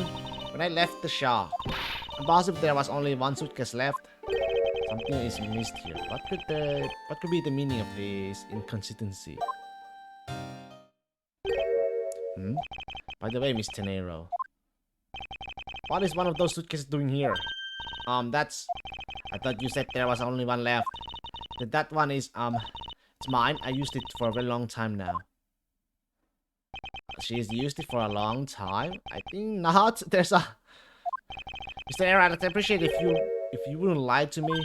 Excuse me? I don't believe for even 1 second that you have used this for a very long time. Bro! You can really see the tag, right? Take that! Anyway, Mr. Nero, is it also your habit to keep the price tag pristine on your suitcase? What is the meaning of this? Why would you lie about our suitcase? Despite having faith in her design sense, the sales numbers made her cry bitter tears. Truth is becoming increasingly clear to me. Mr. Nero, I think I understand. I know what you are trying to hide. Now then, the suitcase was originally in in-flight shop, right? But seeing as how the price tag is still on the suitcase, one can only assume it was out on the floor for selling this shop. And the person who bought it was you. Take that! Was you, wasn't it, Mr. Nero? I hate to say this, but this suitcase that you designed, it hasn't sold very well, has it? You saw how poorly this design that you poured your heart into was selling. You were deeply hurt. That's why you wanted to make it look like it was selling by buying it yourself. Wow, that is so sad. Isn't that right? Then the reason you went to the shop and came back here was... I'm sorry. All I really have is my job. I was overjoyed when my design was chosen. I thought that maybe I had finally accomplished something. But the suitcase didn't sell. It's because of the design, isn't it? All because it's, as you put it, hideous. I can't say they chose a great place in which to sell them either. We weren't selling a single one and they were just sitting there collecting dust. I felt so bad seeing them there day in and day out. So I decided to buy one for every flight I work. You buy one every single time you work at a flight? I see, so in order to keep the resolution, you went and brought one today as well. Yes, and here's my receipt for that purchase. This receipt is clearly timestamped. 5:40 a.m. Oh, okay. The truth is there's still a bunch of them left unsold. I'm planning to scrap the remaining ones at the end of this flight. Mr. Nero, where are these other suitcases? They should all be down in the cargo hold. Cargo hold. I mean, she can't just fail that business entirely. If someone is already on a flight, then they already have suitcase. And yeah, like, they don't need, they don't need to buy another. It's such a bad marketing, for sure. It is such a bad marketing. Like, why would you sell a suitcases in a in an airplane? Then, you know, all they already have our suitcases already in. The customers, the passengers, could very well have come from the cargo hold. Mr. Edgeworth, you don't think the killer used one of my suitcases too? Yes, I do. The killer used one of your beloved suitcases to move the victim's body. Oh, how could they? Those suitcases were meant to be faithful partners to our passengers on their trips. That's all I ever wished for them to be. Mr. Nero, is there any other way to get to the cargo hold other than the elevator? The only other way is just through that door there. And what about the security? That door has no special lock installed because just to enter this room, you need a special keycard only crew members have access to. Which means that the culprit is someone who can enter this room. Cammy! Cammy! Eliminating the passengers and leaving only crew members as potential suspects. I can't believe it. Yes, Francisca, going on these wild goose chases, you are a disgrace to the One Karma name. What do you mean by that? Suitcase came from this cargo hold. That fact alone tells the whole story. Yes, which is why I said the culprit must be a crew member who is the keycard. Mouse Edgeworth, you are proposing that the killer rode the elevator from the cargo hold, correct? Yes, that's the only realistic possibility. That adult attendant, Miss Mealy. Mealy? Asked her earlier and she had this to say. Francisca got information out of Miss Mealy. In order to make the elevator go down to the cargo hold, a different keycard is required. Different key one? Yes, and the only person who holds that particular card is you, Miss Rhoda De Niro. And only you! Oh! What? Is this true, Mr. Nero? Yes, I keep that keycard in my locker at all times. A locker? But somebody can easily, you know, just steal it from the locker. Would you please show us that card right now? Yes, hold on. Oh, I don't believe it. What's wrong? It's gone. The keycard. It's gone. Somebody see? Ha ha ha, very clever. Pretending that your car was stolen when in fact you were just trying to hide from us. You have really thought this through. Wait, it's not like that. You can tell us all about what it's like down at the station. Officer, arrest this woman. Yes, ma'am. Mr. Edgeworth.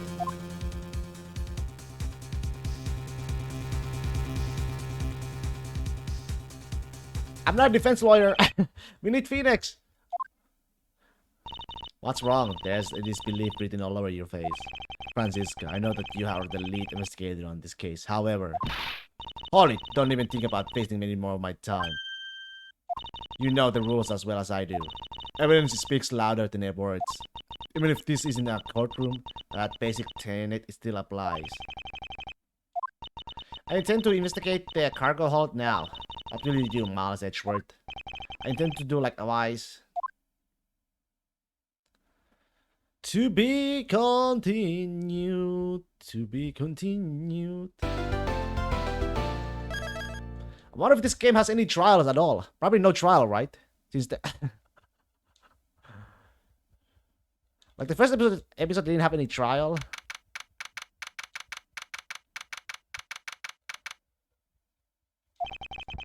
Wow, so this is the cargo hold, huh? It's so big. That's what she said. Oh, this plane is a special model. It has both a super large cargo hold and an ultra luxurious first class seating. You really see? So is this the real scene of the murder? There is certainly a high probability of that, which is why we are here, correct? Okay, let's get investigating, sir. Okay, right away. Let's check the suitcase here. Hey, what's with the suitcase, pal? It's what the victim checked in, sir. So this suitcase belonged to the Mr. Higgs. I don't think he'd mind if he took a closer look. There's nothing out of the ordinary in here, sir. Wait, a file. And there's a photo of Miss Von Karma in it, sir. Looks like a profile on Francisco. What the? Why? Why would Mr. Higgs have had a file on her? Interesting. Why indeed?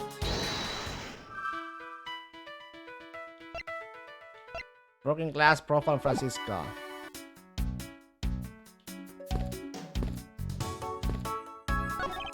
Also, boxes spot up here.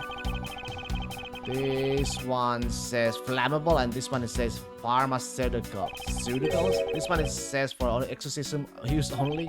Just what kind of exploration is this airline running? Anything else?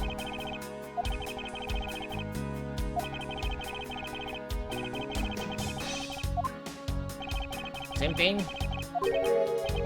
Yeah, the same thing.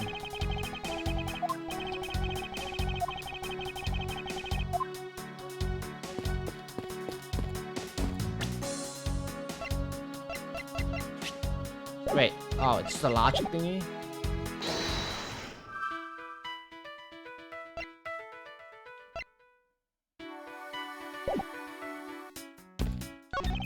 Keeping track of this many pieces of cargo must be very taxing on the cargo crew. This sure brings back memories of when I worked as a part-time mover, sir. When he looks in his eyes, he's waiting for me to ask about the rest of the story. But no matter how he pours on the puppy eyes, I have no intention of doing so. Holy suitcases, Mr. Edgeworth, it's like an all-you-can-use suitcase fair. This must be all the leftover ones they couldn't sell, the ones that the company is planning to dispose of after this flight is over. This paint job is really cool, don't you think? It practically screams artsy. Oh, why not purchase one then? I'm sure it will bring you much happiness. Think so? Then maybe I will. Let's see here. $1,200? What the fuck? 1,200? Oh, shut up. No wonder it doesn't sell well. Hello? 1,200? For a suitcase? Jesus. I think I'll pass. And Mr. Nero wonders why they don't sell. You need 2 jobs just to buy one. Literally. It definitely looks like one is missing. What is this brittle substance I'm stepping on? A bunch of glass fragments. Hey. $1,200. Yes. 1,200.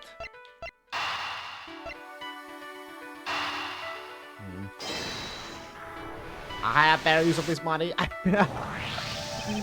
think we can safely conclude that these fragments are from a pair of glasses, and the victim was wearing a pair of broken glasses. Exactly what I was thinking. I'm sure that the charge would have matched up perfectly with the remnants of his glasses lenses. Ergo, the victim was here, just as I suspected. So you're saying that the real scene of the crime was here, sir? Isn't that what I've been saying for a while now? Oh, is it? I didn't know that. Perhaps it's a bit early to draw that conclusion. However, I believe that the probability has just skyrocketed considerably. All that's left is to find the murder weapon. The murder weapon. I'll just love pushing the buttons on the elevators and crosswalking signals. Here you should just give it a try, sir. Go on, push it. The elevators currently stop on the first floor. The elevator can't move. Oh yeah, I guess nothing would happen if you pushed it now. Nothing would happen normally anyway without the special key card. Both the door to the attendant's room and the elevator's control panel. It requires a key card, which makes it impossible for a passenger to come down here. You arrive at the scene of the crime before Detective comes, correct? And you then immediately begin to direct the investigation. It seems to me that you were already here at this airport for something besides this murder. Yes, I was. Why? I've been following a very large and involved governmental level international crime that's much too large for one person to take on alone. It was decided that I should join a joint investigation with the Interpol. Oh. Interpol is involved? It's a top secret operation, so I really can't tell you any more than I already have. I wonder if This and this.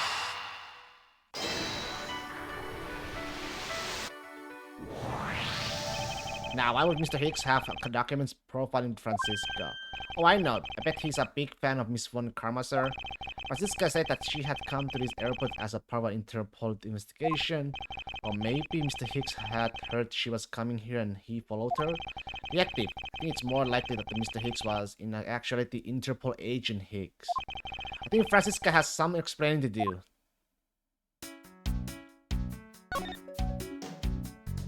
Truth behind Hicks. You came to this airport to rendezvous with the victim, didn't you? Nonsense. What are you talking about? We found a profile detailing information about you in the victim's luggage. I suppose it was prepared for him so that he could recognize you when he landed, which makes him not Mr. Hicks, but rather Interpol agent Hicks. Is that correct? I should have known you'd figure it out, Miles. But it looks like they got to him first. So he really did come here to receive an Interpol agent then. Yes, Agent Hicks was on the trail of a very large international smuggling ring. Smuggling ring? Huh? Went undercover to investigate the crime, and it was I who put him on this case. I was supposed to receive a call from him on his cell phone once he had landed. I never expected to receive a call about his murder instead. I think we now have pretty definite evidence that Agent Hicks came down here to the cargo hold.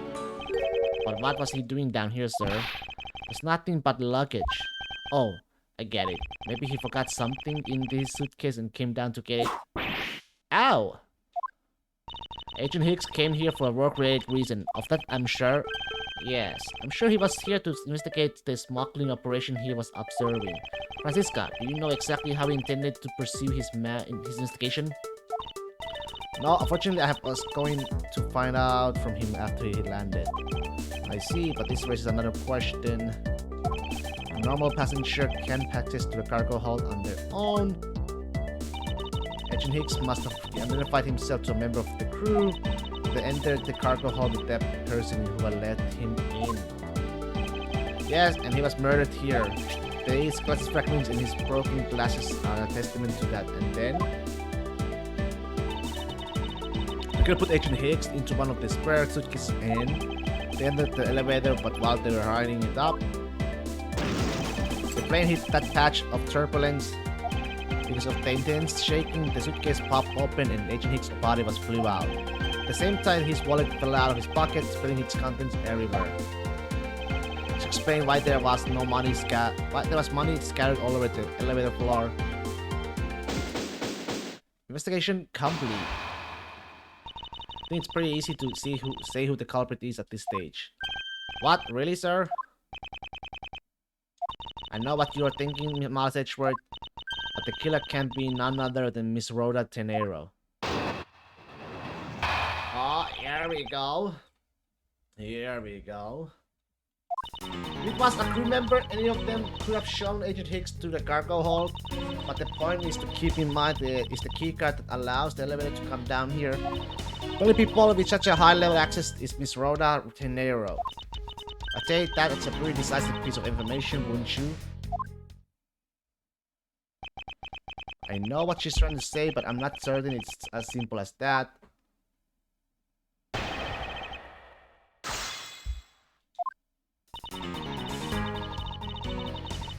True. True.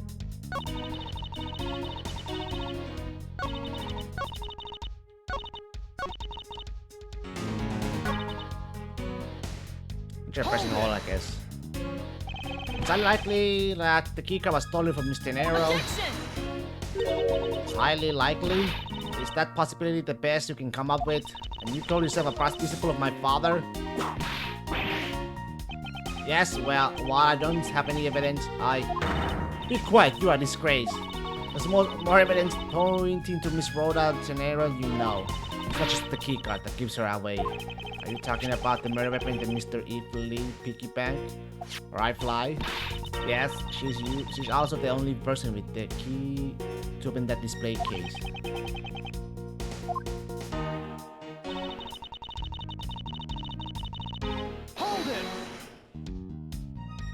But that is a fake. Stop right there, Miles Edgeworth. You don't have any proof that this is just a red herring. You must keep on insisting that it's a fake. Then what is the real murder weapon and where did it go? It's the phone, I think. So suspicious, I see. That's not a surprise. After all, you know that we have researched the entire cargo hold and came empty-handed. There must be a way. There must be something that can help me rule out the piggy bank as the murder weapon. What should I be examining further to help us determine the identity of the weapon? The body! It's the formula! Francisca, I think you were too quick to jump to your conclusions. Oh, was I? Yes. You don't even have the autopsy results yet. How can I not say that you made a snap judgment when you have yet to even see if the wound on Agent Hicks's head is consistent with the murder weapon? Scruffy? Yes, sir? Contact the medical examiner office at once. I wish to hear the results of Agent Hicks's autopsy. Yes, sir!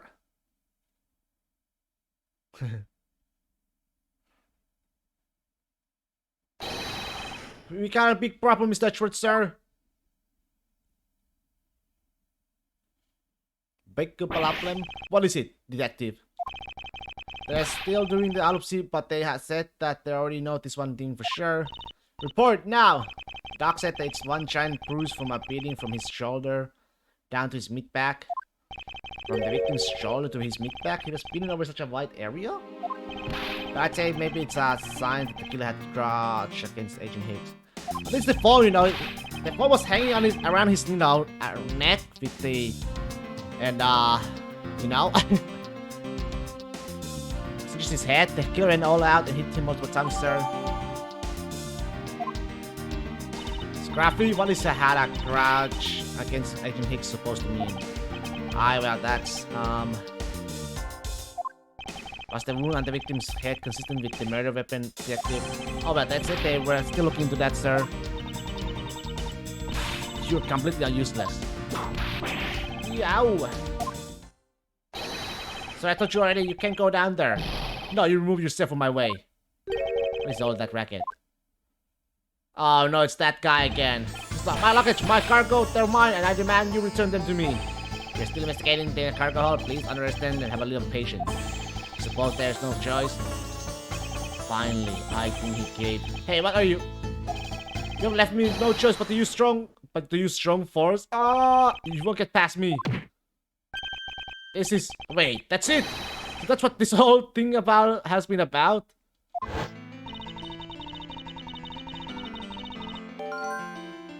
Is there some way for me to prove it? Okay. So you know that we have touched the entire cargo hold and came up empty-handed. Well.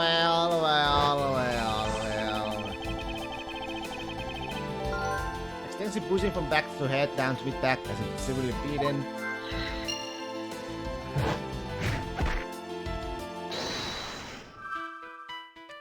Okay.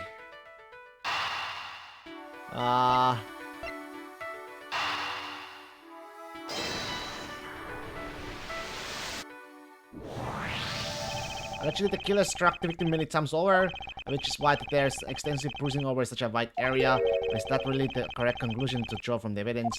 The bruise from his shoulder to the middle of his back is one continuous mark, which is more suggestive of a single blow to the back. If that's the case, then the piggy back is much too small to have caused that. Therefore, the murder weapon must be something far bigger. A sizable weapon.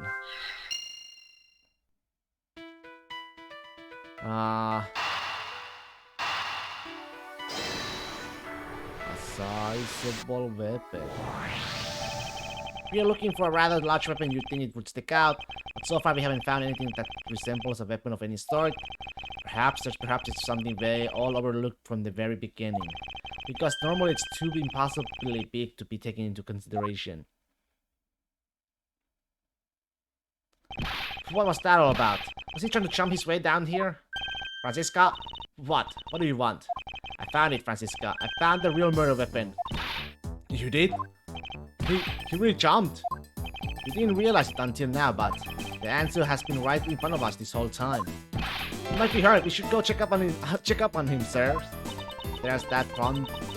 pompous attitude of yours again. You should learn to drop that habit. This is coming from a prosecutor with the habit of whipping everyone she comes across.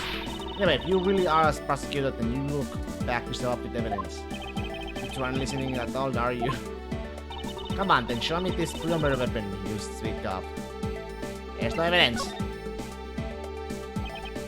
I don't have any evidence to show you. Foolish reasoning for a foolish fool from a foolishly foolish fool meant to fool me. What do you mean by I don't have any evidence to show? Perhaps I should have phrased it as that which caused Agent Hicks' death is incorporeal. Incorporeal? Forgive me, but I do believe I have figured out what that was the real cause of death. Free fall! The victim fell from a great height and subsequently died as a result. In other words, the real cause of death is free falling to the ground. He fell to his death?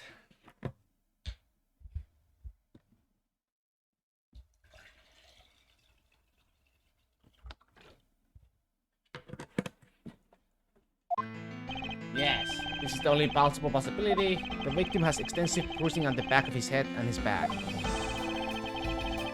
And the only rational explanation for these injuries is that he fell to his death. But the murder happened inside this plane. I know.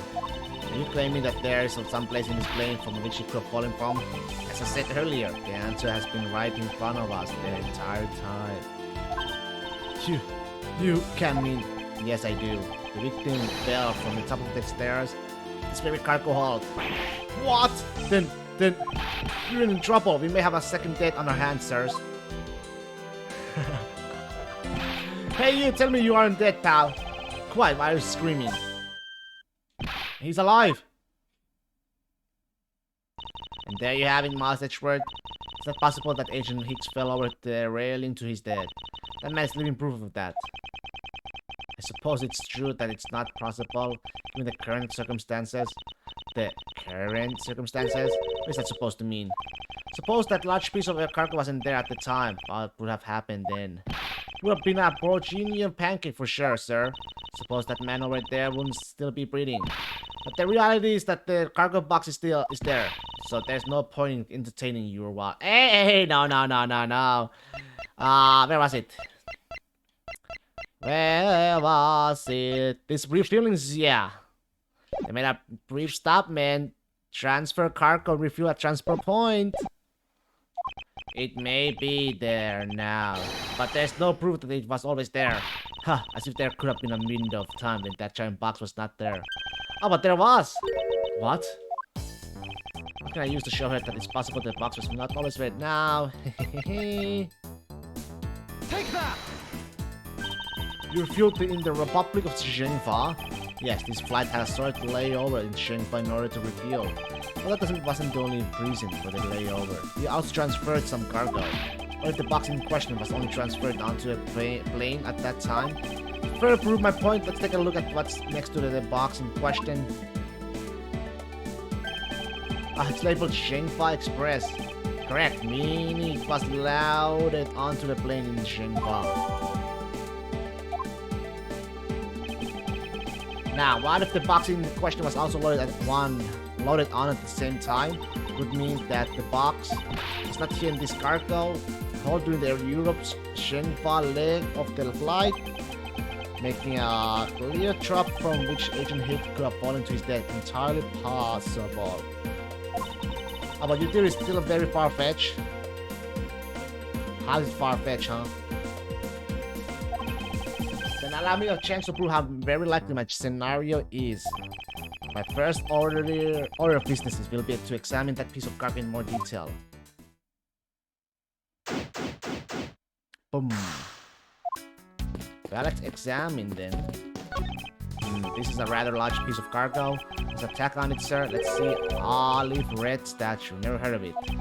Alright, but all I care about is if we can prove it wasn't here at the time of the crime. Let's get investigating, sure.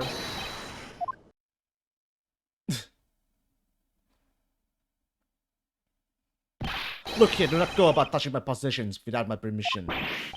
You don't rush up on me like that, pal. So this belongs to Mr. LeBlanc, does it? I should see what else I can find out from him. LeBlanc's cargo. take it that this large piece of cargo belongs to you, Mr. LeBlanc. Of course it is mine. I shipped this fine piece of art from Europe. This olive red statue is worth 10 million cents. No, maybe much more. Mr. LeBlanc's reason for choosing this plane must have been the large cargo hold. 10 million cents. I suggest you stop trying to calculate how many packets of noodles that makes the detective. God, how would you do that? I feel like you keep getting better and better at seeing right through me every year. So I grow with each evolution of the planets around the sun. I have the distinct impression it continues to madly spinning blades. My name is Edgeworth, so that 10 million cents, is that in euros or in dollars? Does it really make a difference to our case? Mr. Black, there's a chance that your carpet is related to our murder case. I was wondering if you would allow us to examine it a bit closer. It's a very valuable piece of art, so no, there will be a no touching.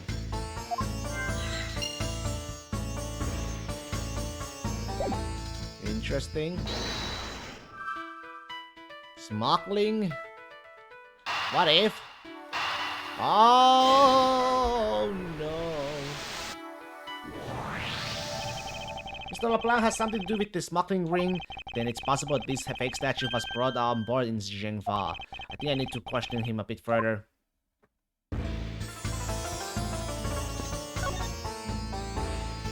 Fake statue.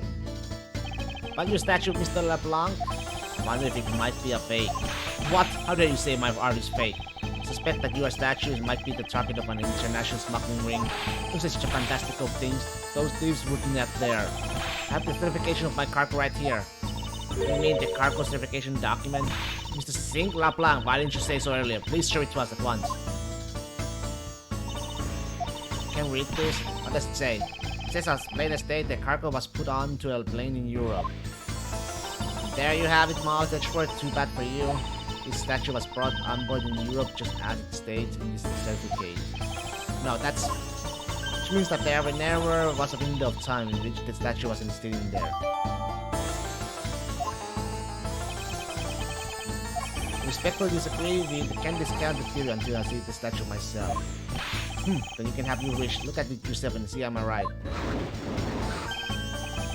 Hey! Bro! Bro. Oh boy. Hey, but that has a yellow eye. This one has a red eye. That's a... Bro! It's a fake! It's a fake! This, I know I've seen this somewhere before. This is the olive red. Red my ass. It's an olive yellow more like. It gives off such a feeling of art. I can practically smell it. This statue has a high amount of historic value after it was unveiled at a museum in Europe. I brought it to his country or to exhibit it. It's a freaking fake. I believe a closer look is warranted here.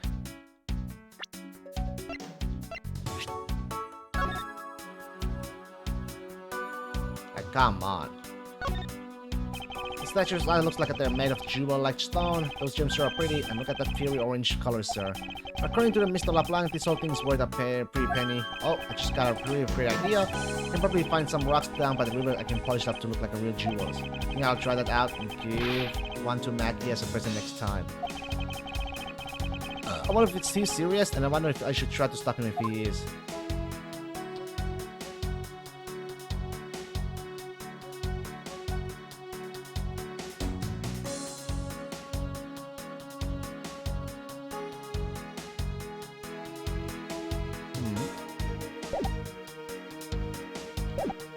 Anything else?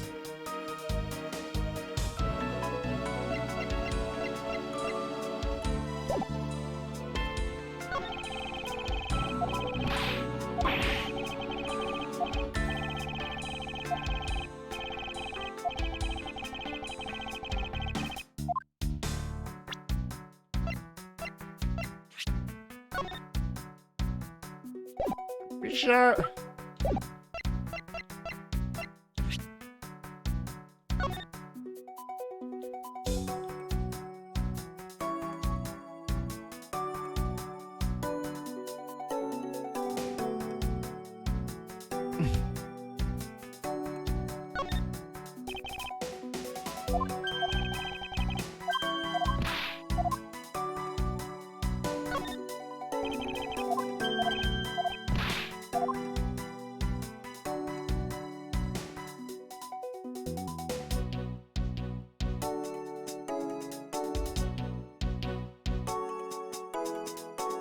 What the heck?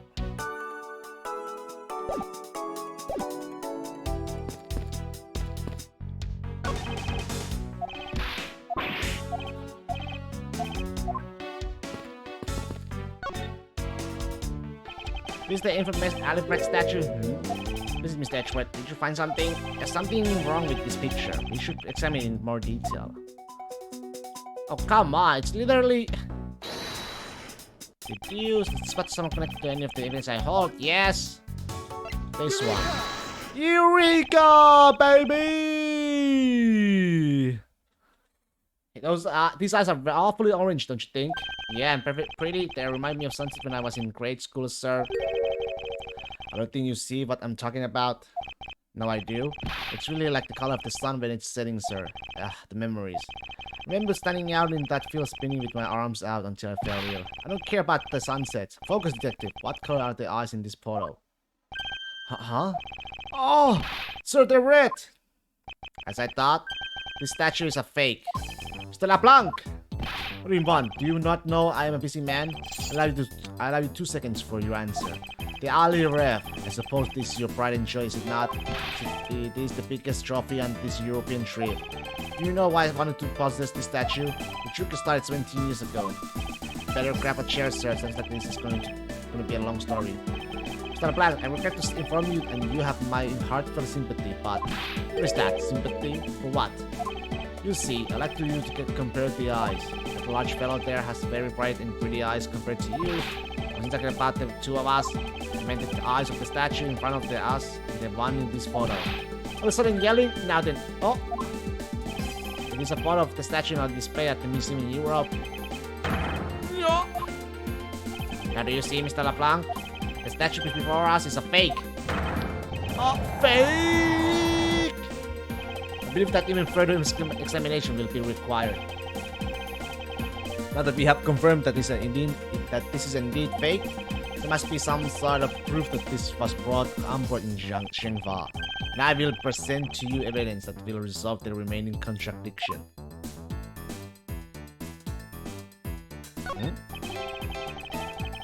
I mean, you were able to tell this was a fake from the single glance, sir. You knew right away that his eyes were a different color than the ones in the photo. Yes, unlike a certain detective who needs to try a little harder. The fact that this is a fake means it was swapped with the real one at some point.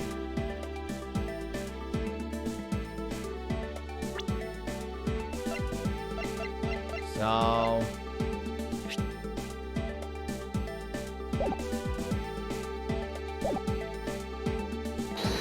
Oops. I did not mean to do that.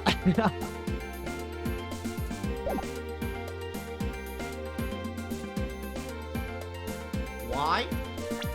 Oh! Hey!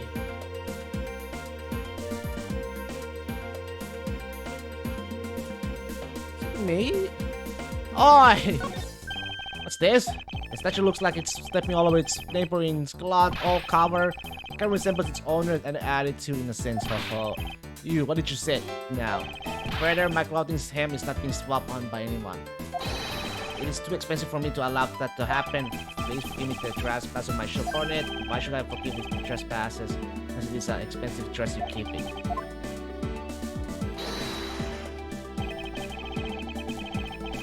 Yes. This just proves us the... There is clearly a contradiction here. What are you going on about? I mean, it was not that one.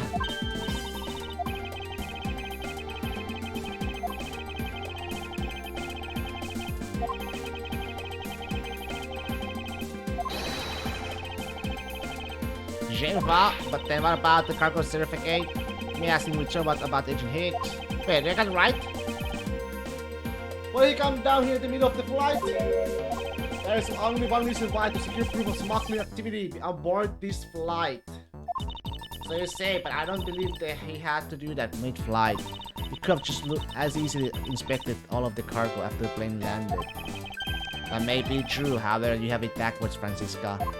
Sure, Agent Hicks could have waited until after the plane had landed, but he had a reason for coming down to a cargo hold. Suppose he had found the fake at the airport, it would have been after the swap had occurred. At that time, the suspicion would naturally fall onto the statue's owner, who would have no way to prove that the statue was switched without his knowledge.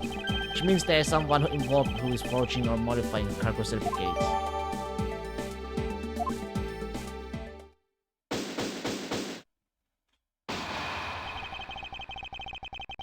We have a bathroom break.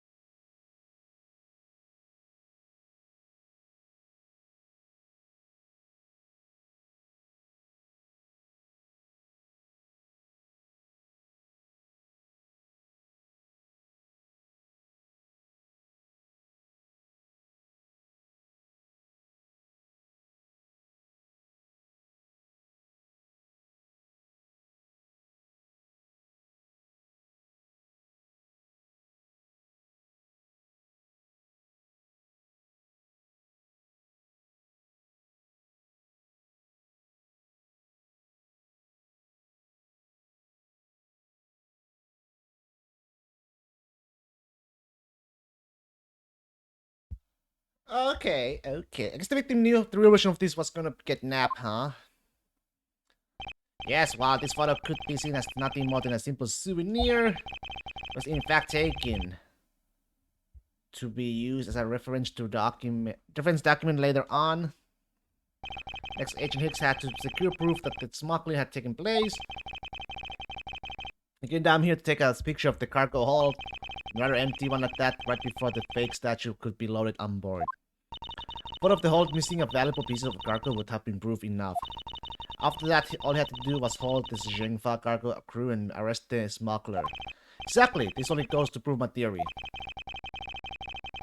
If the statue was not in the cargo hold during the Europe-Zhengfa leg of the trip, there would have been enough height from which Agent Hicks could have fallen to his death. Officer, move this statue immediately. I want a thorough examination of the floor underneath now. Miss Von Karma, I'm ready to report my findings. Go on. After moving the olive red statue out of the way, we tested the area under it with luminol and there was a reaction. I see, there was a reaction to the luminol, an indication that there was a blood in that spot.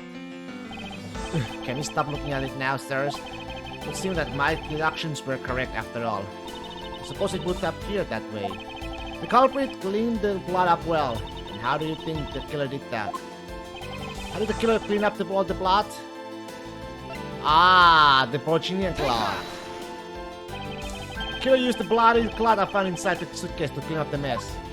I see, they had a need to clean up all the blood before the plane had landed in Zhengfa. Yes, because otherwise the cargo crew would have discovered it during the layover. So you guys are saying that the murder happened before the plane landed in Zhengfa? There is no other conceivable timeline for the events of the murder. If that is true, then that throws some person's testimony into doubt. The murder occurred before we landed in Zhengfa, and this becomes highly suspect. gotta be... Recall Miss Melee's testimony about Agent Hicks in regard to when we departed Shengfa. She claims Agent Hicks was alive at the time of the service calls, but that totally contradicts the facts, sir. But why would she lie about something like that? Because she is the killer! I think the only person who can answer that is Miss Melee herself. She's the one, baby. She's the one. She's the one.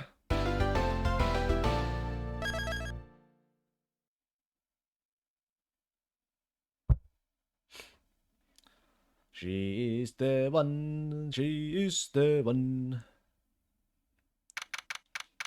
Miss Mealy. Miss Mealy? Miss Mealy! Huh? You recall what you said earlier about when you answered some service calls as we were departing from Shengfa? Huh? You said that Mr. Hicks was sitting in his seat at that time. However, that is simply not possible, because Mr. Hicks was dead long before we ever touched down in Shengfa. Oh? Miss Cammy Mealy. Maybe I didn't see what I thought I did. No one could make a mistake like so large, Miss Mealy. But I make that kind of boo-boo all the time. It's going nowhere. There must be a better way of resolving this contradiction. Very well, Miss Mealy, if you please tell me about your alibi during the time span. From just before we were to land at 3 AM and 6 AM when the body was found. Are you telling me I'm a suspect, Mr. Edgeworth? Yes, you are a suspect, lady. Yeah. From 3 to 4, I was in the flight attendant's room all by my lonesome self. Yeah. From 5 to 6, I was in the flight attendant's room all by my lonesome self. Sus. Very sus. Because 5:30. How is a man supposed to react to that testimony like that? Miss Mealy, wake up! She fell asleep again. It looks like the only way I'm going to be able to wake her up is by pressing her. You could be alone, you know. Alone, you say?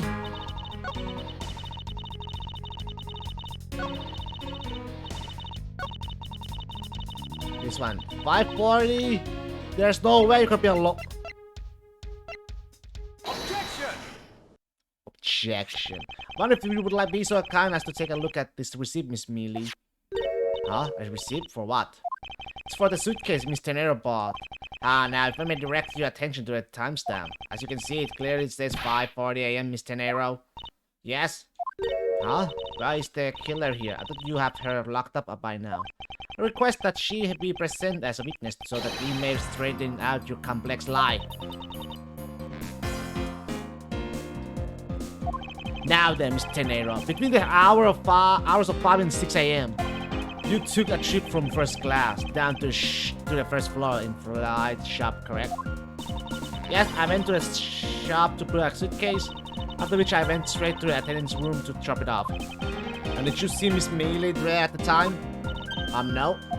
So Miss Mealy, where were you really between the hours of 5 and 6 AM? You can't act like that, lady! Miss Cammy Mealy! Huh? The bathroom? I'll be the one to ask the questions here. Yeah, maybe that's it. Probably just missed her. Nature calls, you know. You take me for a fool. It's a little too convenient to be true. But it's the truth. Cross my heart. I don't have enough conclusive proof to argue her at this stage. You don't believe me, do you? But please, won't you give me a chance and hear me out?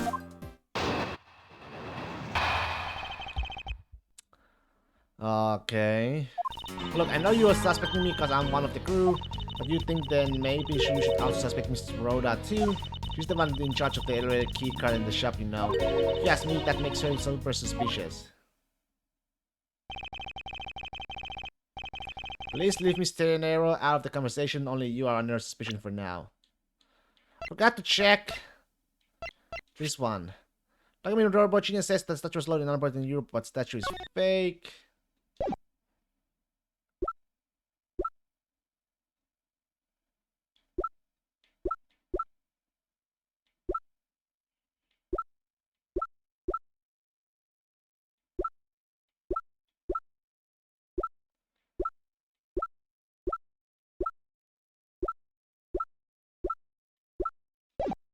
Okay. Please leave Mr. Nero out of the conversation. Only you are under suspicion for now. Okay, why are you cowering for Mr. Rhoda all of a sudden? Oh, now I get it. Maybe you got your eye on Miss Rhoda. Of course I'm keeping an eye on her. I can't very well let her escape, can I? Never mind. But you want to know something? Miss Rhoda actually kind of lie. I have absolutely no interest in people who can appreciate my sense of design. Now's not the time. Now's not the time for this sort of talk. This was suspicion. Yeah.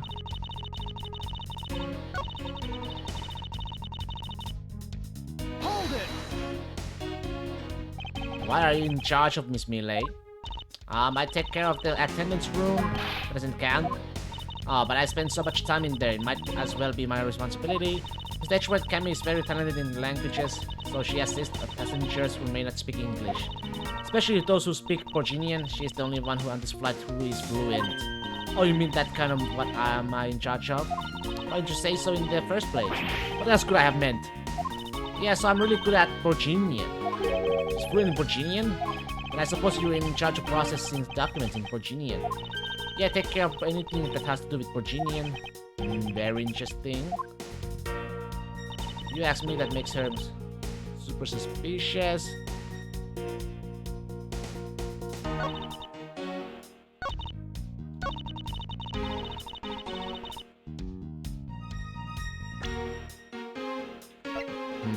Let me see. Objection!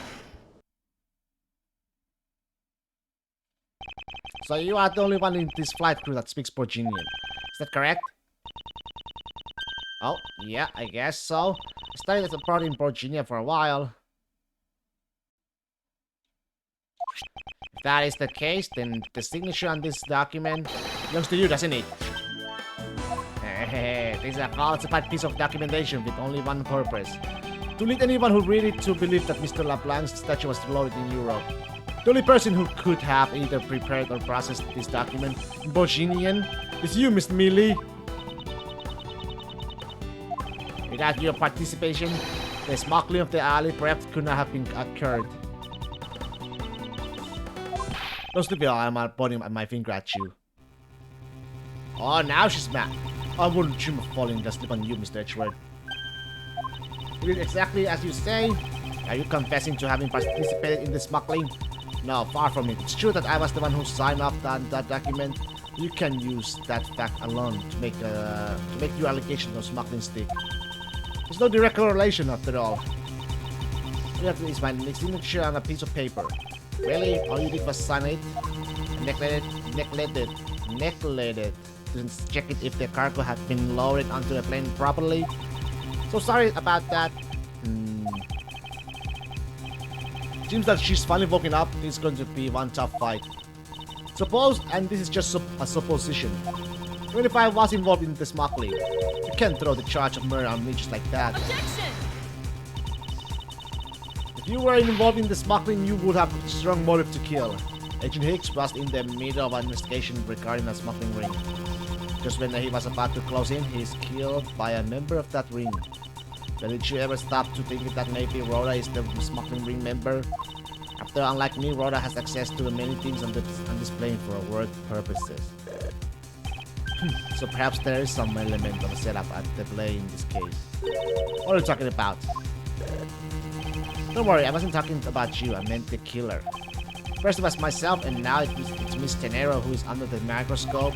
Seems to me that our killer is going to great lengths to find this crime on anyone they can. Or pin. You have no proof that Rhoda is being set up, or that she is in. Actually, I believe that she was indeed the intended target from the very beginning. I believe that the plan was to push all of the blame for the crime onto her. This evidence will prove my suspicions. This proves the killer was out to frame Miss Tenero from the very beginning.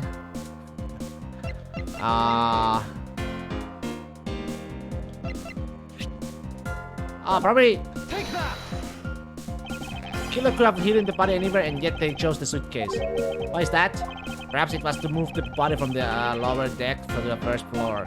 However, if I go through the chapel to do so, I think she's jealous of her, because Miss Road Cenero won the competition. This bitch was just jealous. The only way of all of these actions make sense is if the killer had wanted to frame Miss Tenero from the murder. Miss Tenero buys a suitcase on every flight she works without fail, but should her suitcase be switched with the one containing the victim's body, that would put her in a very tight spot. Unfortunately for the killer, the turbulence put an end to the plan. There wasn't enough time to put the body back into a suitcase. Ergo, they made deal with whoever was at hand, adapted their plan, and tried to frame me as I lay unconscious on the floor from their turbulence. The killer then went to hide the suitcase in the in-flight shop, and brought the piggy bank back to the elevator in order to fabricate the false weapon. A lot of work for a fruitless endeavor, won't you agree? Sounds like the killer had a tough time too, huh? I mean, why did the killer need to frame someone that bad anyway? It's because of the special circumstances surrounding this particular case. What special circumstances dictated the need for the killer to frame someone? Where the murder took place? Special circumstances is simply that the murder took place on a deplane mid-flight. No matter which country, customs is quite strict in this day and age. So no matter what you do, the chances that the body will be found is very high. Therefore, there was no choice but to frame either Miss Tenero or myself. In other words, the only one who fits within the boundaries of the criminal's movements is not Miss Tenero or myself. But you, Miss Camille, only you and you alone could be the killer. Yeah, and?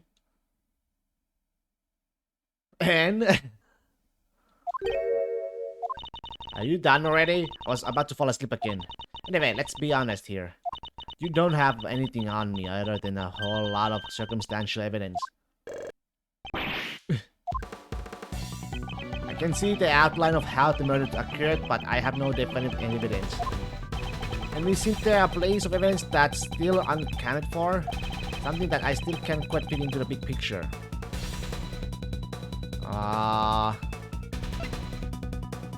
Wait, the phone. Take that! I don't have any actual evidence. I thought not, but that's because it went missing and still is. Missing? What do you mean by that? In the complex puzzle that is this case, there was one piece I kept getting stuck on. That is the victim's cell phone. Francisca, you were waiting at this airport for a phone call from Agent Hicks' cell phone. Or at least that's what you told me. That's right? Agent Hicks' cell phone could not be found at the crime scene. You mean the killer took the phone with them? Precisely, I suspect that if we were to find the phone, it would lead us to a killer. Come on, get serious. The victim fell to his death from that height. Wouldn't his phone break as well? We won't know that until we try a little experiment, will we? Francisca, I'd like to ask for your assistance. You know the victim's phone number, do you not? Of course I do.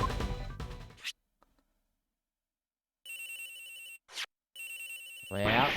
Agent Hicks' phone! It's ringing from somewhere, sir. I hear it, detective. Now, where is it coming from?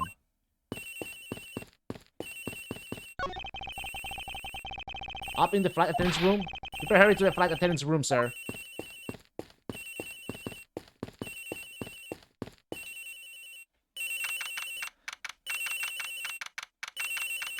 Okay. The ringing is coming from somewhere in the spheres. Leave no stone unturned, Detective Kamshu. We must find it. The ring is coming from in here, sir. What? No, it can't be. Oh, shit! This has gotta be the victim's cell phone. Just whose locker is this, sir? It's Miss Tenero's. What? Oh, fuck.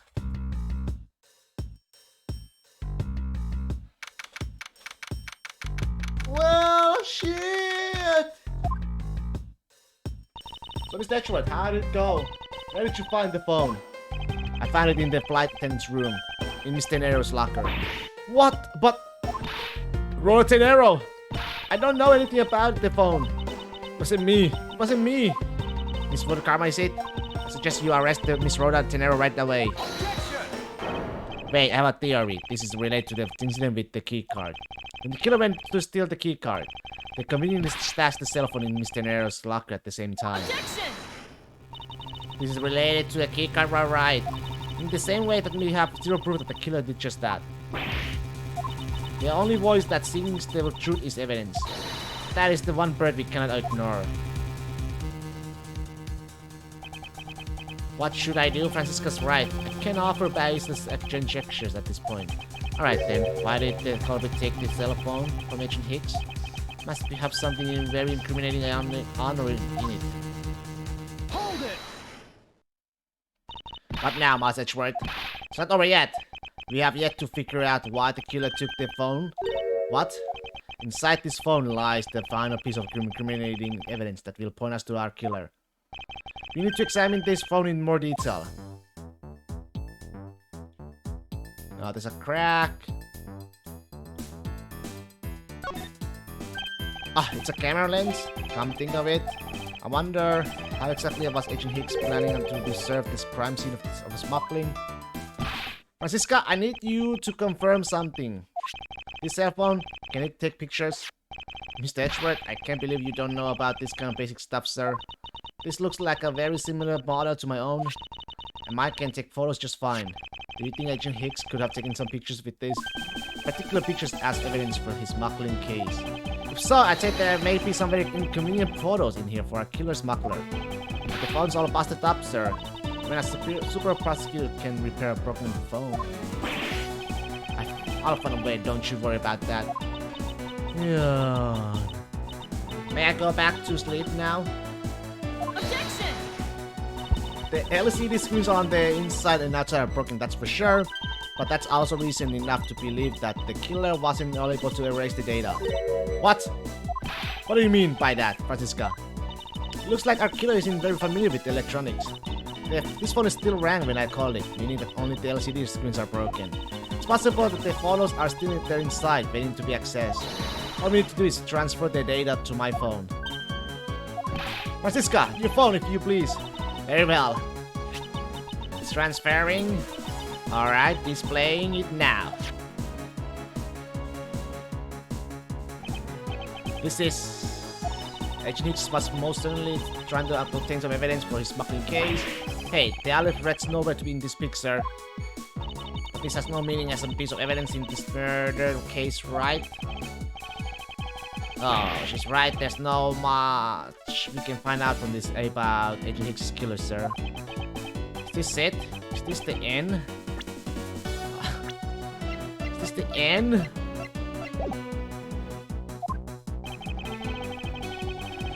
Is there really this photo that we can use? What's all this? Hey, Oh, they are cargo shipped from Virginia to Zhengfa. So the reason they aren't here now is that they were dropped off in Zhengfa. Mr. LeBlanc, can you tell me the contents of the boxes? Unfortunately, there is no English written on them anywhere. One cluster of boxes is written in Virginian. It says it is cloth in English. Cloth? Could it be? Is this where the killer... What? What for is that scary face? Miss Mealy. Yes, it appears that Agent Hicks was no ordinary investigator. He left us with a piece of evidence after all. A striking piece of that will point out who his killer is. Huh! Maybe you should force your mistake in reading of a simple picture, Mr. Edgeworth. Putting the cargo in this piece of evidence will point us to straight the killer. It's gonna be cloth. Putting a cloth. What is that supposed to prove? The killer used this piece of cloth to wipe up the blood they had split. But there was one thing that bothered me this whole time. Where did it come from? And now I have finally found my answer to this very photo. The cargo that was unloaded in the Zhengfa had cloth written on it. In Virginian, that is. And this is where the killer grabbed a piece from it to clean up the blood with. That's right. The killer was someone who could read and understand Virginian. And the only crew member that fits that description is you, Miss Cammy Mealy. Huh, that's pretty flimsy. The killer probably searched through all the boxes looking for something to use. When you're frantic, you don't care if the box is in English or Virginian. Objection! Sorry, but I can't agree with your assessment of the killer's indiscriminate nature. What? There was no need for the killer to tear through boxes at random at all. If the killer supposedly could not comprehend Virginian, well then... Logically, the killer would have opened this box first. Bed sheets! Take that! Hey, it says bed sheets in English right on the box, sir. Precisely, and these bed sheets would be perfect for cleaning up blood, wouldn't you say? So what are you trying to say? That if I were the criminal, this box of bed sheets would have been what I would have spotted first. However, the killer chose to use some Virginian cloth. Do you have an explanation for that? The killer didn't want anyone. You know what the real reason of the crime was this cargo hold? But they were afraid to leave signs that the box for the sheets had been opened. I read the Virginia cloth, that's a horse of different color. Because the killer knew that it was going to be unloaded in the Republic of Shinfa. That's right, that is why the Virginian cloth was used. The only Virginian reader on board with who could have made such a calculated decision is you, Kami Mealy. You and you alone! It would be very easy for us to confirm it. If any of the boxes were really sealed, all we would have to do is contact the Shinfa authorities in time. We may even find other evidence to incriminate our killer within those boxes. Yeah. So what do you say, Miss Mealy? Why not confess to your crime here and now? Or would you rather wait and see what we find out from our investigation in Shinfa?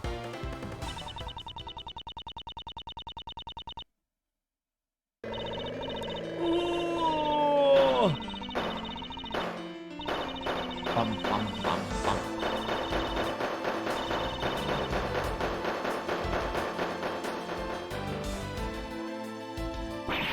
He was Interpol. I couldn't stop it. I brought him here. He started taking pictures. I couldn't be found out. I was scared. I was in trouble. She pushed him. I.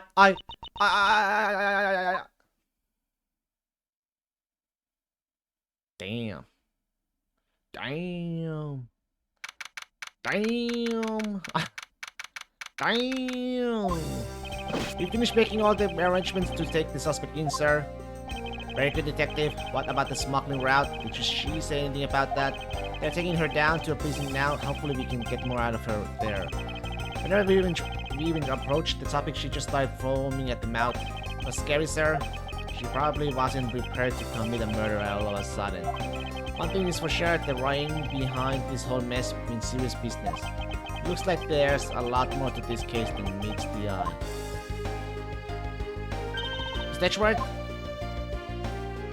I just want to say how much I appreciate everything you did. Thank you very much. It was nothing. In fact, I should be the one thanking you for your cooperation. But surely, if it wasn't for you, I might not be here right now. Instead, I can continue to serve our passengers as a flight attendant. I hope that, well, please accept this as a token of my appreciation. That's... I see. You don't have to take it if you don't want it. No, I mean, I would never turn down a lady's generous offer. Oh, thank you. I'm sure it will serve you well. Remember, we here at iFly Airlines are always ready to serve, Mr. Edgeworth. Thank you, I'll keep that in mind. Now I must bid you farewell. May all your skies be blue no matter where you go.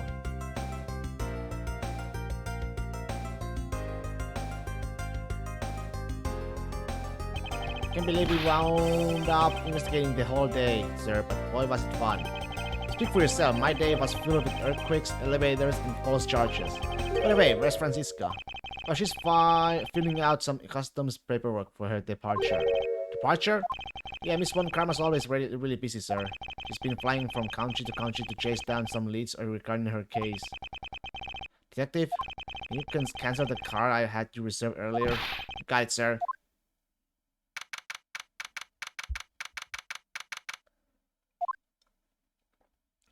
Francisca, I thought I told you when you were first landed. I have no time for idle chatter. I have no intention of wasting your time, however, it has been a while since we last met. I also have no time for such a familiar reminiscence. Who do you think I am? You are Francisca Von Karma, very proud prosecutor deserving of much respect. Until only a little while ago, I was put a wretched mutt. I was but a wretched mutt who was always losing to you. Dancing pirate living her life on the name and fame her invincible father built. True, your father, Manfred von Karma, didn't lose a single case for 40 years as a prosecutor. However, I wouldn't say he was invincible. What are you talking about? The group I'm on the trail of is a little more troublesome than most. The smuggling route we found this time is only one sliver of the big picture. Sounds like a dangerous assignment. You really don't have to worry. I can take care of it myself. Yes, I suppose you can. Plus, there's another agent on this case with me. Oh, another agent. He's a star among Interpol agents and has the highest successful arrest rate. Who knows, you may even run into him one day. Or simply get caught up in this one case. I hardly see why we would cross paths, I suppose. But I doubt he would say the same. Am I following you? You understand soon enough. The fight has only just begun, Miles Edgeworth. I'll be back in this country soon enough. When I am, you can be sure I'll pay you back in full. Okay. Just like that, she's gone, huh, sir? Thank goodness I can finally rest easy now, knowing I won't have to watch out for her trip. When it comes to, I want to thank you for all your help and cooperation. Oh, it was nothing, sir. I was just happy to be able to work with you again. I think I'm gonna celebrate by adding a little extra salt to my instant noodles tonight. Just how much did you cut his salary by, Francisca? Detective, I was wondering if you might give me a ride down to the prosecutor's office. Sure thing, sir. I'll even fly down the road in the patrol car if you want. Don't make me remind you, Detective. Safety first. Thus, I solved the first case upon my arrival home. Francisca von Karma, the smuggling route she was after. The leaders of that ring had already put their trump card into play. And the players on the other side of this war, they would begin to make themselves known through the next incident. Oh. Edgeworth speaking. Fine, I called who knows how many times earlier, but I couldn't get through. And you are? Have you forgotten my voice, Miles, my boy? Mr. Amano? Ernest Amano, correct. Wait, do I know Amano? Ernest Amano. So you do remember me. I know it's rather silent, but I can't ask this of anyone else. There has been an incident, Miles. My son. He's been kidnapped. Ernest. The end. The kidnapped turnabout.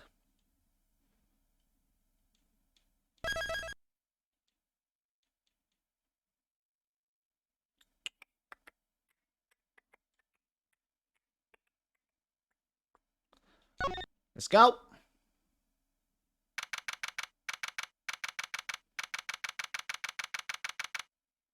Question mark. It's time. Don't worry, Mr. Edgeworth. I'll be following you every movement with my binoculars. Good to hear. Now make sure you don't lose sight of me. I'm counting on you for backup. You can count on me, sir. I have to go. The kidnapper is supposed to contact me soon. Who would have thought that upon my return I'd be thrust into a kidnapping case? And that I would be the one who would have to make the ransom drop off. It's the suitcase! Let's just check that the money's all there, safe inside the suitcase. No. Now all I have to do is wait. I'll wait for instructions from the kidnapper, which I'm expecting to be transferred to my cell phone. I wonder who else is around. This is the meeting place after all. Welcome to the Cake Wonderland. Oh, thank you. Is this Elden Ring? Yes, Misty, you see this? This is Elden Ring. That's an Elden boss. It's a boss fight, Misty. You love it? It's pretty creepy. It's a pretty creepy mask though, black eyes. Look at it. It's creepy, man. And a big hello to you on the Proto Batcher. Nice to meet you. Proto Batcher for the B. Is that creepy? It's cute. That's cute. I don't know, man. Oh my god. Excuse me, but were you perhaps thinking of taking a picture of me? You're gonna scream? A picture of you? Sorry, but I'm not interested. Oh, that's too bad. Well, have a good day. Yes, take a picture of that right now. What? No. No. Hello? Who are you? You're not Ernest Amano? It sounds like the kidnapper is using some sort of voice alteration device. Look at it! It's disgusting! I'm his representative, Miss Miles Edgeworth. Are you a cop? No, I'm a prosecutor.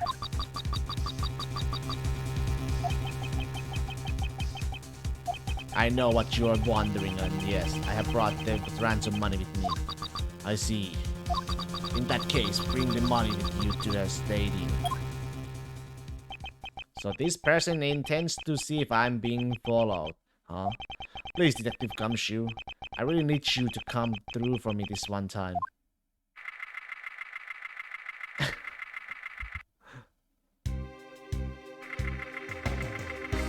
Oh boy. Oh boy. The ransom money. Here you go. Take it all. Edgeworth speaking. Next, come to the haunted house. Just how long do you intend to have me wander around for? That's for me to decide. You don't have much of a choice here, my friend. I suppose not. Do you see these graphics? Elden Rings! I arrived. Go inside. Oh my god. Oh heck no, man. Haunted house? Fuck no. So creepy. So creepy. Look at that. What are these smell place? That's it. Go through those doors. Let me watch from somewhere.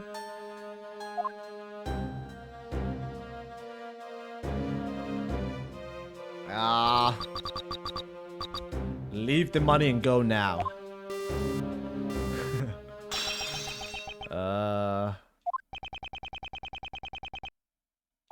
I was hoping for an exchange, but maybe I should do as they say for now and not push it. I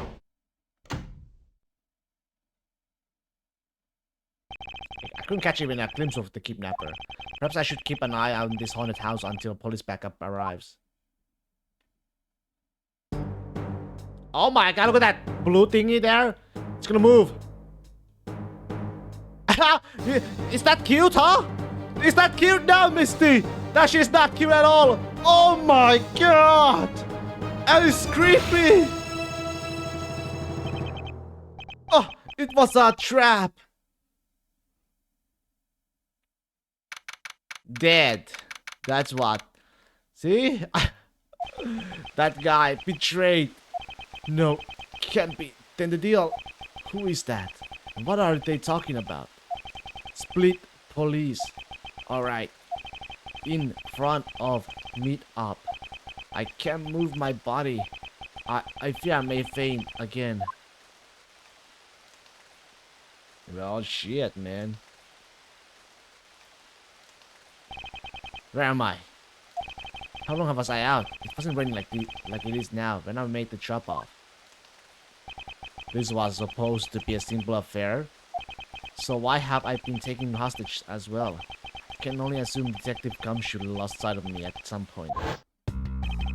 The only reason I agreed to be dropped off man was because of that phone call.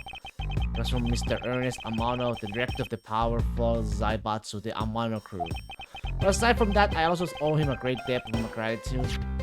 His only son, Lance, had been kidnapped.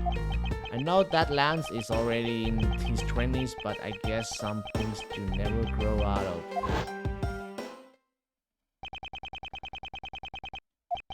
I can't sit around waiting for someone to come and help me. I must escape somehow. Yeah. Was that you making that funny sound? Who's there? And how dare you laugh at that gentleman's plight? What the fuck?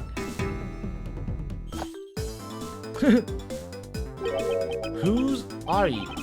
Are you one of the kidnappers? A kidnapper? Me? No way, I'm not into such petty crimes. Nope, I'm after something much bigger. Hey, she's got the emblem! The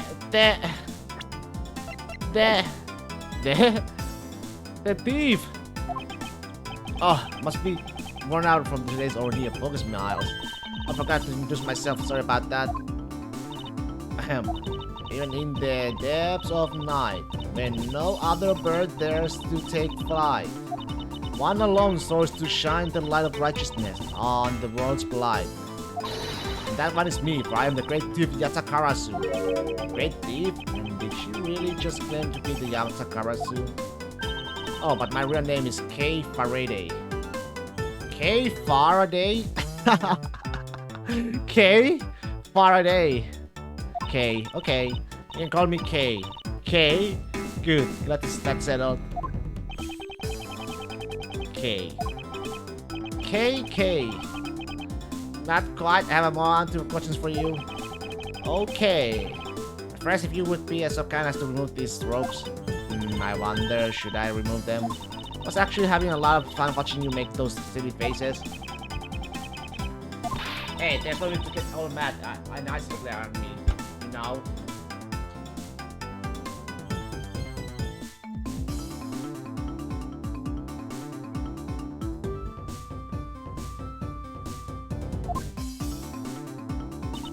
This rope goes through here, and there you go.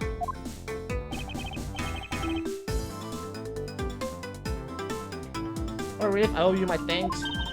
It's okay. You can pay me back in full later. Now then. What question should I start with? Fortunately, I can already tell nothing is going to be easy with this cheeky girl. Great thief. You call yourself a great thief, yet are you really a thief at all? You doubt me? I get it. You think that a young lady like me couldn't possibly be such a big-time thief, right?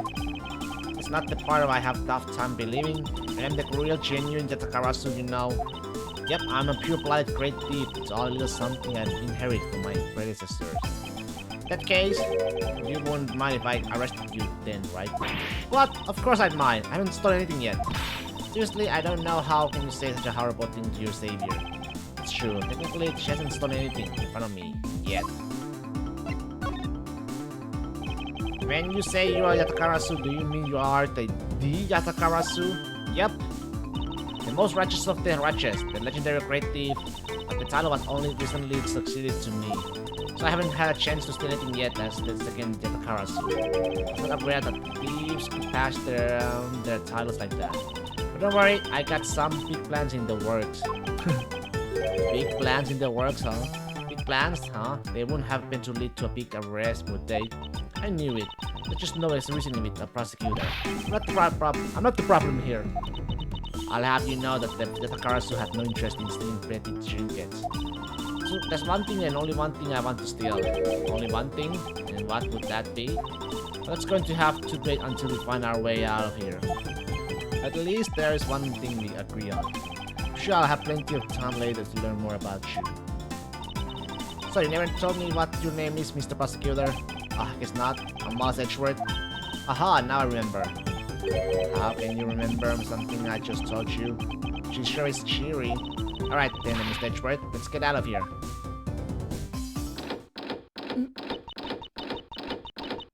Hmm? It would seem that we are locked in from the other side. What? No way! I don't hear you, la la la. Okay, you do remember where you came in from, right? Looks like that might be our only way out of this room. Oops, slight miscalculation. That's a good height to make an entrance from, but I can't jump that high to make an exit. I suppose we have no choice but to look around and see if we can find another way out.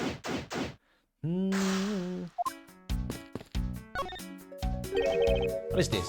Looks like the Bad Batcher, and it's looking as bad as ever. Looks like a custom head to me. Guess the Bad Batcher's costume is at the very least a two-piece, huh? The real question is, why is only the head sitting out here on the floor?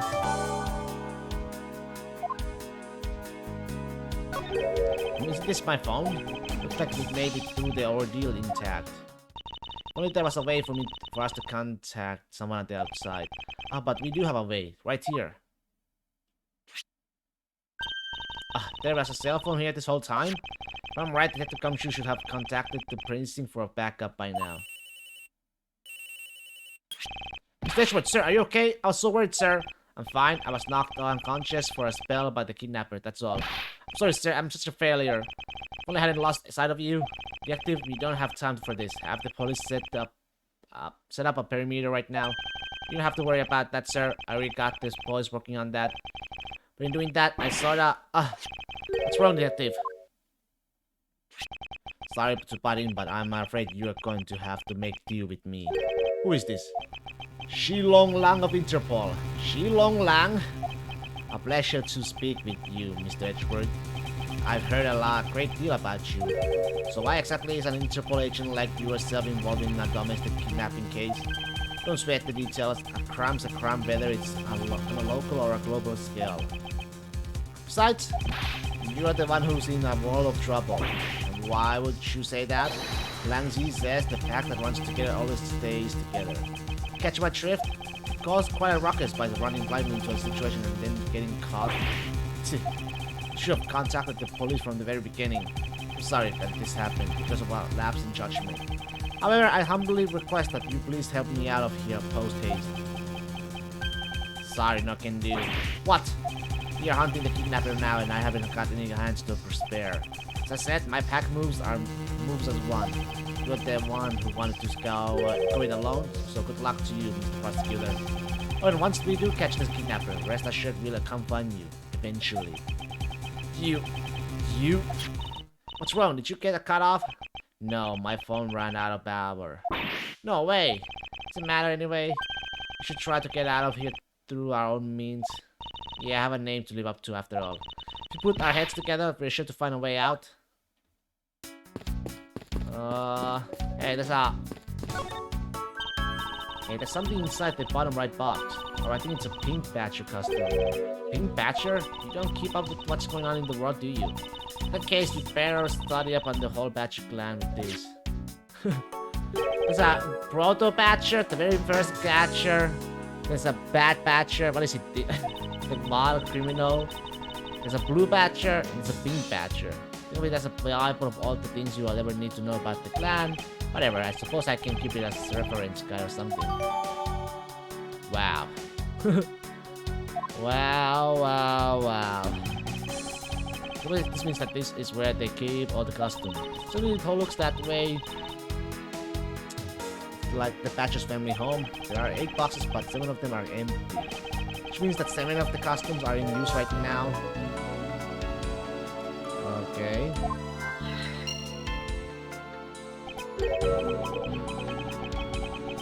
But aren't these badges the mascot of the police force?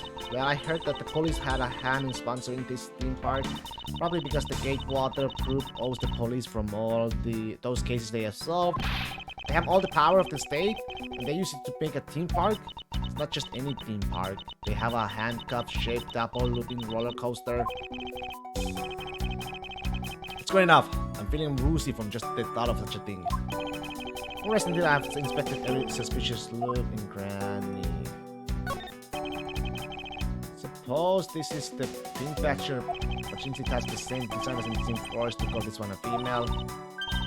So I mean, just look at how long her eyelashes are. That's how the difference. And the fact that she's pink, yes. Her lips are red, she lipsticks. What? She has nothing to say about the giant pink ribbon, or is that too obvious?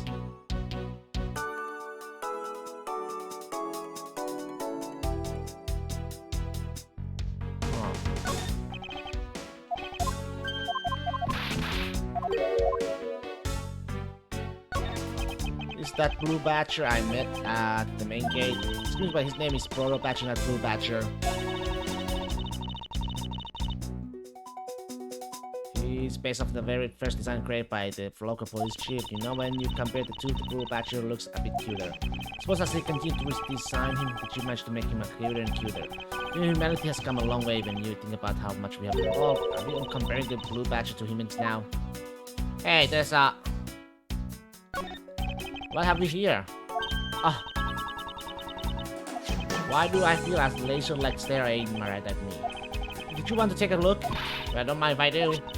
Oh, I see. Yes, this is definitely a key. I'm sure it's a key to something. Tiny key. The something is what is relevant to my interest. What else? Man, why did they have to put the windows so high up anyway?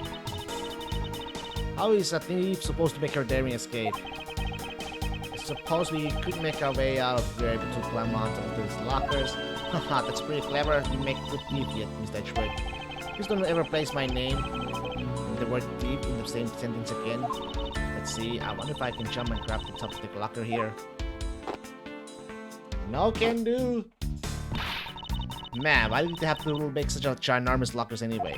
Even if we want to use these lockers, we need some sort of foothold.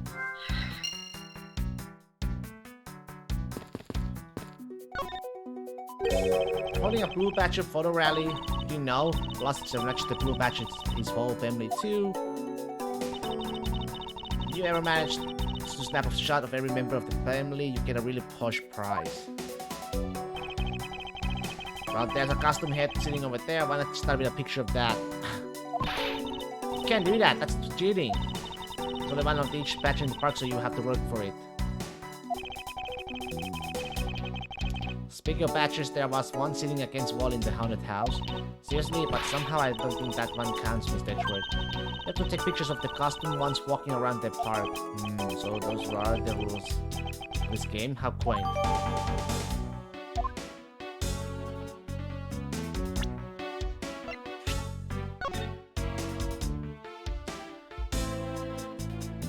Okay.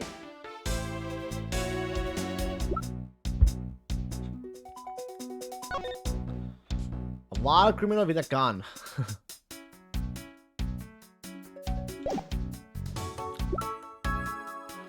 Okay, let's see here. Got the key. The kidnapping. Wait, before that. Yeah, it seems that we won't be able to open this by ourselves. It does seems quite thick, so we can just break it down. There must be another way out of here.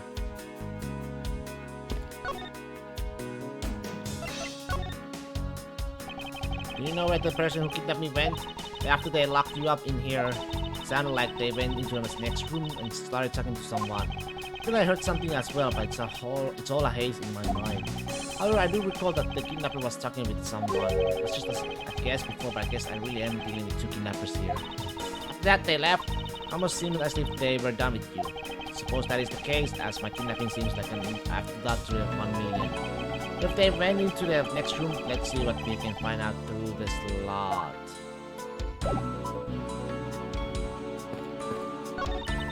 We can peer into the room when the kidnappers were in the room there.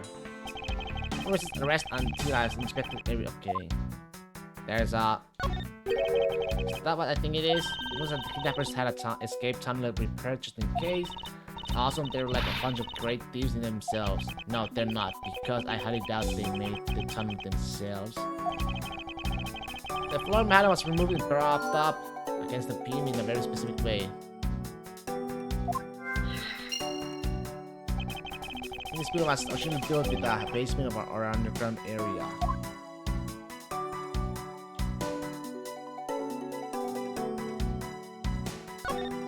There's a door on the opposite side that appears to be the same as this one, which would mean that I can probably assume that these two rooms are very similar in structure.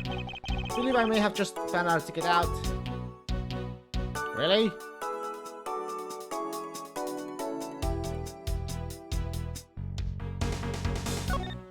There's a beam in the next room identical to the one in this room. There's even a hook on it, so to hold a power up floor panel in place. Which reminds me, if you find something useful, Mr. Edgeworth, perhaps I may have found a very handy hint to how we'll get out of here. Isn't that then? There has to be a.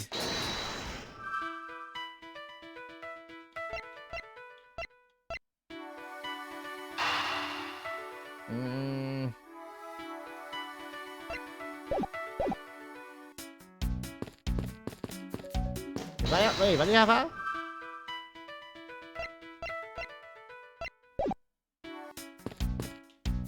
What if alright, we'll check this area, okay?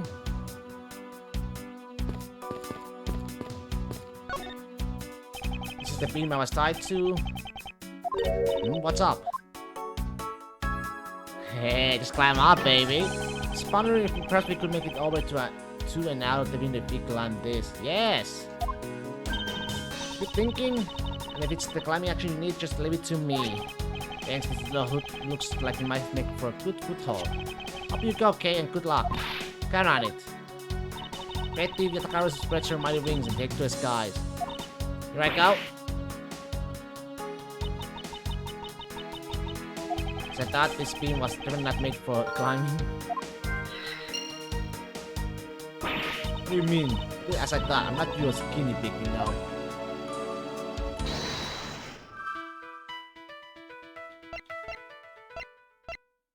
Can we just, you know...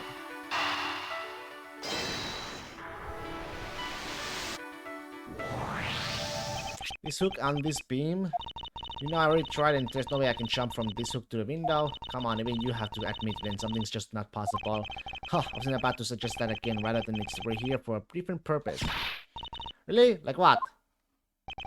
As you saw in the just adjacent room, it's clear for keeping a floor panel propped up, which means that there should be a panel in this room that we can open as well. Oh, I get it. You didn't notice it existing all this time because it was being hidden by this trap.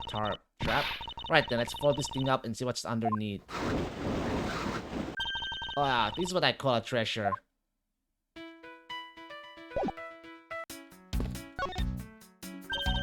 Wow, this must be another entrance to the secret hideout basement. To smell treasure. The scent I wish to smell is the sweet fragrance of freedom. What are you waiting for? Hurry up and open the hatch. Alright. This thing is locked down tight. Oh, Frito sticks. I know. Don't worry. Now at that tiny key and underground entrance.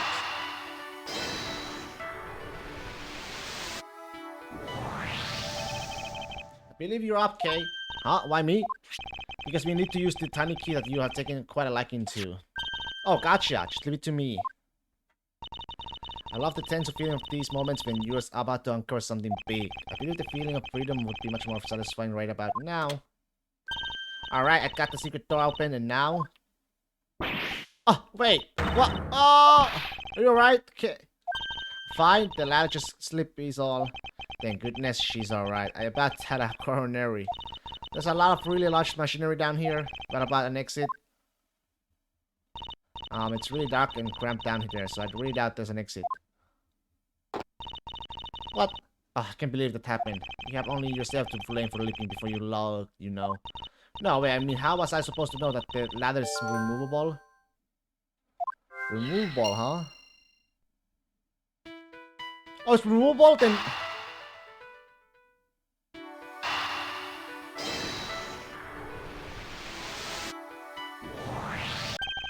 Figure out how we will escape this prison cave. Oh, so how is it going to bust out? Seems that your reckless directions were of use after all. Are you actually praising me? More of a thank you for giving me an idea regarding this ladder. The underground ladder? What about it? This ladder isn't just for those who wish to go down. Oh, I see. If you use this... Yes, I feel it's long enough to reach the top of those lockers, man. Well then, what are we waiting for?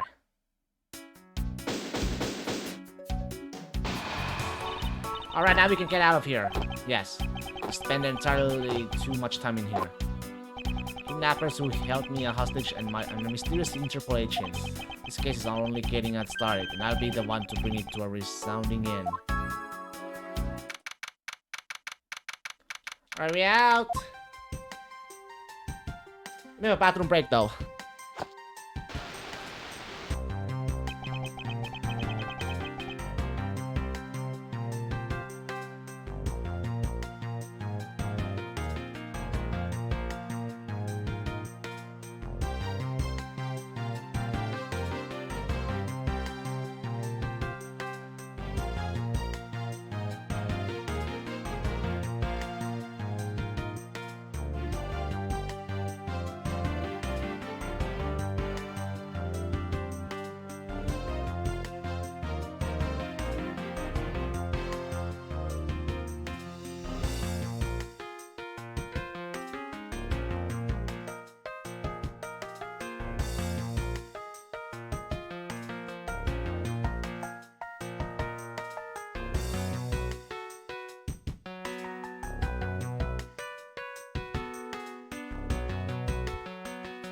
Looks like it stopped raining for now.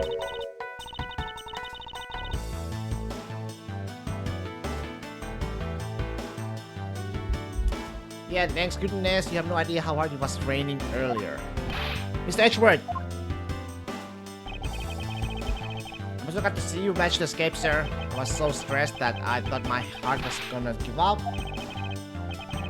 Little Gumshoe may ask what in the world that is. Well, that's,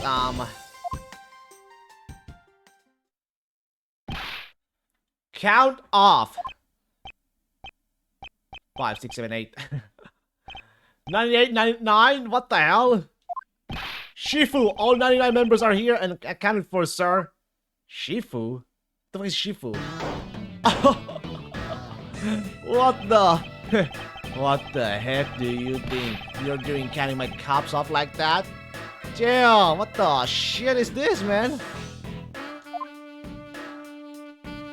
Every person is a valuable human being, you get me? And everyone has a name that their parents gave to them. No one is a 2 or 3. Everyone, regardless of age or rank, is number 1. Got it. Shifu! Shifu! You are Agent Lang, I take it. You infidel, how do you address us Shifu so rudely? Lang, she says, a cop who disrespects others soon or feels disciplinary bite of an elder. Don't you ever forget to show the proper respect towards another person. She? Nah. She nah? This isn't much, but please accept my card. Oh, thank you. Please accept mine in return. You all see that just now? That is the proper way for 2 people to show the respect. Keep that in mind, you'll get far in life, got it? Oh, that's right. Francisca did for me. Something about an elite Interpol agent from the Republic of Zhenhua. Apparently this man has the highest successful arrest rate in the organization. Agent Lang, why exactly is an Interpol agent involved with this clearly domestic case? It's none of your business, Mr. Prosecutor. How is it not? I heard a rumor or 2 about you. You solved a murder that occurred during your flight to home recently, right? Huh, but you sure took a while just to arrest one little flight attendant. How pathetic. How dare you say that about Mr. Edgeworth? You're saying you could have solved it faster, pal? His comedic relief jumps to the aid of his master? How cliche. Look, what I'm getting at is that if I had been there, no one would have died. I would have solved the entire case and Agent Hicks would still be with us here today. Agent Lang knew yesterday's victim, Agent Ackley Hicks. Hicks was like a brother to me, so now I'm out to take my revenge. Agent Hicks was investigating a smuggling ring with Francisca and a 3rd person. This must be the man she was talking about. In that case, you should understand how I feel as the kidnapper is someone I know. So I asked that you please allow me to participate in the investigation. Not so fast! Not so fast? This is your neatly trimmed courtroom of Eden. Eden, you know. You're out in the wilderness now, Mr. Prosecutor. Way out of your league. No hard feelings, but why don't you go on back to your courtroom now, pretty boy? You dare to mock the court? I do, and I don't need the help of a filthy prosecutor. Sorry, but the truth doesn't need the likes of you to distort it today.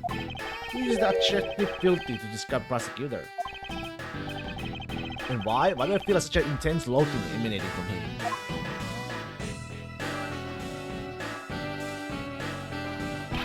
Alright, man. Good job on the perimeter around Edgeworth land. Now just find me the kidnapper and bring the punk to me. Dismissed.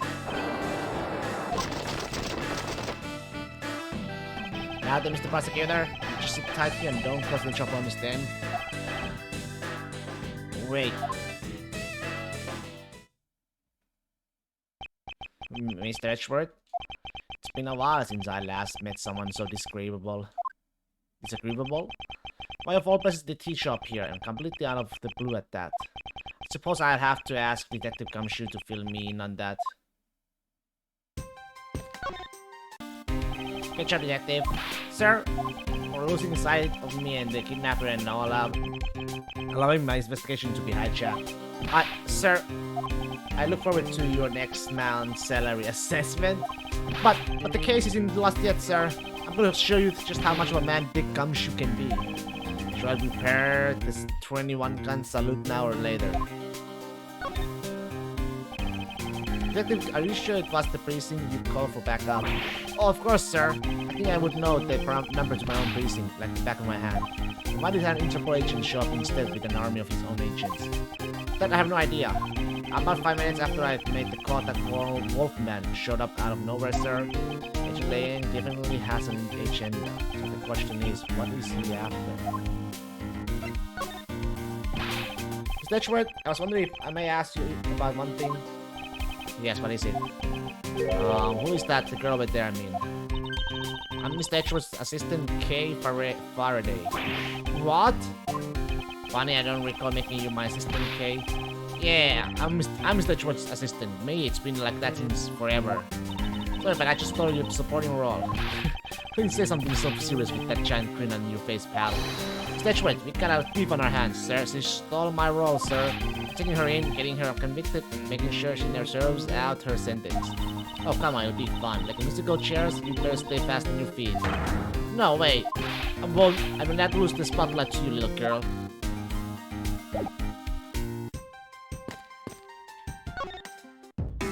Man, I can't hardly do any stealing at all with that detective around. Suppose it's not easy when there's this many members of the law enforcement in Dignity. It's alright, it's not like I'm in a hurry to steal just any old thing. Which is it? Do you have plans to steal something or not? Quite the mystery, this one. Maybe I should attack with her a bit more. So what are you going to do about the investigation into the kidnapping? Good question, since Agent Lang holds the authority to investigate the case now. This makes things a bit more complicated. Oh, come on, you can't let that stop you. I'll even lend you a hand, so let's go. But you're a self-perpetrated great thief, are you not? I don't believe I can let someone of an unlawful nature participate in an investigation. You don't like to listen, do you? I'm not just any ordinary great thief, I'm the Yatakarasu. And as I said earlier, the Yatakarasu is after one and only one thing. What is this one and only one thing you're after? The Yatakarasu is only interested in one thing, and that is the truth. I see. It was 7 years ago. There was a vigilante who threw the business world into a panic. Labeled mysterious and phantom-like, the Yatakarasu appeared and vanished at will. Though we still don't know much about these thieves' ultimate goal, we do know the targets. The Yatakarasu like to find and make public events of corrupt dealings of all sorts. Once a target was chosen, no dramatic calling card or announcement was sent forth. Instead, the chosen corporation was infiltrated without even the target noticing. Some days later, the evidence that was found was sent out to the mass media, along with a card with the marker three-legged raven. Looking back, I suppose you could call what the Yatakarasu was telling the truth. Could this child really be the successor to the original Yatakarasu? Well, that can be, can it? Lance! Lance! Where are you, son?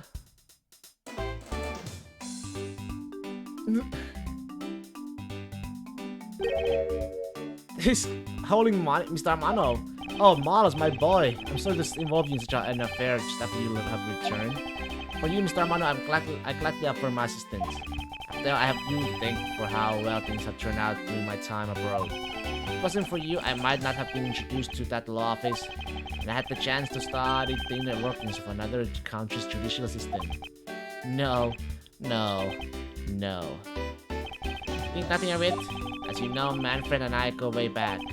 Consider a beloved disciple of his to be like one of my own blood. If you ever want to go overseas again, you need to only ask. I can use my company's vast network to send you anywhere at any time. Who's the old man? He's the father of the currently kidnapped Lance Amano in Ernest Amano.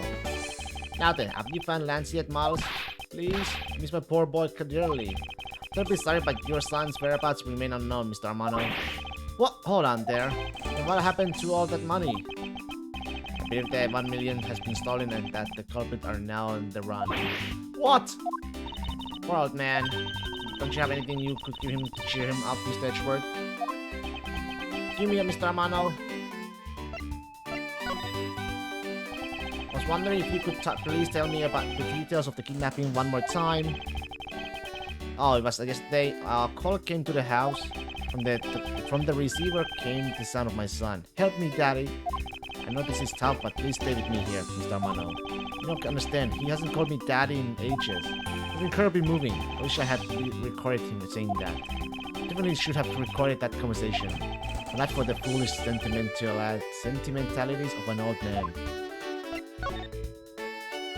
Refresh my memory, what kind of person is Lance again? How will telling you about Lance help you get him back? Surprisingly, a lot can be deduced from a person's relationship and behavior. Very well then, Lance is my one and only son, and he turned 21 this year. He's very much like me when I was his age, kind and very attractive. I'm sure women simply can't keep their hands off of him. Is there anything else about him you noticed of late? Now that you mention it, I haven't been able to get in contact with our butler, Oliver. The butler? Yes, his name is Oliver Deacon. Deacon? He's been with our family for years now. It gets along so well with Lance, so I thought maybe he would know where my son is. Mr. Amano, could you please tell me a little more about your butler, Mr. Deacon? The butler is outstanding. He even serves as a Lance's personal private tutor. He took a brief leave recently, but even after it was over, I haven't been able to reach him. You still haven't spoken with him since his leave? What about his family and his friends? They said they hadn't seen him. I tried for everything I could think of with Miles.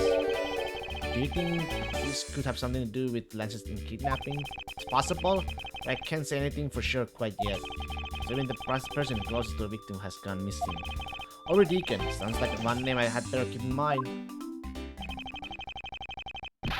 Detective Gumshoe? Yes, sir. Let's begin our investigation. Even if that Interpol agent holds the authority to head this investigation, we can allow ourselves to stand idly by, twiddling our thumbs.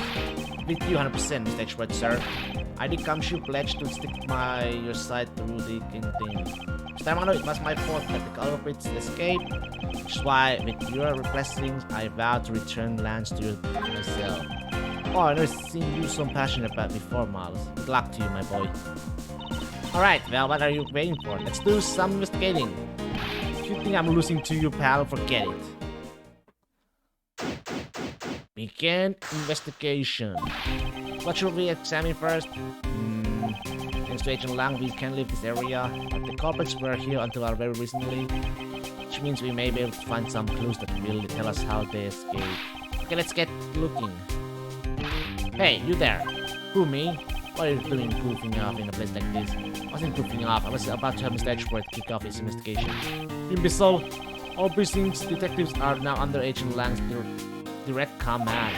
No way! I'm not working for Wolf Boy. Mr. Edgeworth, can't you do something? I'm not exactly in a position to argue, seeing as how you are a member of the police. Good, now let's go. No! Boy, have I gotta just catch up with some of your talents. Well, that was exciting. Okay. What? Can't you tell I'm all ready to get down to some detective work? You should go home. Your parents must be worried about you. Oh, come on. Finally get to be your assistant and you try to ditch me? I don't recall offering you the position. Why do you have to be so difficult? Besides, it's already too late, you know. Like I said, I have already started the position of assistant a while back. Huh, you're the only one that's serving that. You know, by the time anyone notices, it's already gone. That's the Yatakara's way. You shouldn't speak so lightly of the things you know nothing about. Fine, whatever, you win. Go ahead and do your little investigation. The talented assistant Kay is going to tag along no matter what you say. And if she turns out to be useless, she's not going to listen to me. I might as well surrender and let her come along for the ride. Okay. Wait, am I seeing... Hey, there's a bunch of footprints in the mud over here. Remember hearing the rainfall out here while I was being held in there? Yep, it was just a passing rain. That's why the ground has already pretty much dried up. Should be thankful it left us with some nice footprint samples. You know what? I bet if we follow them, we can find out where the kidnappers went. Plus, we'll be able to spot them because of their muddy shoes. I don't think it will be that easy. Why not? Look carefully. There are quite a few different sets here. We don't know which one belongs to the kidnappers. Oh, that's true. We don't know what kind of shoes they were wearing.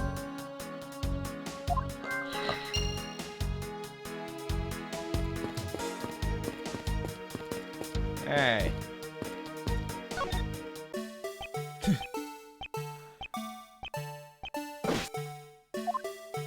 Hey, it's the Blue Batcher.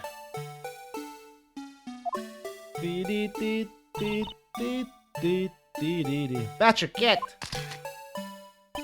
I really don't understand why she's so excited over this Batcher hunt. Speaking of Batchers, there's a person inside of there. Mr. Batcher, I wonder if you might share with me what you saw. He's doing that contorted wriggling dance again. Aha! No, it's no way! Oh, you'll cover my undercover identity, sir. I must remain under that head, sir. Aren't you Officer Meekins? Sir! Mike Meekins reporting for duty, sir. This man was a witness in one of the cases I headed 2 years ago. About the only thing I remember about this outfester is that he often spoke and acted before he thought, which gave me a great deal of headaches. Is he a friend of yours, Mr. Edgeworth? I met him in the courtroom once before. And why was he so upset when we asked him? Does he have something to hide? Mike Meekins. Officer Meekins, why are you standing here wasting time? Sir, because I'm not a police officer right now, sir. I'm the Blue Batcher. I'm creating memories and dreams for the kids. That's never a waste of time, sir. I have a dream to become as big as Detective Gumshoe, sir. I was patrolling the scorchingly boring beat until a little while ago, when the dispatch radio on my shoulder crackled that the kidnappers had escaped, sir. I thought maybe this was my shot at making detective, sir. I rushed on over to join in, but when I got here, there was a sea of people already. And I couldn't spread my trademark friendliness and joy onto anyone. It would seem that some people never change.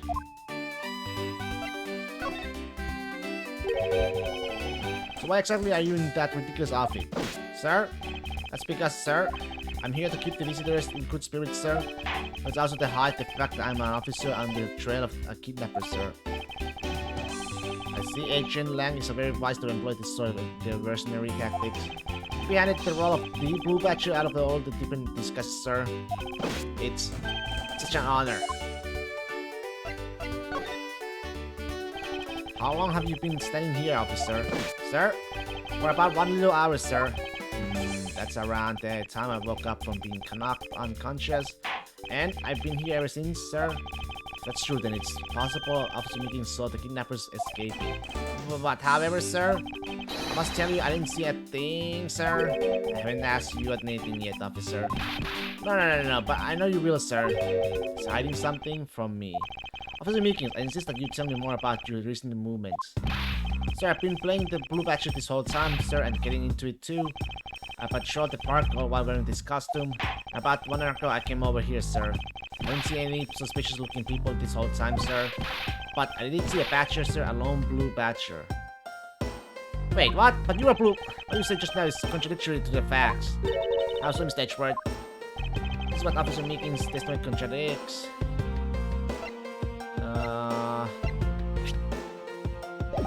Is it this one or is it this one? Take that! Officer Meekins, let's back things up. I'd like to ask you about your last statement.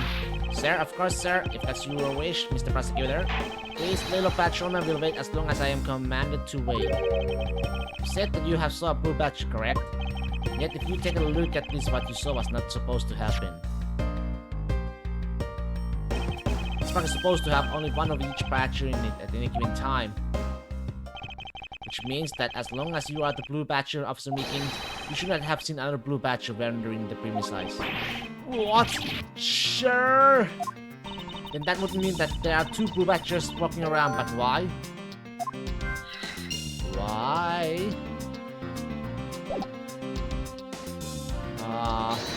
Logic? Costumes! Well.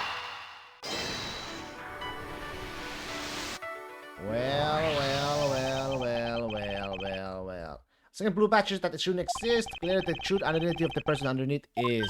Oh, I know, it's one of the kidnappers, right? The person who wore a costume to get away. Costume escape. Hydrate! Precisely after all, the costumes that went missing from the storage area are a blue Badger and a proto Badger and a bad Badger. Yes, those three. So there are 3 phony Badgers running around in the park somewhere, huh? Hehehe. What kind of shoes and now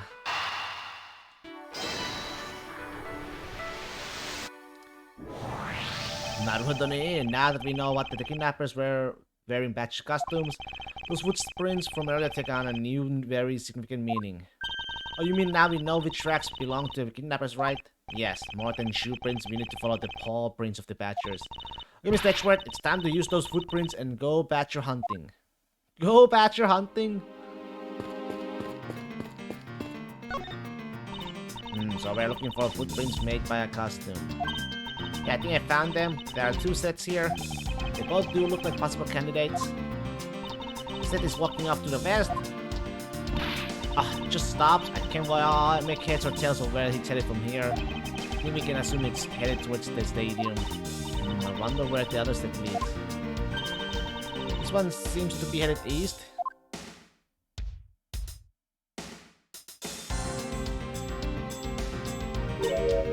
Huh? Mr. Edgeworth, I've got him. I got one of the culprits. No! No kidnappers, sir. Damn, okay. Clearly those footprints belong to Officer Meekins. Probably criminals were each wearing a costume. Maybe they came over to this garage for something. That's what I would suppose. Officer Meekins, if you could step aside for a moment. Please examine the garage. Sir, watch your vehicle, sir. Hey. Let's open this shutter and see what we find. Maybe we'll find the kidnappers hiding inside.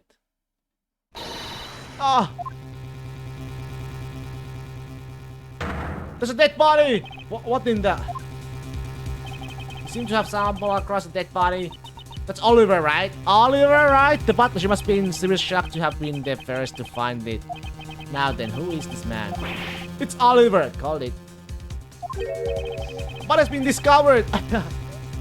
Our body has been discovered! Ding ding!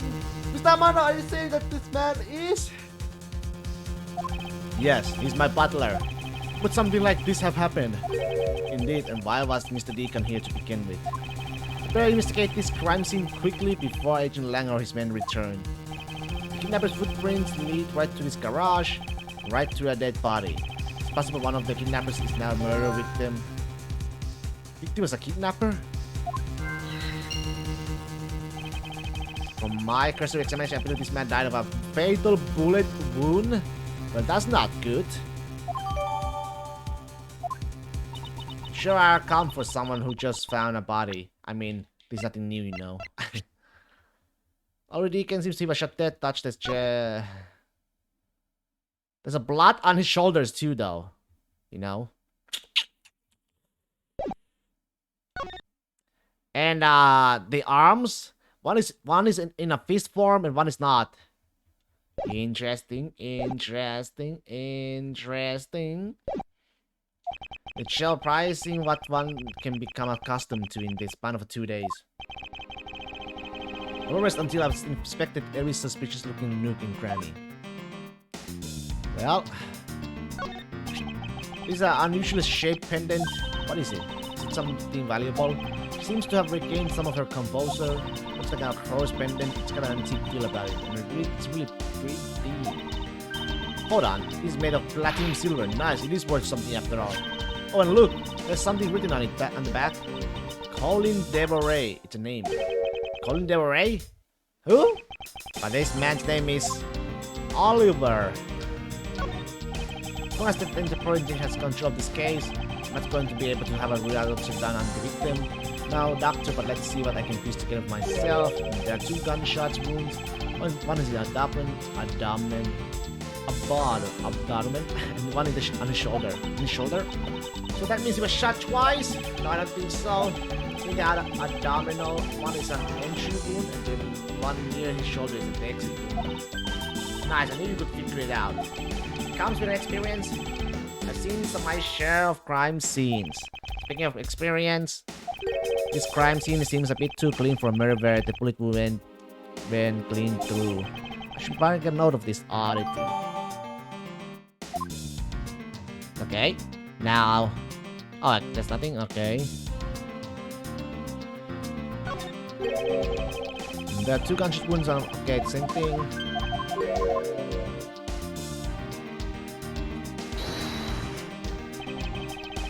No, I didn't mean to deduce.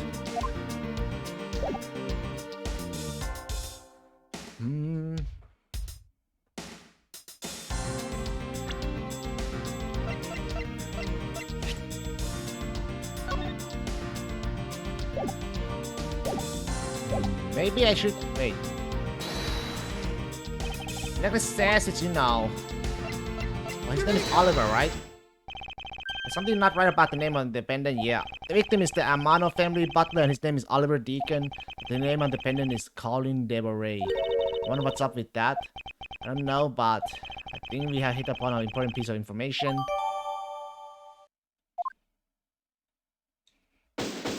Hew. Alright, baby. Lance! Lance, where are you, sweetie? What the heck? Excuse me, but you are... Padam? Oh, this is bad. He's really good looking. Stop it, Lauren. You can't let yourself fall for a playful like him you're in love with.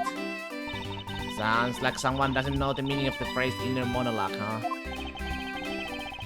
So to interrupt your conversation, but might you be a friend of Lance? Yes, I'm Lance's girlfriend. My name is Lauren Pops. Pops? His girlfriend. Oh, it's not like that. We are not like friends and we're not lovers or anything. We haven't gotten that far yet. But I guess that's how people are going to see it, so I should just accept it. Hey, is that a popsicle ring? I even got this ring as a present from Lance. Haha, you know what she reminds me of? A cartoon character. May I inquire as to why you are here? I haven't been able to get in contact with Lance lately, and I began to get really worried. I looked everywhere for him, and then I heard about the kidnapping, so I came here. Wow, you're really strong for me, having made through all this by yourself. Bum bum bum bum bum bum bum bum. I mean, is it true that has Lance really been kidnapped? No one is supposed to know it, but yes, it's true. Oh, Lance. I can't believe you've been spirited away. I wonder how you're doing right now. Looks like she's gone back to the fair maiden in love routine. So, Mr. Edgeworth, where do we go from here? Well, we found a body, so we should look into the murder. Hold it. My man brought me up to speed over the radio, and I have to say, you really should have called. I heard you found something very intriguing. I have nothing to hide, Agent Lang. It's exactly what you've seen before you. I'll take it from here. Yeah, that guy's really dead. Hey, you waiting for an invitation? Hurry up and meet suspect now. Suspect who? Officer Meekins, is it? You're coming with us. What, sir? I have nothing to do with it, sir. Agent Lang, don't you think you're being a bit rash? Do you even have a good reason to suspect Officer Meekins? Huh, I leave that kind of stuff to your prosecutors. It's your job after all. Like I said earlier, the crime scene isn't as forgiving as your precious courtroom. That's your answer? I know you lack your logic and reasoning, but that sort of impractical fluff is not needed out here in the field. All you have to do is arrest a suspicious person after a suspicious person. That's how you eliminate crime from the streets. That's also precisely how you unnecessarily arrest innocent people by mistake. Innocent people? Nonsense. There's no such thing as an innocent person. We all got a blemish or two in our hearts. It's tyranny. Wouldn't allow such a thing to go on unchecked before my eyes. Too bad you don't call the shots around here. As I have sworn to uphold the laws of this land, I cannot allow you to take this man in. That you would arrest a man on false charges without even conducting an investigation. Have you no honor as a member of the law enforcement? You have dare you speak so disrespectfully to a sheeple. Hold it.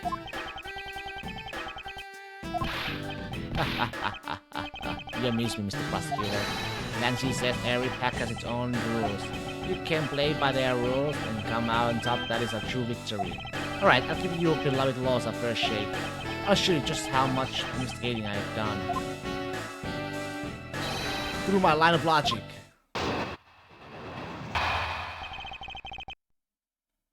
Seen a lot of bodies like the one being carted off in my time. I can say he was shot in a single glance, but even you figured that much out, right? With your current gun laws, it's not exactly easy to get your hands on a gun, not unless you are a member of their law enforcement like Officer Meekins, isn't that right? But he's not a... Oi! That is your reasoning? Solid as a rock, it's based on the philosophy of detainment. What's this philosophy of detainment? Huh, you don't know. In that case, pay attention, girlie. In my country, the criminals have a saying, beware of the wolf. Why the wolf? Because in my language, lang means wolf, and you don't mess with me or my pack. And as for the detainment philosophy, its father is my honorable ancestor, Lang Ji. You think I haven't heard of him and his teachings if he is that famous?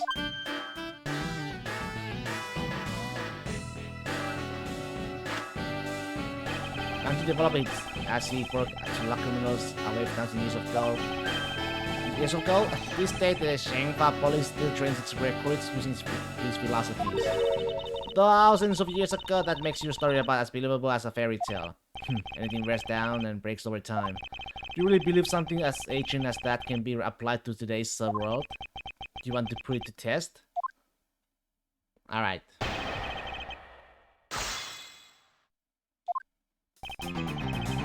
Okay, where...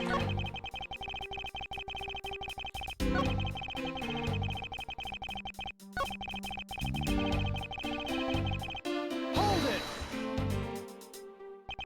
If that's the case, there are plenty of other officers who might be potential suspects. You're not seriously going to arrest each and every one of them, are you? As if I would need to. I would look into everyone else here. Oh? Other than Officer Meekins, I know no one else's weapons has been fired. How did you check every single person's weapon in such a short span of time? It's because each and every one of my subordinates is extremely capable. It didn't take more than a few minutes to conduct the entire investigation. How about sheer numbers? You have yet to check Officer Meekins' weapon, correct? Thanks for reminding me. Hey you, show me your gun. Oh, what's wrong? Why does he look so sickly the hell all of a sudden? Gun? What did you say? I can't hear you. Stop mumbling and spit it out already. Sir? Sir. I lost my gun, sir! You fucking idiot. How could you be so irresponsible? In the end, it looks like you're still the only suspect we got. You're the one who waited here outside this garage to ambush and kill the victim. So you think that Officer Meekins waited here to kill the victim, do you, Lang? I think this legal accusation deserves a lot more scrutiny.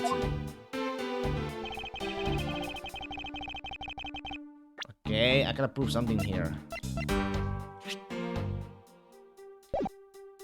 Objection! Objection? Fortunately for you, Agent Lang, that is simply not possible. What do you mean? You've seen the crime scene for yourself. While you were looking at it, you have to think to yourself that it was a little too clean. So you did notice that there was too little blood. Do you still wish to claim that Officer Meekins committed the murder here? Because this is in the crime scene, and if it was you men who let you think it was, I suggest you leave this case to the local police to set the record straight. Not bad. I see your logic can be just as sound as mine. In that case, let me ask you this. Don't you think it's weird that officer was hanging out around here in the first place? Weird? How so? Hey you, your squad's not even supposed to be in this area, right? What were you doing in neglecting your duties and loafing around here?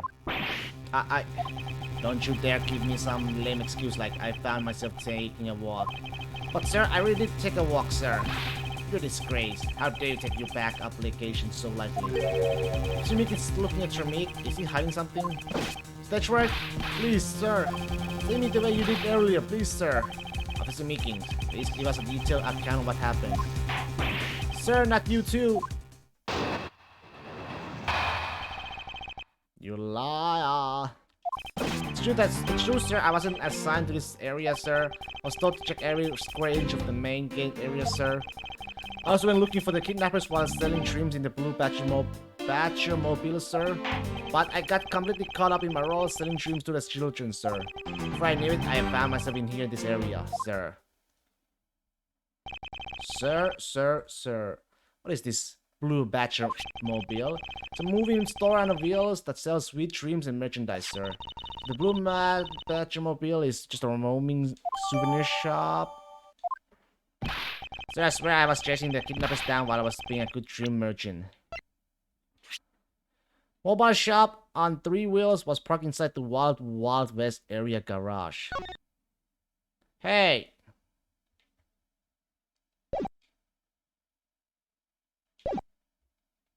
Okay. He seems rather worked up, even more than his usual hyperactive self.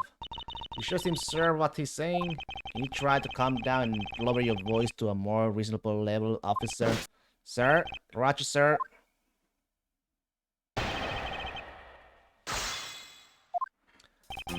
True, sir, was in next time to this area. Okay, I think I know what to do. Did you now? Objection!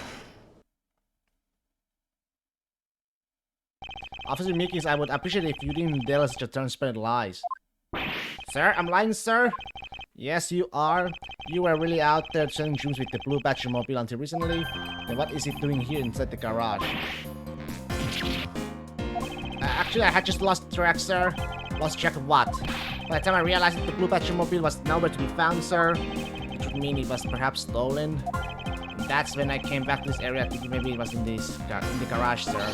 That's when you found me, Mr. Edgeworth, sir. Not so fast! Like this story, who do you think is going to buy such a convenient tell us that?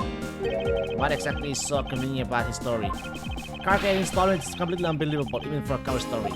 But I think we can assume the car was used alright. Remove the dead body. What? You killed the victim at some distant location, Officer Meekins. Then you used the blue Batmobile to transport it all the way here. Nathan, you're coming with me. This wasn't me! Sir, the killer, sir! It wasn't me, sir! Lang, wait! What do you want now? We still don't know where the real scene of the crime is. You can't say we know all the facts of this case, let alone the truth. I told you the truth is smart. I couldn't care less. Our job is to catch the crook. You'll find out your precious truth after we arrest this guy and take him in. That's the job of you prosecutors and your fancy courts with your logic. And as for us, we don't have that kind of time to waste. You Boris buffoon. I think you need to leave. What? We need to get the body to our city, and you guys are getting in the way. You would interfere with another one of my investigations? Hey now, let's not forget who holds the actual authority to conduct investigations here. I'm afraid the one doing the interrupting is you, my current little pretty boy. Now be a good fancy boy and get out of my sight if you don't. I'll arrest you for an obstruction of justice. Wow. Wow.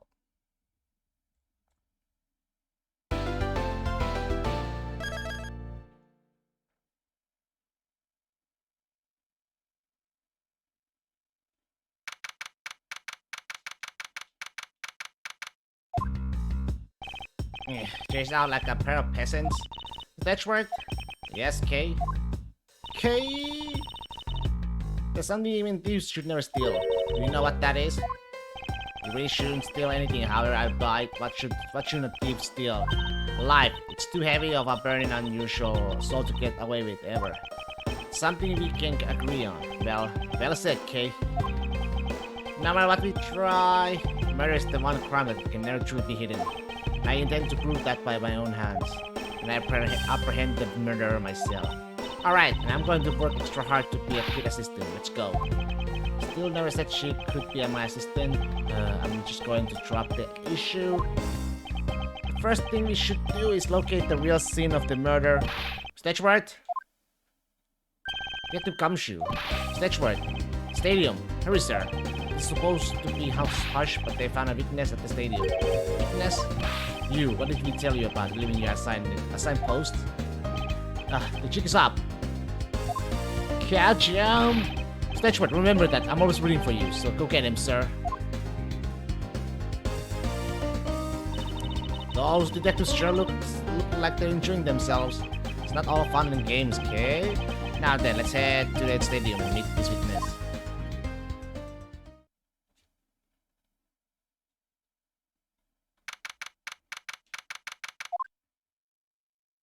And it's the pink car. Pink Batcher Mobile. I thought there was a witness here. Yeah, I don't see anyone. Mr. Edgeworth. Hey, isn't that's Emma, right? Younger Emma. Long time no see. You are Miss Emma Sky, correct? This girl is the younger sister of my former superior, Lana Sky. 2 years ago, we stood in the same courtroom together as witness and prosecutor. I thought she had gone to Europe to study forensics. Can't believe you remembered me, Mr. Edgeworth. Of course I do. How have you been? You look to be in good spirits. Are you still studying abroad? You bet. More than anything, I want to investigate crime scenes scientifically. I've been studying non-stop every day to become a top-notch forensic scientist. It's spring break now, so I thought I'd come back for a bit. I see.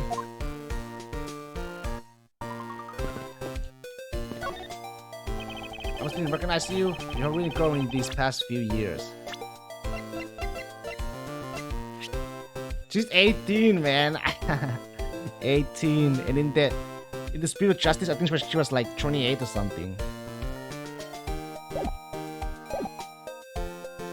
Please don't tease me, Mr. Edgeworth. I know I still have a long way to go. But I'm going to be a super forensic scientist someday, you'll see. You seem to know Mr. Edgeworth really well. Are you two acquaintances? Oh, I forgot to introduce myself. I'm Emma Sky. Nice to meet you. I'm studying abroad now to be a forensic scientist. How about you? Wow, that's a great dream. My name is Kay Faraday. Faraday? I'm trying to become an unstoppable great thief. Great thief? Don't think too hard on it, Emma. It's not worth the trouble. In any case, we have much to catch up on. You bet we do. So why are you here, Emma? I just happened to decide to come back home for spring break. And then I heard that you come back too, so I raced on over here. I really wanted to welcome you back at the airport, but I had just missed you. And how exactly did you know I was here? Through the power of science, naturally. Never underestimate what science can do for you. I used this to track your footprints, and I followed them straight to you. This set is the greatest. It's so wonderfully scientific. You spray this chemical onto the ground, and then you shine the special light on it. Zing! The footprints light up like an electrified noble of gas in the glass tube. It's almost like a magic, scientifically speaking. Forensic science has never seemed more ominous to me than at this very moment. I'd like to ask you about what you witnessed. Huh? What are you talking about? Are you not the witness Detective Gumshoe told us about? Well, I did get a call from Detective Gumshoe earlier. He was practically yelling at me. Edgeworth needs your scientific doohickeys right now, pal, he said. What was that man thinking? Or rather, not thinking. Let me guess, there's been a murder, right? Yes, unfortunately, there's a sudden glint in her eyes. But I need to keep my mind up focused on the witness now. Where did that person go? My guess is probably... I think this is another Batcher Mobile. Yeah, but it's a different color than Blue Batcher's car. Yes, this is the Retina Searing Pink model. And what's that off in the distance?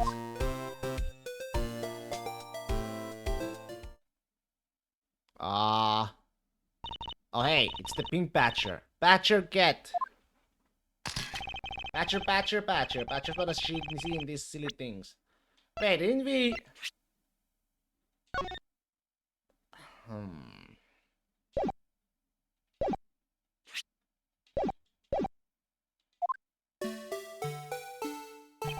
She has handcuffs, what the hell?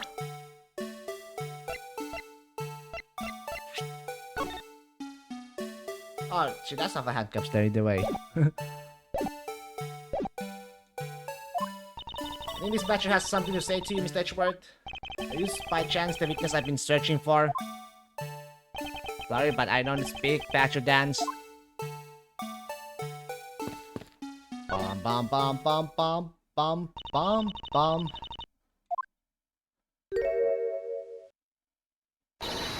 No way! It's the it's the granny. I can't take being inside that stuffy head anymore. Your your girlfriend, Edgeworth. No, why her? Why here? Why now? I first met this woman 3 years ago. She was a witness in one of my cases. She has since gone out of her way to pop up unexpectedly and cause me great grief. Edgy boo. Why couldn't you understand what I was trying to tell you? I mean, really. I was trying so hard to keep the kids' dreams alive but staying in character. But you can pick up on what I was trying to convey to you. I'm sick and tired of that roundabout way of talking, so I'm going to be just direct. I had a bad feeling before, but this just made it official. To ask, I'm beyond the typical not my day into the room waking nightmare. To your friend of Mr. Edgeworth, to Miss Pink Badger, you could say that, but right now just the Pink Badger theory. She may look at the part, but I know better than to trust my eyes around this woman. My name is Wendy Oldback, but you can call me Wendy or Granny or whatever suits you fancy. Nice to meet you, Miss Oldback. I'm Kay Faraday. What do I care about a young whisper snapper like you? Yeesh, I was just trying to be polite. Wendy Oldback. Weren't you on security guard at one of the Gatewater hotels the last time we met?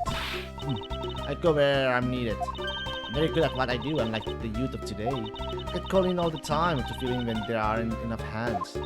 But enough about me, Ichiku. I'm thoroughly dejected right now. If I get the chance to see you again and hear you out talking with two young girls, men are all the same. It doesn't matter how.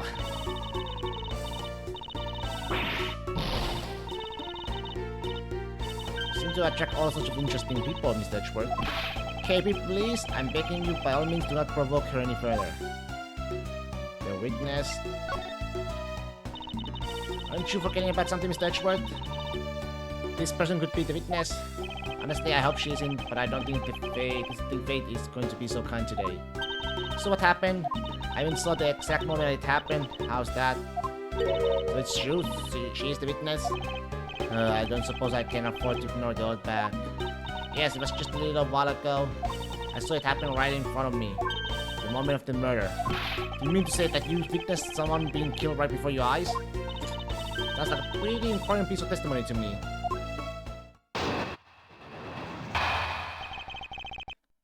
I came to this stadium to take a short break. As I was resting, I happened to glance over and I saw two men facing each other in that area.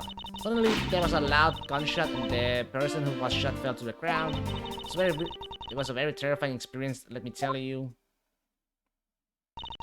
Looks like we hit the jackpot, huh, Mr. Edgeworth? Yes, I can't afford to ignore what she has to say. Fortunately, that's unfortunately tacked on at the end as opposed to mean that you poo. But anyway, let's see what we can find out from this little old lady.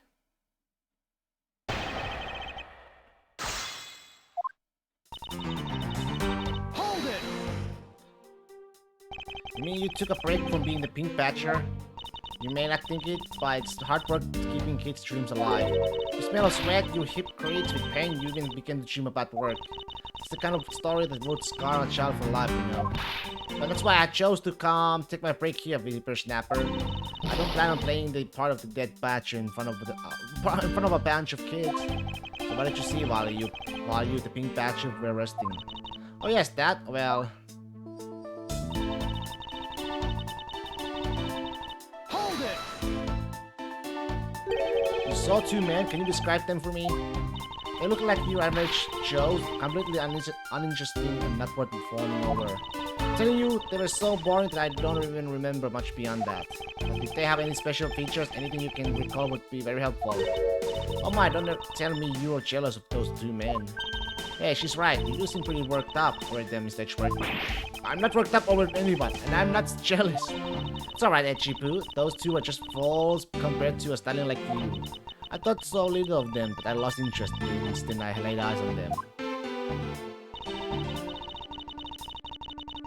Hold it! You're claiming to have seen the exact moment in which the murder took place. Absolutely, that gun made a terrible racket when it was fired. You didn't try to go help the person that got shot? I'm only one person, you smart alecky brat. What could I have done? But I took off as soon as I could to find someone who could help. 2 men, 1 bullet. It's all consistent with what we found out from their body. Sadly, there wasn't exactly a lot of new information to go on in your testimony. But if I saw the guy again, I'm sure I could identify him for you. I mean, how do you expect me to remember anything without something to jog my memory? Self-centered, aren't we? While it was somewhat useful, her testimony also presents us with a new problem. Mr. Edgeworth. Yes? So about this new problem, what is that giant grin on your face for? Do you want me to show you something really nice? No, thank you. Don't be so mean. I swear it's something you're going to like. What is that gadget you're holding? What you see before you is the secret weapon of a great thief. Ah, I should have known it would be worthless. Oh, don't be like that. They hit him. What do you think now? What is it doing? It's projecting something into the air. I'm going to input the necessary information to run the simulation now. Once I'm done, I'll increase the size of the projection to its maximum size.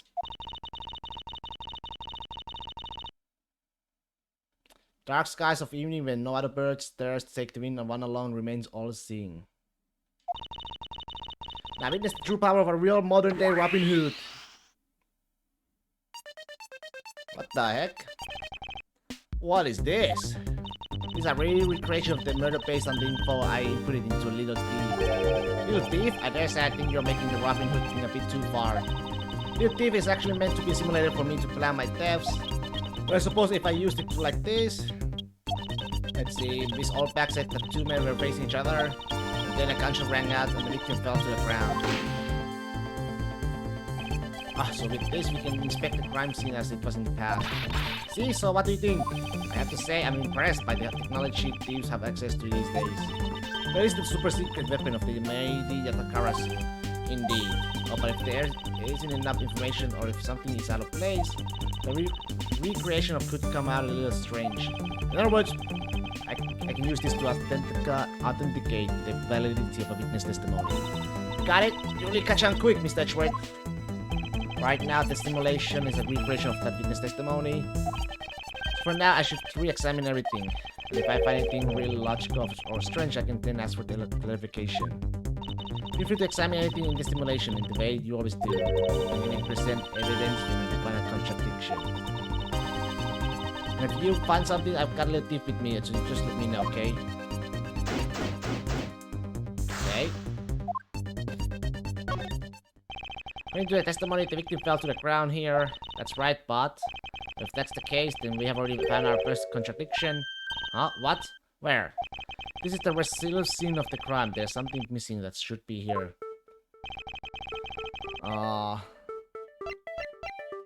Take that! This is the contradiction. Is something wrong with my recreation? This is the real scene of the crime. Something specific should be here. If you think back, how did we deduce that the other crime scene was not the real one? Oh, I get what's missing now. There's no blood on the ground here either, right? Right. The fact that there is no blood here casts doubt on the witness's testimony. Edgy poo, you doubt me like that? Are you calling me a liar? I know what I saw, and I saw the victim get shot down. You know, I don't think she's lying, Mr. Edgeworth. To be honest, I can't think of a reason why she would lie to me. In that case, maybe there's another explanation for the lack of blood.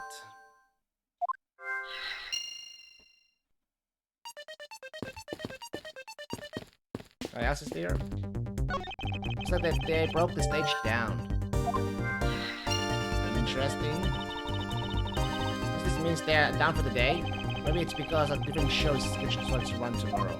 Oh wait, what if? Stage was packed up.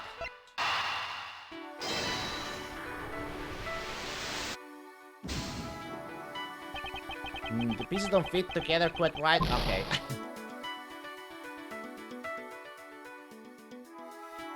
Or no?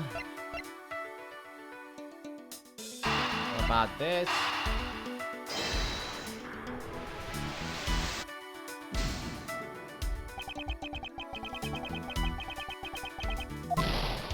Oh!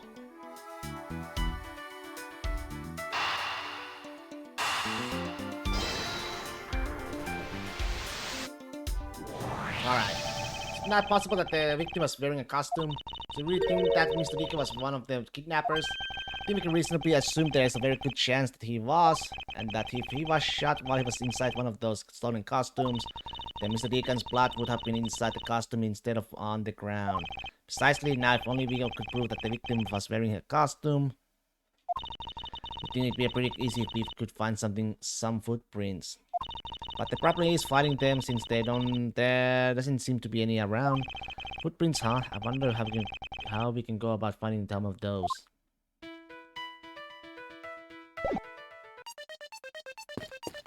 I mean, this is amazing. Just feel the power of science. Emma, about the method you were talking about for finding footprints, finding expert knowledge. And forensics is needed. Yes, well, can you detect the trace, even partial footprints? Give it to me. My cutting-edge detection kit can find anything. Very well. You could please analyze the footprints in this area. Okay, stand back now and witness the power of science at work.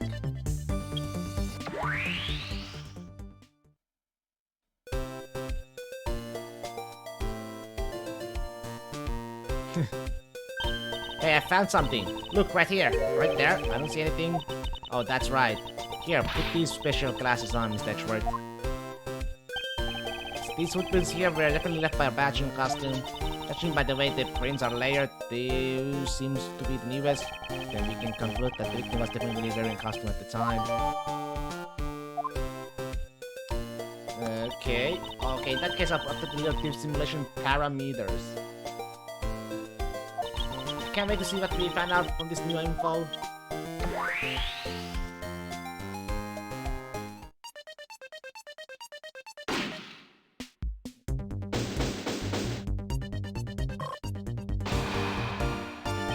The victim was wearing a costume when he died. With that, we should be one step closer to a truth rate. I see the recreation has changed in accordance with the new information.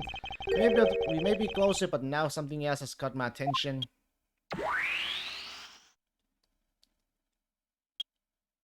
What do you want? Your testimony, naturally. I'd like to hear it one more time, if you please. Okay. Came to the stadium to take a short break. As I was resting, I happened to glance over and I saw two men facing each other in that area. Suddenly, there was a loud gunshot and the person... Okay, the same thing, huh? So, does this mean that Mr. Olbach's testimony has a contradiction in it? Yes, and I believe our best course of action is to compare it with your recreation. See, I just knew a little tip would be of help. Let's see if we can pull more info from Mrs. Olbach to put into the recreation. For that, we must first find the contradiction in her testimony. And I think I already found, man. How did she know? If the victim was wearing a costume, how did she know it was a man?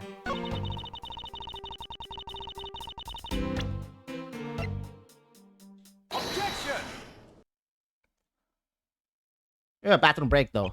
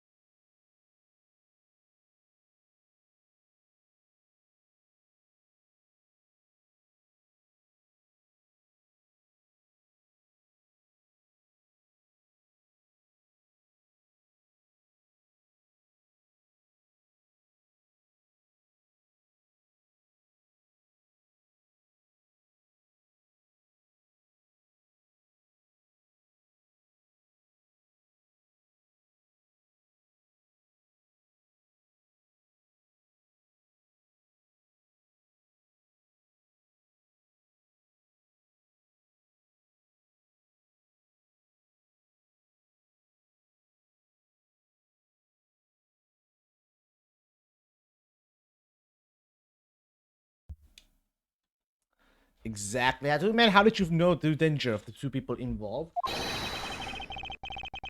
Seeing as how the victim was wearing the costume at the time, Furthermore, I have another matter I'd like to inquire about. I'd very much like to know why you failed to mention the custom in your testimony. I began to doubt if you really witnessed the murder at all. But I'm telling you, I really did see it. I saw it with my very own eyes. From a seat in the second tier. Second tier? Hey, didn't you say you saw it right in front of you earlier? That was, I was using the phrase in the metaphorical sense. I see our witness still has a screw loose in the metaphorical sense. You should see it in the second tiers are reserved for hotshot VIPs, which is exactly why I go there now and again to take a nap. I can't see how you could have gotten a good look from there, it's so high up. Were you able to see even the victim's costume from way up there? Well, I know I saw two people, but I couldn't really see what they looked like because they were in the stage's shadow. Stage's shadow, huh? Might say seen what it used to be, you know? It used to be, you say? Not like when I was young. People. Okay.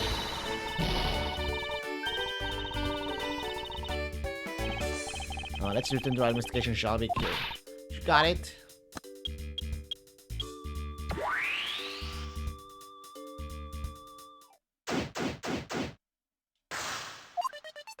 Okay, I wonder if I can...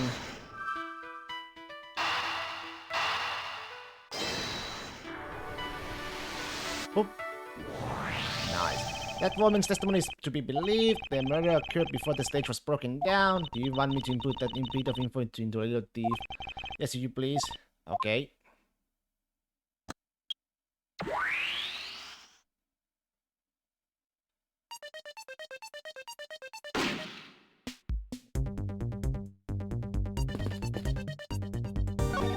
There is clearly a contradiction here.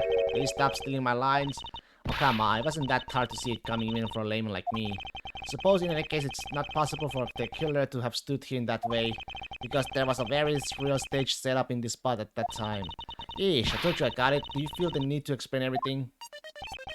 Yes, well, in the case, we still need to resolve this unusual situation. Isn't it obvious? The killer was on top of the stage naturally. Right, Mr. Oldback? Yes, I remember now. The killer was still landing on the top of the stage. See, now let me update the info in the simulation.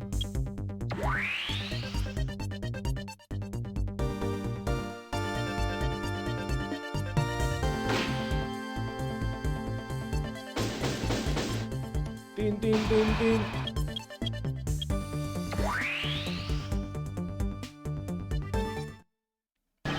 Well, what have we here? A bunch of hooligans running amok, I see.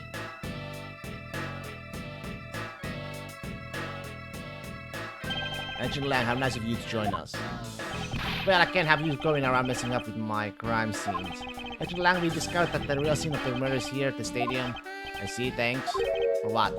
Just trying to show you my appreciation for all the time you saved me. Who knew that such a strange little toy could recreate a crime scene like that? You thief is not a toy. You too, sir.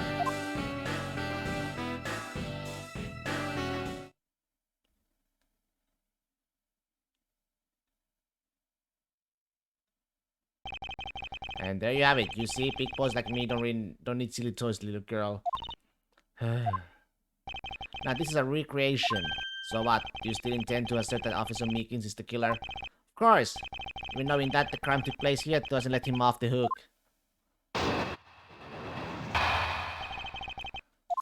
This is the real scene of the crime. Officer Meekins lay in wait for the victim on top of the stage. When the victim finally showed, he shot him from on high. The tricky little recreation showed.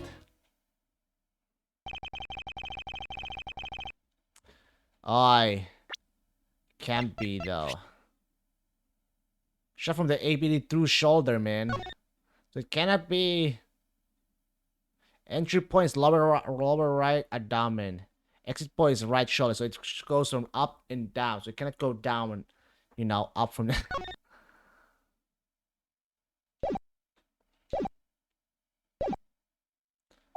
Let's see, he's the most likely suspect we got, especially given the situation with his gun. Well, even if he is the killer, at least my recreation was on the mark. You see, thank you for your understanding, my little crow girl. I'm not some common crowd. I'm the Yatakarasu, the Raven of Legend. Fortunately, your conclusion has yet to be tested, so let's see how well it holds up.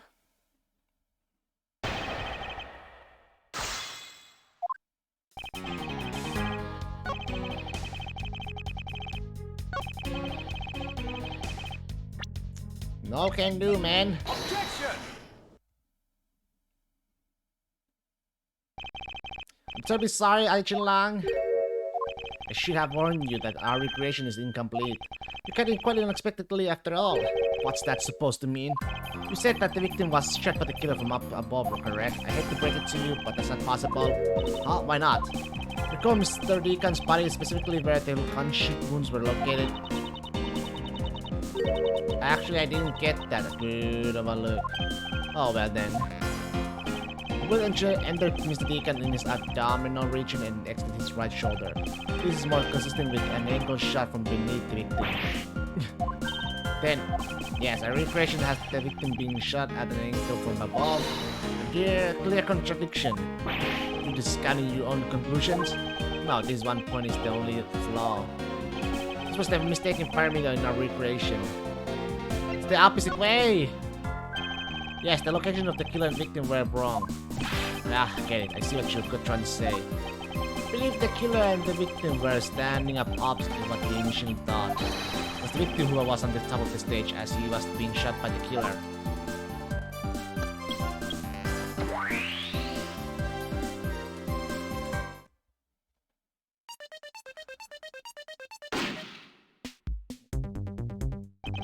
This is what happened. I can also explain the positioning of the gunshot wounds. But then what about the footprints? These footprints are not live. You can assume then that the killer also wore a costume. Okay, I'll try using that data instead.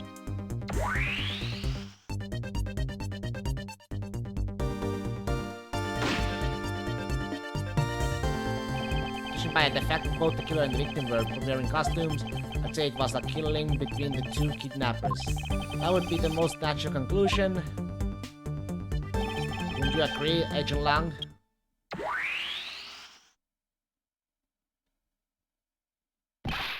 Well done, Mr. Prosecutor. But that alone doesn't clear Officer Meekins of the crime.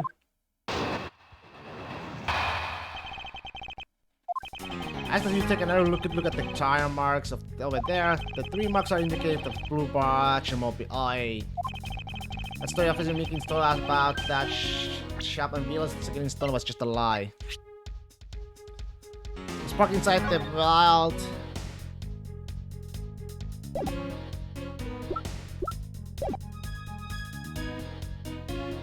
Just a lie. He drove the blue Batmobile here and then committed the murder. Then he used the car to move the body to a garage in the Wild West area. Do you believe he moved the body with the car? That's right. It was Officer Meekins himself who pointed us to the way he did. He did it. The 3 threat marks are very telling, however. Is the blue Batmobile the only thing capable of carrying such a pattern? No. And I'm pretty sure I know how to present it to.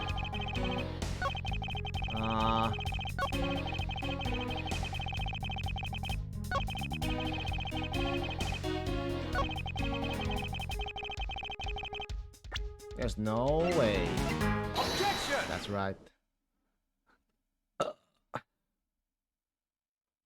Sorry, Agent Lang, but that's an impossible tale. And why is that? Those tire marks could not have been left by Officer Meekins' blue Batmobile. One look at their car would have told you so. The tires. Take that! Take a good look at the tires. There's not a single dot of mud to be found on it. This car had come to the backstage area and left those tire tracks, then the lack of mud on these tires stands out as very peculiar indeed. How do you explain the tire tracks, genius? Hey, I got it. What about Miss Oldback's pink Batmobile? It would be ridiculous. I was sleeping the entire time in the second tier seat. Indeed, I believe we can rule her out as someone who related to the crime. However, there's yet one more role in store as I recall. Oh, you mean the Proto Batcher? These are good music. That's right, there was one more parking spot space inside that garage. It proves the existence of a Proto Batmobile. Agent Lang, I suggest you find this portal patch in mobile for host Hayes. There must still be some sort of incriminating evidence in it. Eh. Hey, did you hear something? Help! Help? Help me! Are you alright? Oh, this is something. Looks like we found our kidnapping victim. Where were you all this time? Wild West. With kidnappers. He was in the room next door when I was helping. Ran away using underground. And got lost. Underground? That's not possible. The kidnappers? What is it? I can't understand what you're trying to say. The kidnappers escaped wearing costumes. Did you see the faces of your kidnappers? No, I didn't see their faces, but 2-1 was a woman. A woman? What an important piece of your testimony. Hey, what are you talking? What are you guys doing? Stop standing there and get your cops on this already. Let me let you guys have what the kid said just now. Consider the kid. Now, are you going to get out of my crime scene or am I going to have to get robbed? Again? You're nothing but a big bully. Come on, Mr. Edgeworth. Let's go. Oh, no, not you. You're a very important witness for my case. I'm not about to tell you... I'm not about to let you get away that easily. Look, I'll meet testify because I won't, not for you. That's right, I won't either. You hear me, you young whippersnapper? Hey, calm down. There's no need for all this hostility. I just want to take a statement from each of you. I'm not going to rough either of you up. I'll give you my word. Come now, fair maidens. What do you say? Will you cooperate? Fair maidens? Why, you little rascal, you should know the way into a woman's heart. Lang Shi says, the passage of time is but a fleeting moment, and the lady is young forever. Trying to get out you my etchy poo with your fancy smanship sayings? Let's get this over with. So we're clear, I'm not interested in giving you my statement. Sure, just as soon as Mr. Prosecutors leave us be. That's right.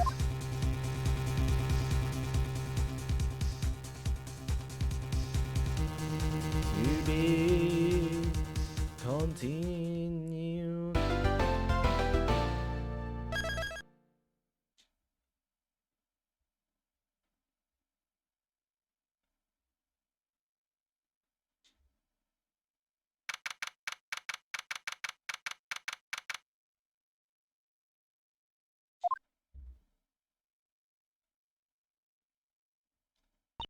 Looks like we got the boot again.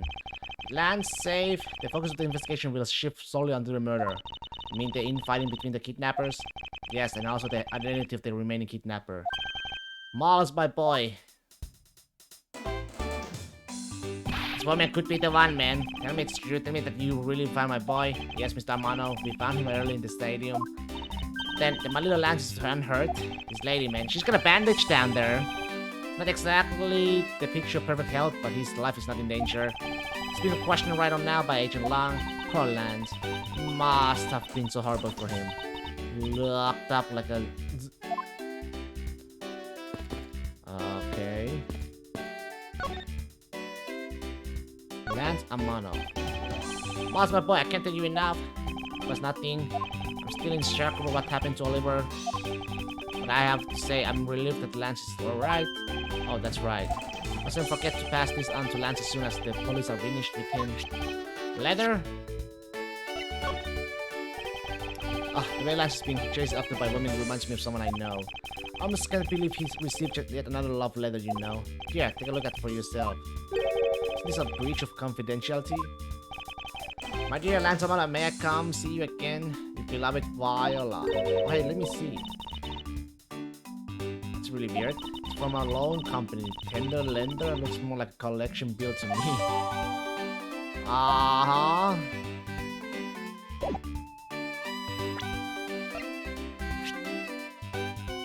So it's the Tender Lender Loan Company. Well. I think Lauren's the one. He lost me not. Oh, that's the 12th one. Now you can't give up, Lauren. Just one more try. Excuse me, but I can't help but feel a bit sorry for all the flowers you've gone through. Suppose if they were me, then... I believe you said that you are Lance's girlfriend when we first met, correct? Yes, I am, but... Oh, it's not like we both knew each other as lovers. But you did give me this ring, so I guess we're not just friends either. I mean, because this isn't just any ordinary ring. It's so sweet when you lick it. Aw, it's so wonderful. You mean to tell me that he gave you a lollipop ring? So which is it? Have you guys not decided if you're going out or is it just one-sided? Decided? Shouldn't the parties involved naturally just know? My father used to work for Mr. Amano, so Lance and I grew up together. Is it out loud? I don't see how that's anything to be embarrassed about. So your father was an employee of the Amano group. What did he do? I heard his job was to fly around the world on Pegasus. Pegasus? Oh, Pegasus was the name of the airplane. The airplane belonged to the company. You had me there for a second. But now it's all changed. My father, he isn't around anymore. Oh, I see. About 10 years ago, he rode in Pegasus to somewhere and never returned. Riding Pegasus to whereabouts unknown sounds like the stuff legends are made of. It's been so long, I don't think I recognize him if we were to ever meet again. So sorry, Lauren. But I won't give in to the sadness. I have to leave. Yes, Lauren, leave. But this incident, but isn't the kidnapping already over and dealt with? I've been here the whole time, so I'm afraid I don't know much about any other incident. How did you come to know that Lance had been kidnapped? Oh, it's because of my foreman's intuition. You base everything on that? Everything when it comes to my land. Yeah, this woman is sus. It's really strange. It really must be destiny. Oh, she's a star fantasizing again. What are you going to do? Nah, Mr. Edgeworth. You already established that there's a good chance the killer is that a kidnapper? It's my duty to figure out who this other person is. I believe there is one location that might hold a clue or two. You never saw it out. He got out somehow. The obvious location is the kidnapper's hideout, but we are still not allowed to remember. Lang and his men should be done with this area. In that case, there is no harm in asking that officer over there to let us in.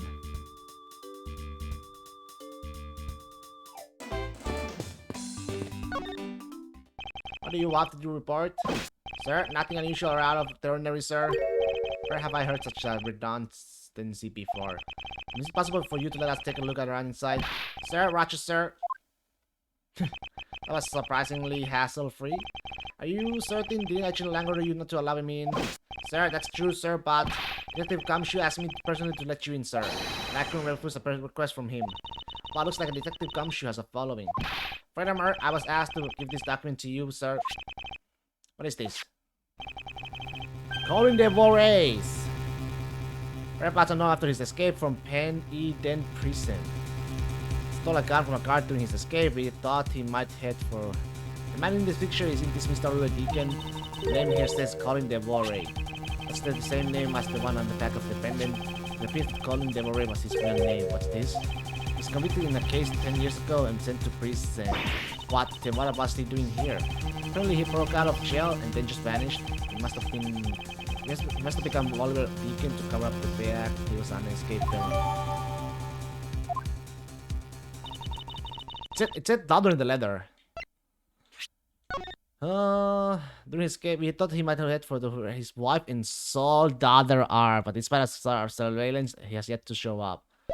Yeah, I think, you know, it's Lauren's father is the one. He's Lauren's father. Nah, I'm not sure what's going on anymore. Is there some sort of link between the victim's past and this current case? These police documents are rather detailed. I should take time to give them a thorough read eventually. It's fine, let's focus on one thing at a time, starting with the kidnapper's hideout. Yes, I agree. We should investigate first thing later. Now that I'm thinking things through, I think you should try remembering those things first. Now then, if you could please unlock the door, officer. It was locked up until a little while ago, but since then the door's been wide open, sir. Not sure I follow what it is you're saying. Can you explain in a bit more detail? Sir, the door was locked down tight when they went to check out this room, so they got about 10 officers to help out and break the door down, sir. I see. I guess that means I get Agent Lance's leftovers. Well, let's see what we find. Okay. So this is where the kidnappers planned their foul deed. While you were tied up for a while in the room next door, hehe. Hey, please, must you bring that up again? Now then, down to the business. There might still be some clues left in the room. Let's try and find out what we can of the other kidnappers' identity. Over here. Looks like a sword, a broken sword. Strange, why would there be a broken like that? Interesting indeed. Swords don't usually break on their own, that's true. Alright then, let's think about it in it this way. Maybe it broke when someone was trying to use it for or on something. But the technicals aren't going to get us anywhere. Perhaps we should think more on this later. The door is thoroughly broken thanks to the police who forced it open. One reason did okay. The barrels. Oh, they have barrels like these outside. Yes, and well, I know I already asked you when we were out there, but if these were real, what would you put in them? There's an expanding gleam in her eyes that I'm about to dash. The doorknob handle thingy is looking pretty beat up. Suppose that's what happens when 10 officers break their way in their brute force. Hey, that's odd. The lock on this is completely fine. Look, not a single dent. How is that possible after what that officer told us? Yeah, if the lock had been in use when the door was busted down, then the lock itself should be completely wrecked. So, the lock on the door leading to the outside is undamaged? How can that be?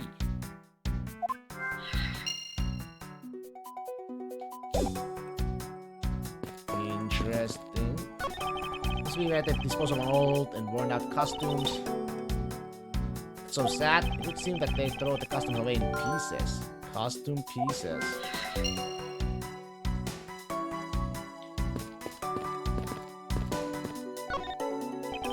Okay. There's a key? I wonder what this key is to. You got me. Reminds me of a key we found in the other room. Hey, that's it. This must be the key for one of those trapdoors. Using that trapdoor, you only close one because you quite literally jumped into it. Hey, but isn't that what you're supposed to do when you see one? I'm not even having this conversation with you. Cheap styrofoam cups. Looks like only 3 cups were used.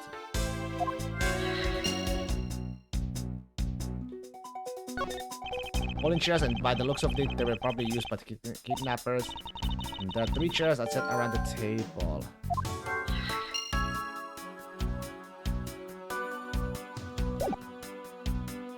Okay, let's see. I think I can cut something here.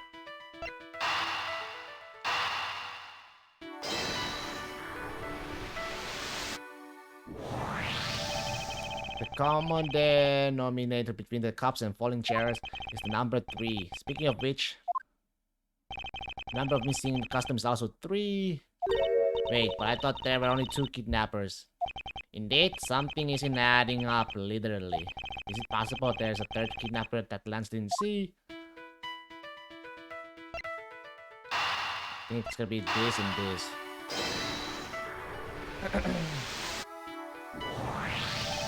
It's a bit strange that the police had to force their way into an unlocked room. One look at the pristine door lock and anyone can see that it was not in use at the time. But the policemen outside said that it took 10 men to get it open. A door that was locked tight despite being not locked at all. Can it be because of this? Oh, you mean... Yes, it was used to jam the door. Here, take a look. Door handle. Do you see how the handle is completely destroyed? So that's how the sword broke.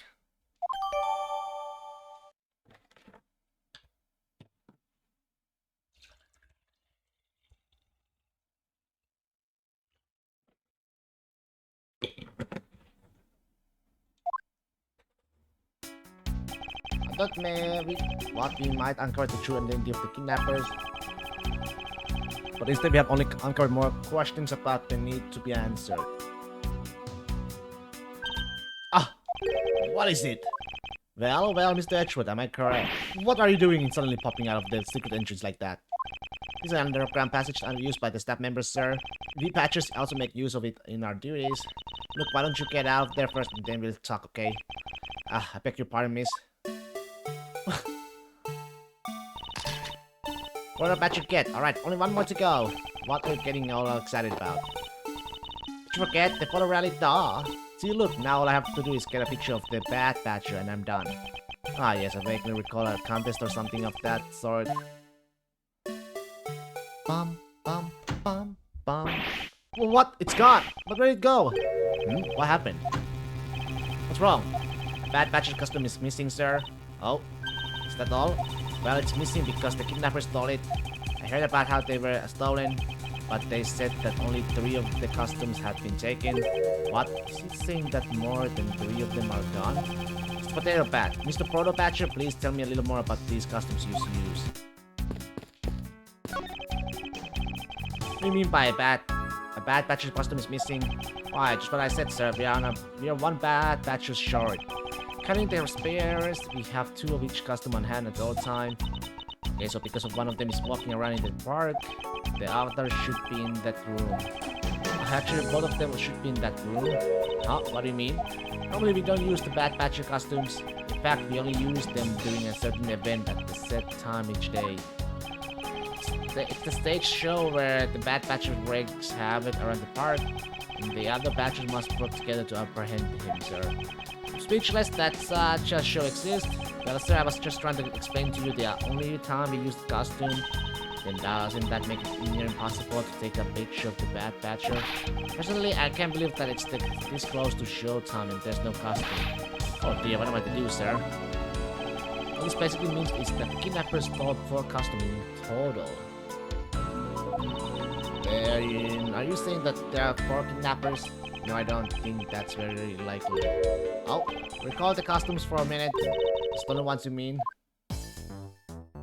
What proves that the 4th kidnapper does not exist? Wait, don't we... Take that! Looking here, you can plainly see that the 4th kidnapper is out of the question. Look, wait, do you know what he's trying to say, Mr. Proto Patcher? No. We have one. Very sorry, sir. I must have missed something myself.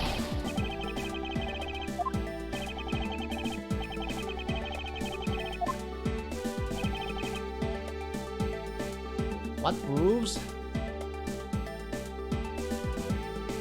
Take that!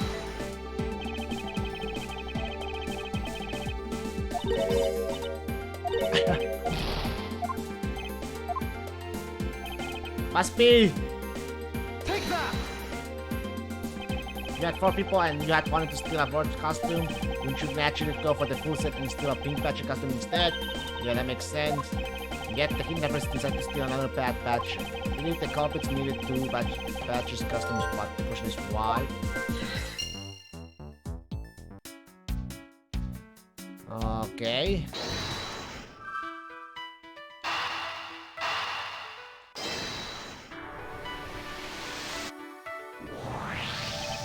Second bad patcher costume. I believe it may be closer at hand than we think. What do you mean? That costume is in the trash. That costume in the trash? Wouldn't you say that it's wearing some very telltale pants? But you're right. Let's get it out of there and take a look.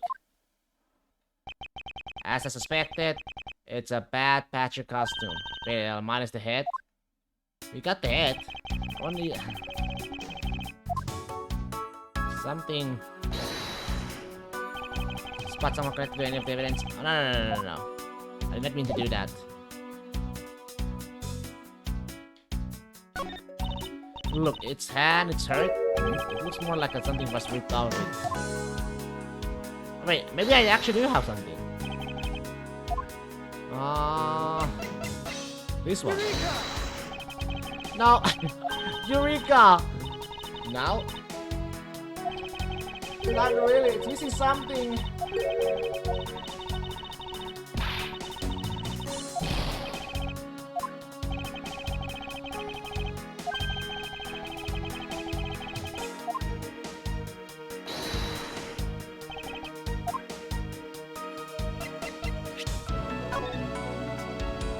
Yeah, gun! Eureka!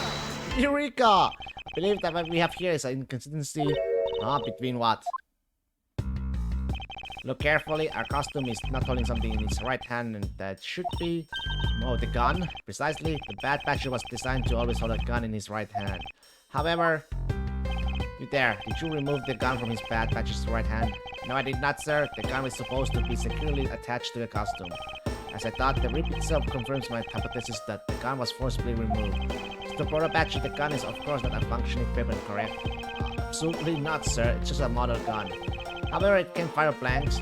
We need to use them for the stage show. Seems that our kidnappers also had a need for the model gun, my dear costume friend. Nice. I think we are about to done with this room.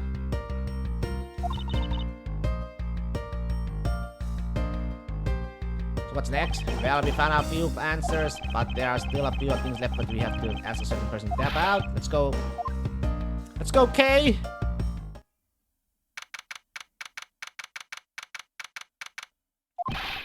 Edgeworth, sir? You can hurry, sir. Come on. What is it, detective?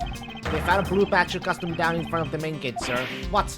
Is that what one of the kidnappers was wearing? Bingo, that's why you gotta come to our main gate with me right now. If you hurry, we still might be able to get there before Wolf Boy does, sir.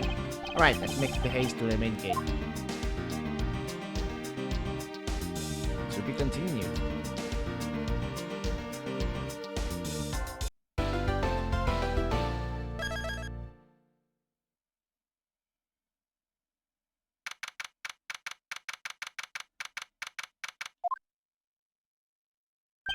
Where's the costume detective come shoe? Just on the other side of the fountain, sir.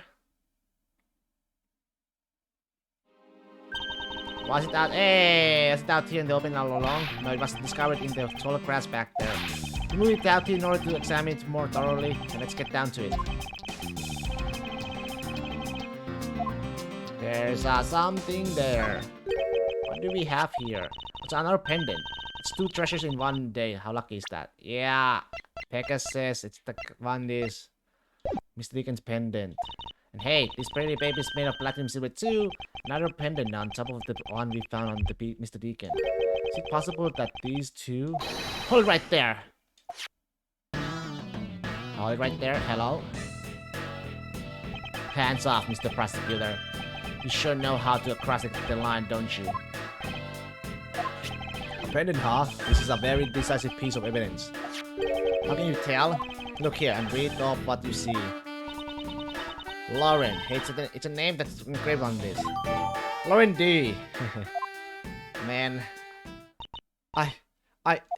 Aha, we have you now, Mr. Kidnapper. No, you don't understand. Lolly, I can't believe you were one of my kidnappers. Lance. You're kidding, Miss Pops was one of the kidnappers? Yes. It was me. I held Lance hostage. So Miss Pops is one of the kidnappers? But even knowing that, I cannot call this case solved or over. Hey guys, case closed. Get the car ready, and I mean the special one for this young lady. Hold it! Hey, again, Mr. Prosecutor, what is it this time? Are you proposing that Miss Pops is also the culprit in the murder case? What happened? I thought Officer Meekins was your suspect. We found it. Found what? That officer's gun. He literally dropped it in the middle of a thick patch of grass. The country's police are a sham. Just look at how careless they are. Who are you calling a sham? The officer's gun didn't show any signs of having been fired, so it can't be the murder weapon. Officer Meekins has been cleared of all charges, I see. And that's when a brand new suspect comes walking onto the scene. The murder only happened because the kidnappers started fighting amongst themselves. As I recall, it was you who said that, right, Mr. Prosecutor? Miss Pops, did you really kill Mr. Deacon? Yes, I killed him. I can't believe it. Thanks for the confession. Objection! It's much too early to declare this case closed. Look at you, you're so sure of yourself. We got the culprit's own confession and some very incriminating evidence. What more could you ask for? Miss Lauren, Pops. Yes? I want to hear it from you. Tell me your side of all that has happened today, from the kidnapping to the murder. But why? I'm a kidnapper and I'm the killer. Is that enough? It's fine if you're the one behind everything, but only if that is the truth. Now then, will you tell us the truth? Or is there some reason why you can?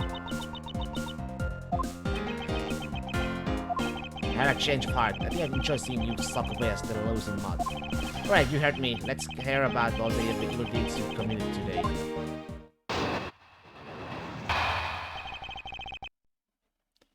The one who came up with the kidnapping one was the butler, Mr. Deacon. We knew that we could get rich by holding Lance hostage. Mr. Mother would pay anything to get his son back. After all, everything was going according to plan, but as soon as we got the money, Mr. Deacon turned on me and tried to kill me. That is cap. A father would never attack his daughter. There, are you satisfied? She just confessed to her crimes a second time. At least you have the guts to admit what you have done. I can at least respect that much. Miss Pops, is what you said really the truth? Yes, it is. That is the truth. It certainly isn't the whole truth. Because there's something that seems a bit too much improbable in her confession. Come on, man. It's so... Where is it?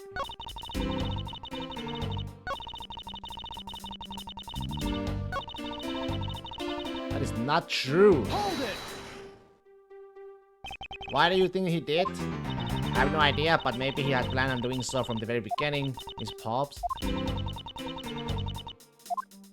Wait, Miss Deacon planned to kill Miss Pops from the very beginning? Is it ever really likely to happen? What should I do? Should I raise an objection? Yes. Sorry, but I don't think what you just claimed is all that likely. Huh? I don't think Mr. Deacon would have ever been capable of killing me. But why? We were total strangers. It's not uncommon for people to kill each other over money. Hold it! Miss Pops, you really are clueless, aren't you? What do you mean? You never knew what your role in the kidnapping was, nor do you know who you really are. But I do, and I can show you with this piece of evidence.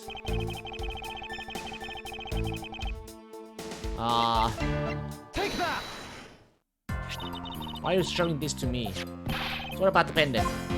This ours pendant, along with this piece of evidence, shows that who you really are. The wings! Take that!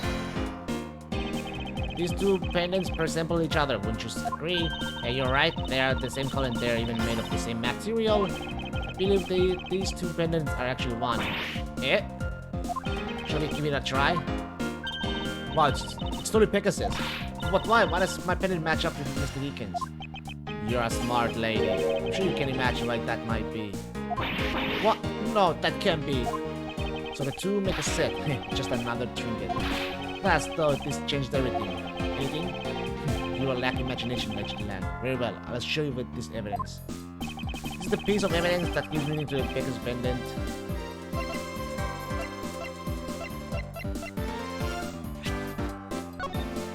This one. Take that! Deacon was just an alias for this man. His real name was Colin Devil Ray, a name that is etched on the horse pendant. What? An alias? I suppose he had to hide the fact that he was a felon somehow in order to live. And it makes sense to me what is written in Mr. Devil Ray's dossier, but what I really wanted to point out was this. This specific section is what reveals the true meaning of behind those pendants. Daughter. Mr. Devil Ray had one daughter. Her name is Lauren Hobbs. That's a lie. That person was not my father. He couldn't come out and tell you he was your father because he was in hiding. However, I believe he was trying to secretly watch over you. Do you still believe that a man like that could kill the daughter he was separate from? Or even that such a man won't allow his daughter to get involved in the kidnapping plot? Not so fast! What is so funny, Agent Long? You're good at making things up in your head and deciding it's the truth, aren't you? What are you trying to say? You think he's much too innocent. After all, I've thought of another possibility. Is that so? Well, let's hear it. Okay. I grant you that the two of them are father and daughter, but isn't it possible that they both knew the fact?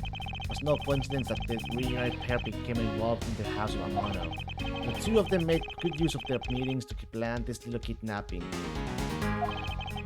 Wouldn't you say my scenario is perfectly probable as well?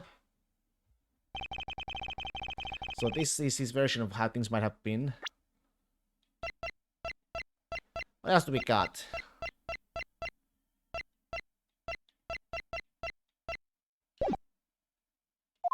You don't have any proof that either one didn't know of their true relationship, right? You mean they not only committed the kidnapping as a father and daughter? That's right, as one really rotten family. Really what happened? I better take a long, hard look at the evidence.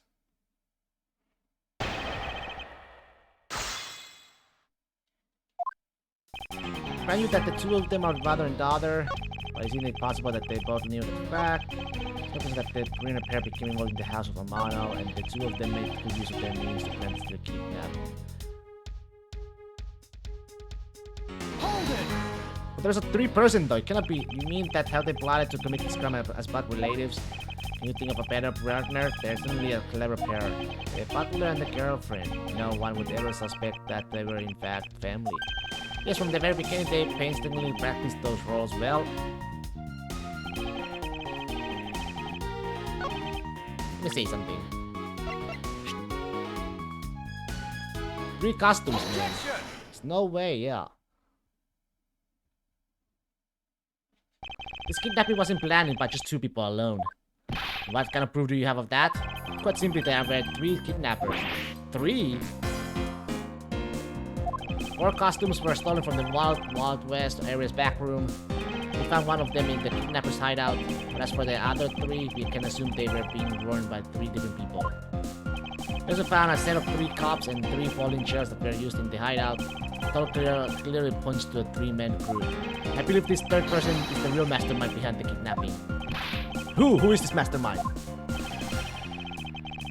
I present to you the brains behind the kidnapping.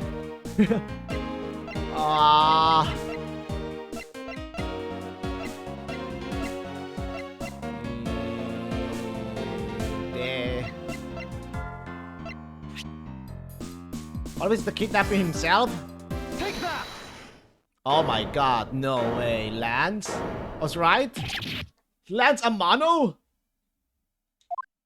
Yes, this abduction was in fact schemed up by Lance himself. Recall what he said when he appeared before us. Did you see the faces of your kidnappers? No, I didn't see the face, but 1 was a woman. However, there were 3 kidnappers, which is in direct contradiction to what he said. But I know I only saw 2 people. This guy was being held hostage. It's possible he couldn't see all 3 of them. Ah, yes, about when you were being held. I have my doubts about what happened then. Lance, would you mind telling us what happened while you were being held captive? I really don't remember much anymore, honest. If I don't tell you at least something, you won't believe me at all, will you? I was kidnapped yesterday morning. They had me stuck in that room blindfolded the entire time. The kidnappers suddenly disappeared around the time I heard rain falling outside. My hands were out cuffed, but it was a stroke of luck that they left me alone. I made my escape and ran away from that room as fast as I could. How did you run away? Through the underground passageway, I presume. Are you okay? Sorry, I really didn't want to recall that horrible ordeal, but now you believe me, right? No, not quite yet. How can you not? Why do you look at me with the ice daggers in your eyes? Because he's a prosecutor and because they are all like that. I'll have you know, Agent Yang, that prosecutors' eyes are for discerning the truth. And should they be interpreted to be cruel at times, then so be it. Tch. There's a sticking point in Lance's testimony.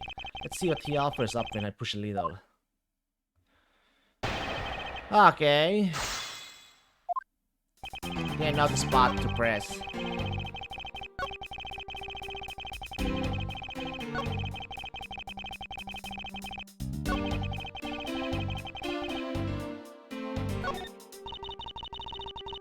Well, let's bring back some memories of our situation and how we made our escape.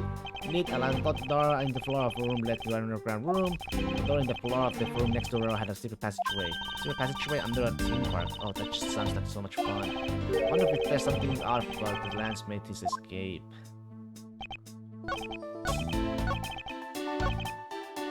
Hold it! How did you manage to escape? I wanted to just get out of there, but the door leading outside was locked. Which is why I had to use the underground passageway to make my escape. Remember our escape to be as equal as hard? This is a valuable piece of testimony. I mustn't let it go unexamined. The ruling outside was locked tight, so I had to use. Objection! Objection.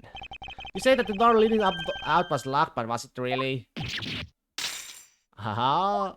We are talking about that room behind the saloon front, right? Look, I heard that it took quite a few men to get that thing open, right, Sheena? Yes, that's correct. Then take a look at this. What is that? A sword? It's not an especially reliable one if it's broken like that. Allow me to start from the end. My conclusion is that the door was never locked. I simply held shut by this sword which was used to jam the handle. Lance, even though your hands were cupped together, you could still use them. If that's the case, then why did you not just simply remove the sword and escape? Why didn't I? I was disorientated. Yes, that's it. I didn't notice it. As if I should accept such a bold-faced lie. You locked yourself in that room because you had to make yourself look like the victim. But you did not in fact possess the key to the door. That is why you used the prop, the sword, to improvise and create a prison of your very own. You've been making this guy out to be one of the kidnappers for some time now. Wonder if you forgot of something very important along the way. What would that be? Motive? What else? Do you honestly think that an upright, pure boy like him would hatch up a completely pointless scheme such as kidnapping himself? Objection!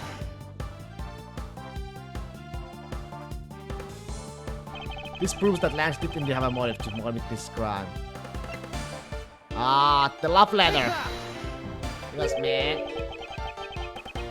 The queen has simply Lance has a very urgent need for money. This is hardly your typical love letter. It is in fact a collection of bills. The priest, our upstanding boy, has accumulated quite a debt.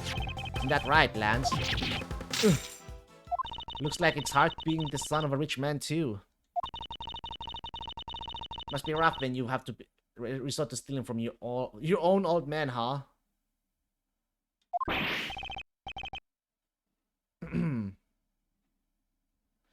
Alright, I give up.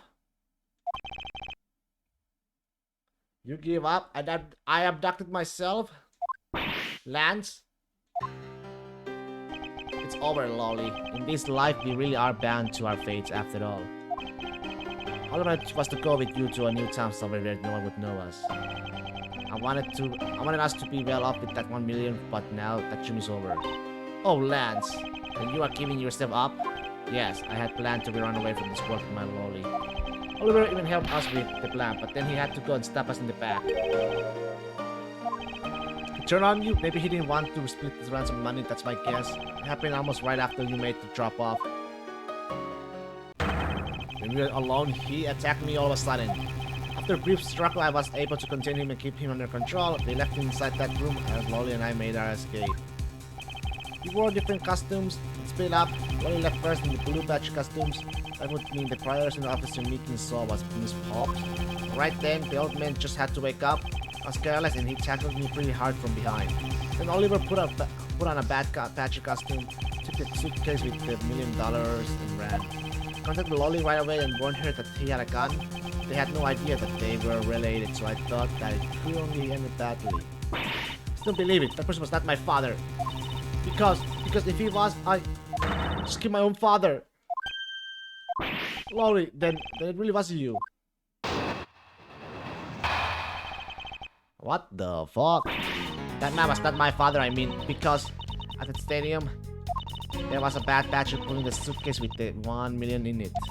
But that badger pointed his gun at me, aiming to shoot me dead. That's why I used the gun I got from Lance. There was a gunshot, the other person crumpled to the ground, and I ran, scared for my life. I think the big picture is finally coming into focus, don't you? Lolly, forgive me. I didn't think it would turn into something so frightening. If only I could have protected you. So, Miss Pops, she shot her own dad without even knowing who he really was. But if what she says is true, are you saying she's lying? But why would she lie about something like that? What purpose would it serve? You would be surprised how often people lie without even realizing it themselves, Kay. Huh? What's that supposed to mean? What I mean is listen very carefully to her confession and once more you'll see.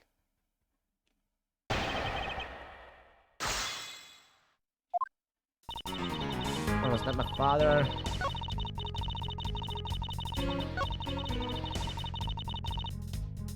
Hold it! Were you able to clearly see the gun? Yes, I got a very good look at it while he was pointing at me. Oh, father, why would you try to shoot me? You really think a father would shoot his own daughter, Mr. Edgeworth? I don't know. I don't want to believe it myself, but it's true my father's left arm was raised with a gun in it. Pointing straight at me. I'm about to die, I thought. Miss Pops? Please calm down and take a deep breath. And then would you allow me to please hear that last statement one more time? Yes, of course. But that badger pointed the gun his left hand at me. Left hand? But... it's supposed to be a right hand. Right?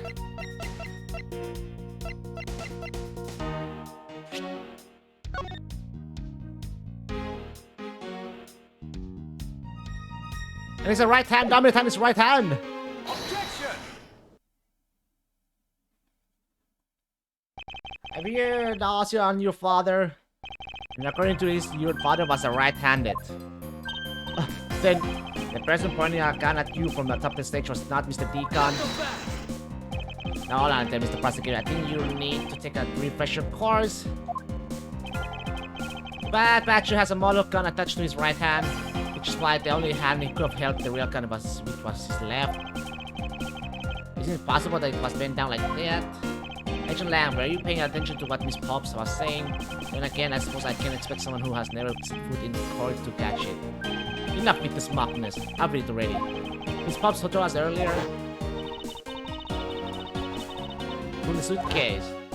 According to you, the Bad Patcher had the gun in his left hand, which would mean that he was pulling the suitcase with his right hand. Is that correct, Miss Pops?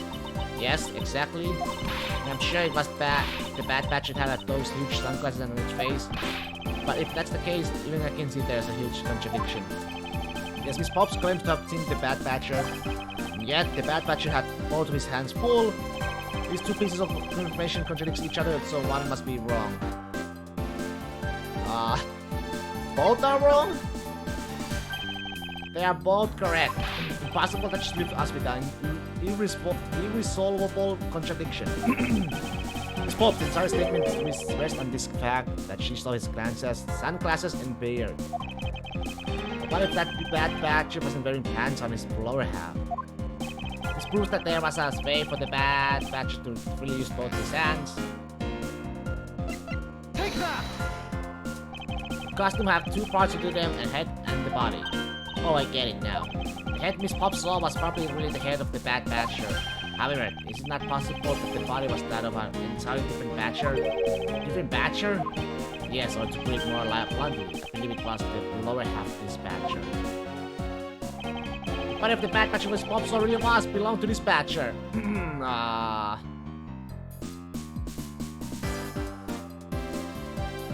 It's either this or this.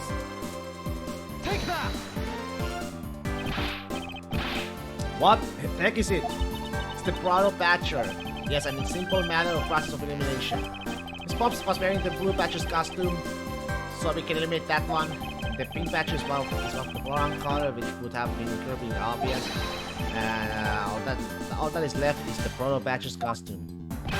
Miss Pops, who was the one who wore the Proto Badger costume? That would be Lance. Are you saying what I think you are? That Lance Amaro donned the Bad Badger's head and pretended to be Mr. Deacon? On top of that, which he tried to shoot Miss Pops while wearing that hideous thing? The stage that was set up in the stadium was nothing more than that. A setup. Oi, oi, oi, oi, oi, oi. And its purpose was to lead Miss Pops into believing she had committed murder. Standing there in front of Miss Pops and pretending to be victim. It was all done so that she would pull the trigger. I have no idea what you are talking about. Why exactly would I have to do all that, huh? There's but one reason, Lance Amano. You are the real culprit behind the murder of Miss Oliver. Deacon. What? No! That's a slander. Take it back. You take it back right now. Just out of curiosity, Lance, which is your dominant hand? I'm left-handed. What does that have to do with anything? Depends. According to Miss Pops, her attacker had held a gun in his left hand. Who is what hand it doesn't prove a thing. Besides, now you're just being absurd. It's not like the bullet patch is bulletproof. One misfire and he would have found himself dead, right? Objection! Of course, logically, if he had been shot, he probably wouldn't be here with us. But I believe he had thought of that as well and prepared accordingly. This should be all the evidence you need. This how Lance made sure that he wouldn't be hit by a bullet. He took out the gun. Take that! We found out half of a bad patch costume in the hide of a broken one. It was not the same one the victim was wearing, plus it was missing something.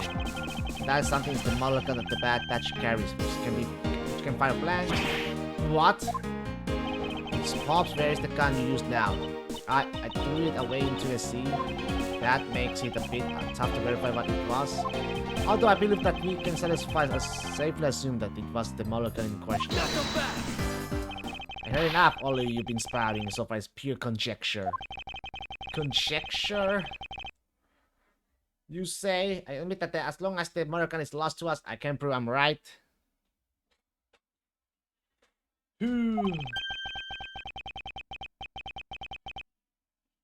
However, I can say that the probability that I'm right is very high. Okay, let's pretend that you are right and that the murder at the stadium was a fabrication. In that case, where do you think the murder really took place, Mr. Prosecutor? I don't know yet. I knew you were full of it. However, I do believe that the murder took place during an earlier time frame. Please wait a second, it's simply not possible. Because I saw Mr. Deacon after he was restrained by Lance. So you saw the victim in the state of being restrained? What Miss Pop saw? I came back to the hideout along after the other two. By that time, Lance had already subdued and restrained Mr. Deacon. He had tied Mr. Deacon securely to a beam in the room next door. After that, the two of us put on our costumes and made our escape. So Mr. Deacon must have escaped after the two of you left, right? We thought that it attract too much attention if we left together, so I left first. We planned to meet up again at the stage in the stadium. But then, as I was walking through the park, I got a call from Lance on my cell phone. Oliver managed to escape. It looked like he was waiting until I was alone. He also stole the gun from me at the time, and then the murder happened. Mr. Deacon must have overheard their plan to meet up at the stage. But Mr. Prosecutor, Miss Pop saw the victim with her own eyes, which means that the victim was still alive at that time, wouldn't you agree? Why does that sound wrong to me? There must be something I missed about this account. Let's see what happens when I examine it in more detail. Okay.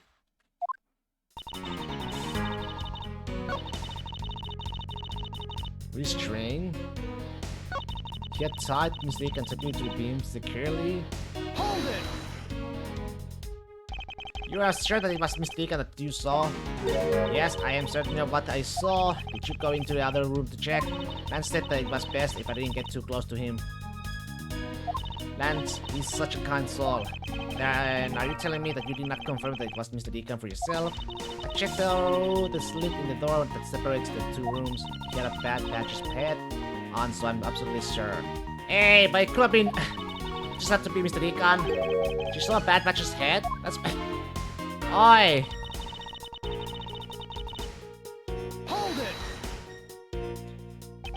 So the tied up Mr. Deacon was still in his bad patch costume. Yes, and it would appear that she read the whole situation, but now should I rest object? The person you saw was not the victim. What? Why not? I will tell you why not with this. This Mr. Pops shows out. Take that!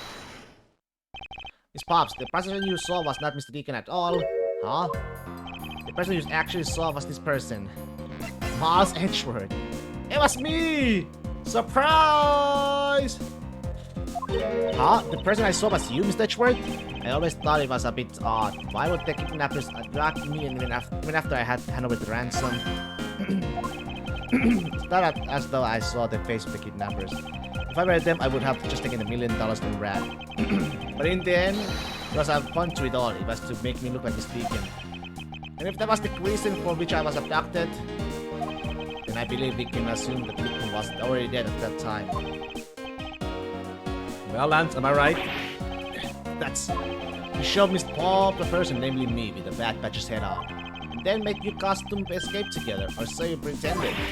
How do you mean he pretended?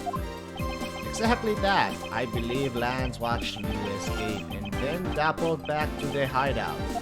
Probably to come and remove the bad patch's head from my unconscious self. And to create his fake person with the prop so he then escape via the passageway. Hold your tongue, boy. Don't get caught up in that tidal wave of words coming out of Mr. Prosecutor's mouth. Tidal wave? We heard a lot come out of you, but I have yet to see a shred of evidence. Victim's betrayal and his subsequent detainment. All of that could have happened while you were out cold. But that's right, you were out for quite a while, Mr. Prosecutor. If that were the case, Miss Pops would have still seen me tied to that beam. I was scared of Mr. Deacon, so I didn't go into the X room. So I really have no idea if you were in there or not, Mr. Edgeworth. You see, it would seem that you can prove a thing. Who said that? Please wait.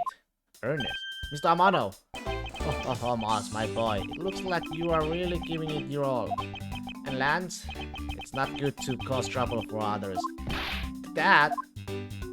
Let's see, you are the one in charge of the investigation, correct? Yeah, that's right. I'm sorry that my son has been nothing but trouble. He's probably won't make up for anything, but I have some evidence for you. Oh, do you now? Is that what I think it is? It's the bad patcher costume the victim was wearing and a gun. I couldn't wait around for the police, so I went and found these myself. It appears that they were disposed of in the sea. Oh, is there no one in this country who actually obeys the law? There. Now. Agent Lang, please calm down. What the heck is that scrap paper? This appears to be a letter from the chief of police. Please allow Mr. Amano complete freedom to do as he sees fit, it says. What? Chief of police? What the heck? Just who does he think he is? The person who wields the vice authority in this area? Oh, there. There. Now. There is no need to be so upset. Back up from this land. I'm not bound by the laws of your country. No. This wasn't meant to strong arm you into anything, it's just a request. I'm only asking that you please respect the laws of the land. Yeah, I can't really say no to that. However, returning to the topic at hand, it doesn't matter who found the evidence, its value remains unchanged. Alright, now let's take a look at this new evidence. I already got the results back. As the special forensics research lab that I'm on good terms with conduct the tests. They verified that the blood on this costume belonged to Oliver. As for the gun, the only fingerprints they could find were yours, Lauren. What? It disappointed me, Miles. I can't believe that you would cause my son such stress and heartache. Thank goodness I was able to find the final piece of evidence. In case you'll have no reason left to push my poor boy around. See, these are the case-making piece of evidence. I'll be to check that. Let's check. This bullet hole. Looks like kind of burned around the edge. Wait, those burn marks were left by the brown powder. This is most important fact. Why is that? Because it is proof that the victim was shot at point blank range. Okay. This can be the actual murder weapon. Revolver. There's something else? What's this? It looks like there's something inside the custom hatch. If they sparkle, I bet they're really valuable. But they're just pieces of mirror. But why are they in here? Oh! I think I know. Well, are these not the most definitive pieces of evidence you have ever seen? Thank you, that this should be enough to convince even Mr. Edgeworth over there.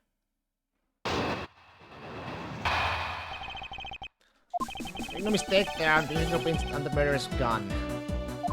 They prove that it was Oliver who killed Oliver.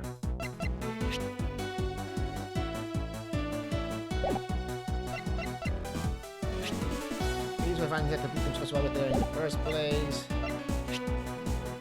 Used to kill Deacon was originally stolen from the guard by victim during escape.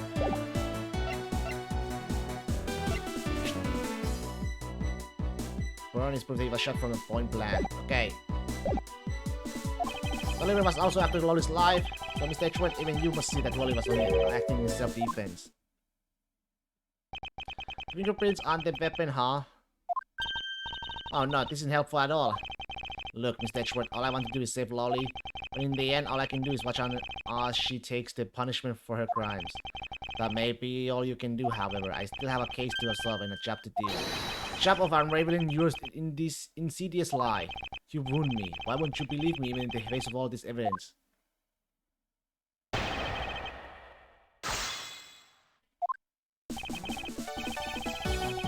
Hold it! The fingerprints, are you sure they belong to Miss Pox? There's no mistake about it. Through my connections, I had the best forensics techniques Melanie can buy perform. I find it hard to be a bit peculiar. What? You trying to pick up an argument with me? What should I do? Should I... Yes. Frankly, I don't believe that Miss Pop's print should be on that gun to begin with. The reason why Miss Pop's print should be not on the gun is... Take that! Simply not possible for Miss Pops to have left any footprints on the murder weapon. Because while she was at the stadium, Miss Pops was wearing a costume. Huh? But there's been no mistake, we found fingerprints. Well, Miss Pops, do you remember touching the gun at all at any time? Yes. As a matter of fact, I did hold it for a bit back in the hideout. I handed it off to Mr. Deacon when he and Lance left for the haunted house. To retrieve the ransom money, I suppose. There you have it. That is when Miss Pope's prints found their way onto the gun. You understand now, Mr. Amano? The fingerprints do nothing to prove that Mr. Pops is the murderer. You still don't have anything to prove that she isn't the killer, right? You seem very adamant about insisting that your girlfriend is a cold-blooded killer. Oh, Lance. What? No way, I'm incredibly worried about her. That doesn't change the fact that you don't have any evidence, right? That's where you're wrong. I have the evidence. What? How? The story that Miss Pops killed the victim at the stage in the stadium, the whole affair is simply not true because that was not the real crime scene but a setup. Because... Take that! Let's take another look at the costume that the victim was wearing, and I believe you will be seen by insist that he was not shot at the stadium. Here's the part of the costume that proves it. The burn. Take that! The burn around this bullet hole was made when the victim was shot at the point blank range. So then you mean the murder which all back saw at the stadium really was? Yes, she saw two people, but they were separated by a distance. The victim was indeed shot from below the stage. There shouldn't be a gunpowder burn. Hey, look at you, Mr. Smarty Pants Prosecutor. Since you seem to know all the answers, why not tell us where the real crime scene is then? Lance set me up to look like Mr. Deacon back at the hideout. If that's the case, then the murder must have happened right that. And the location where Lance and the victim were at just before I was in prison was...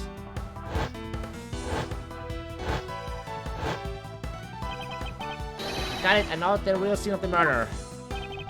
The location in which Mr. Deacon was killed is here. Okay. Has to be the haunted house, right? Take that! It's not unreasonable to assume the murder took place in the haunted house. The haunted house?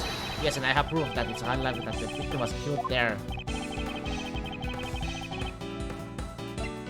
Take that!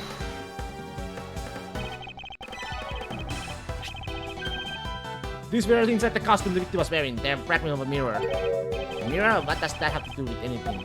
Indeed, you don't exactly expect to find pieces of a mirror inside a costume.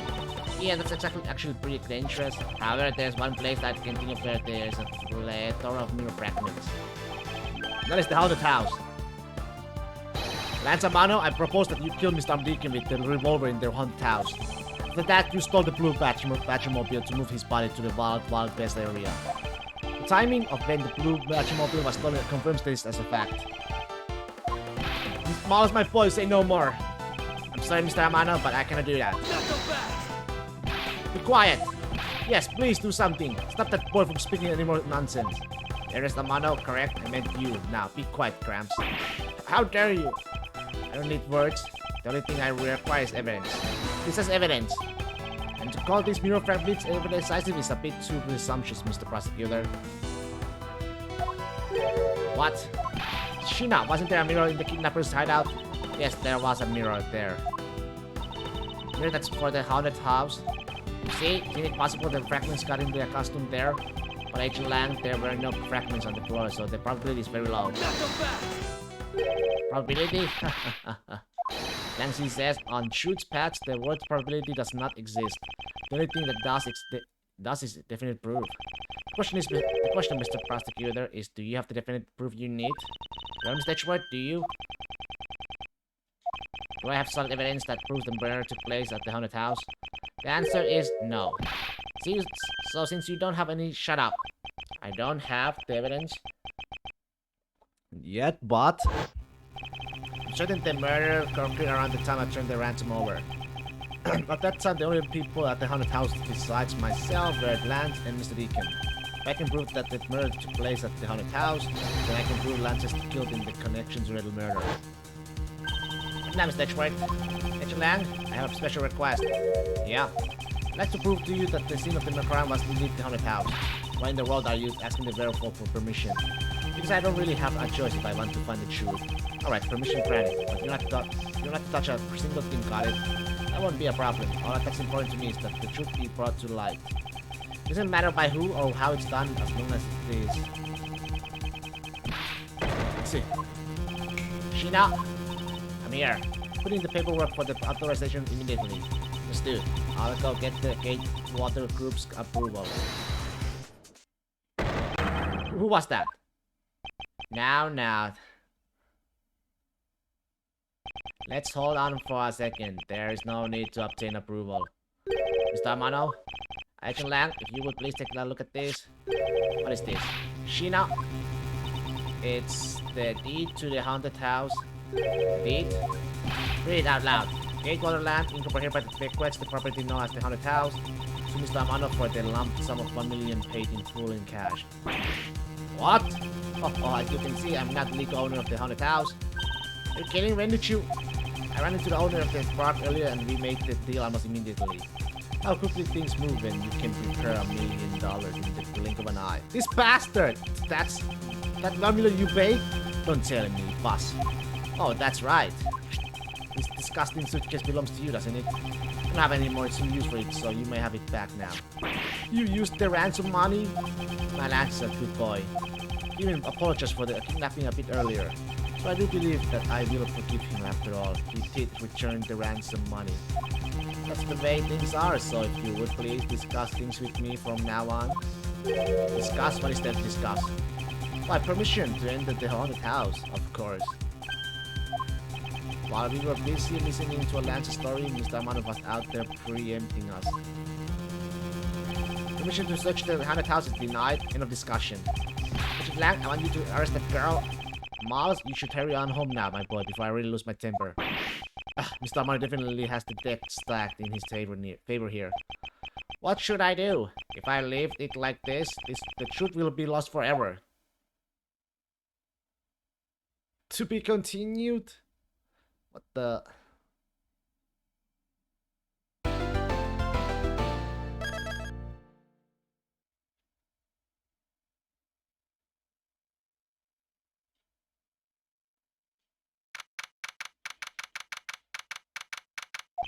If I can get permission to investigate the crime scene, the truth will be lost.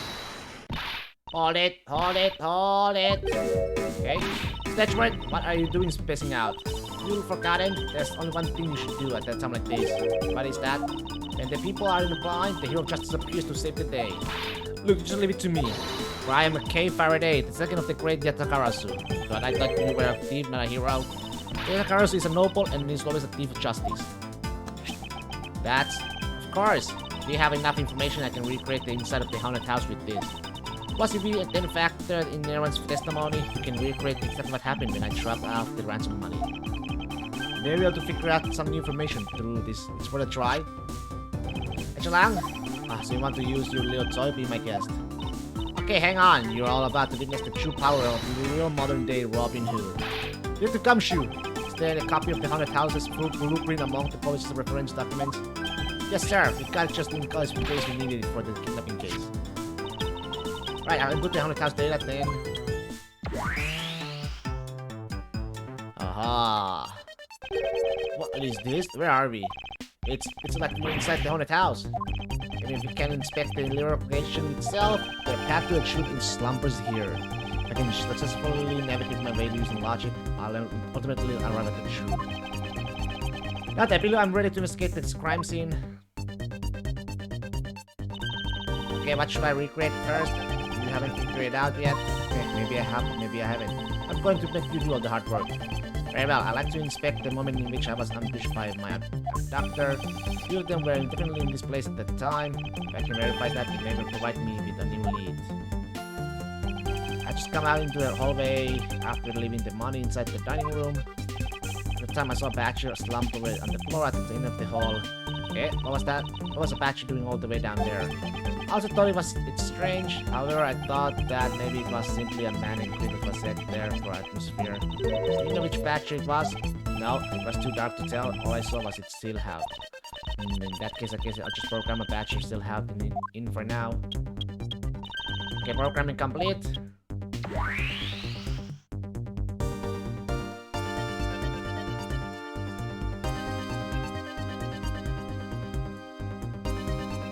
I started walking towards the exit.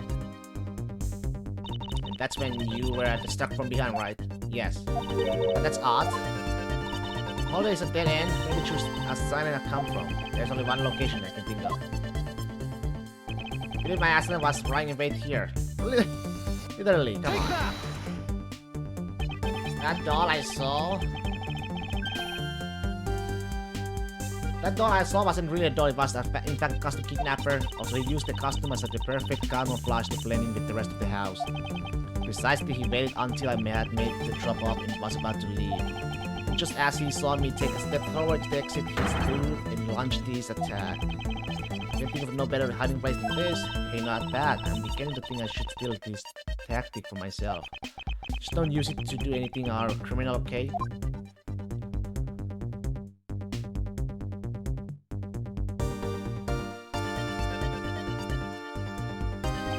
Lance? What are you asking me for? As one of the kidnappers, I think I should give you the chance to confess first. I was one of the kidnappers, but I don't know anything. I did come up to the haunted house, but I never set foot inside. I left Oliver in charge of picking up the ransom money. He didn't set foot inside. Is he telling the truth, or is this another lie? Alright, then you're claiming that it was Mr. Deacon who assaulted me. Yes, I'm sure it was him. Him putting the new info now. Deacon was the bad Batcher, right?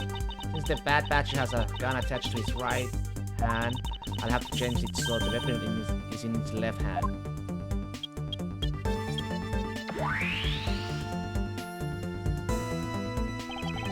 Now to figure out the facts of the recreation. You recreate the weapon. Well, I can't exactly recreate something I know nothing about, so tell me, what were you hit with? The attack came from behind, so I have no idea, but I doubt it was someone's bare hands. Okay, then where were you hit? Was it on the right side of my head, just above my temple? There was a bit of blood, but it wasn't anything serious. Ouch, sounds painful. Why are you smirking like that when you say it? Just your imagination. Now let's see. I wonder if there's anything in the hallway that could have been used as a weapon. Look for something the weapon could use to hit you with. Huh?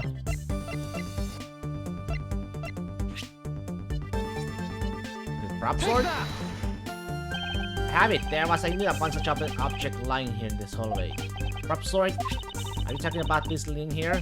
Yes, although we did find it at the kidnapper's hideout. Wait, yes, it's possible that the culprit took it with him after using it on me. To leave no evidence behind, right?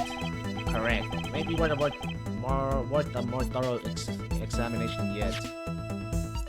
Okay, so what test do you want to run at this sort? Let me know, because if there's a plot, Calvin was wearing a costume at the time, so a fingerprint analysis is useless. It's on a Rumino test. It's possible that some of my blood will find its way onto this. Vigilante may ask your cooperation in this matter. Like I have a choice. Sheena, go to lab, boys. Understood? Except for a dab on the left side, it would appear that there is a play. That the play is spotless. So it must have been the left side of the prop so that it didn't. Okay.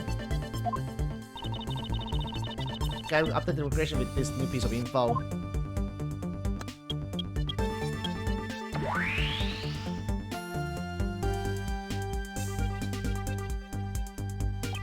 No rest in there.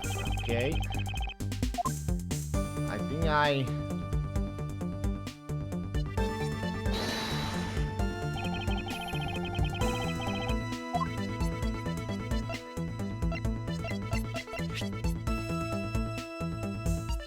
Eureka! Eureka! Finally, I found a clear contradiction of facts about this sword.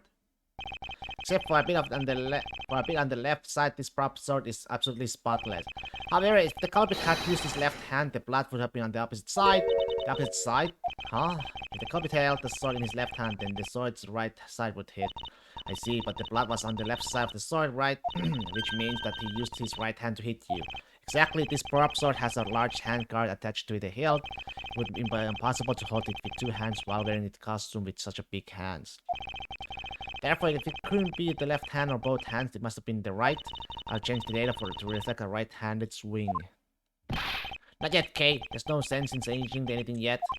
If you change the parameters to the right hand, it only creates a new contradiction. Change the prop sword to be in the cup sound right would conflict with what? Well... Take that!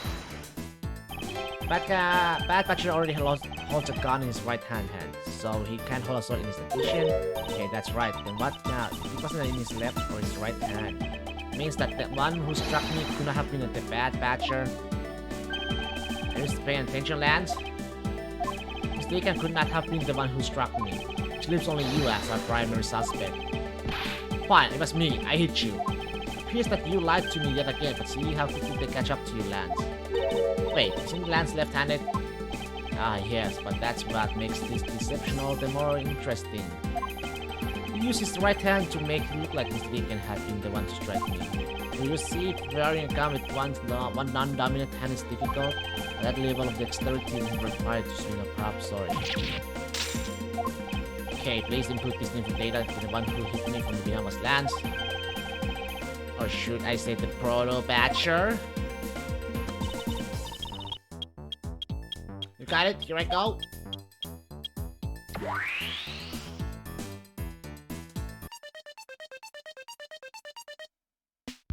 Now we have a faithful recreation of the situation around the attack on me. Alright, all we have to do is examine this new recreation and what exactly is so funny at Chen Lang? That amusing little gadget is sure packs a punch, right, Sheena? Yes, it was all I could do to hold my laughter in. Hey, don't make fun of the little thief, you mean old werewolf. Yeah, Mr. Edgeworth, bring out the best in each other. You had your a little fun, but now it's my turn. I said quietly by listening. But the good conclusion is you two keep spewing and don't whet this wolf's appetite. There's no guarantee that your toy will always show the real situation at any given time, or it displays whatever information you put in there, right? Well, when you put it that way, you suppose decisions are wrong, it's not your fault, so I'm going to let you in on this. There's a trick to this haunted house. What may that be exactly? A trick beyond what your tiny imagination can produce, Sheena. You are. Now, the what you missed, girlie. It's written right here in this pamphlet.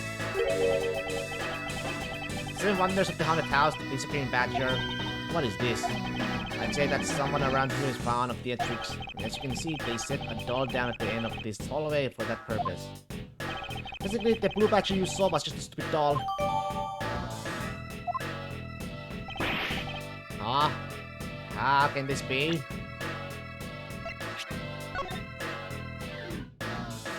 But it has a belt, though.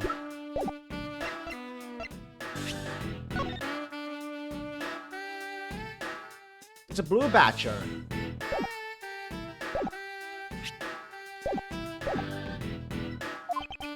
Yes, that throws your whole theory about it being your attacker right out the window.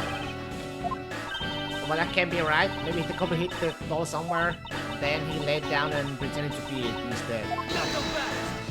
If the criminal couldn't even hide himself in the hallway, how could he hide a giant doll? You get it now, thanks to your presumptuous. Your logic started off weak and it led you to a completely wrong conclusion. Now get off your high horse. Edgeworth? Okay, I wonder if you could please input the new information for me. You don't know when to quit, do you?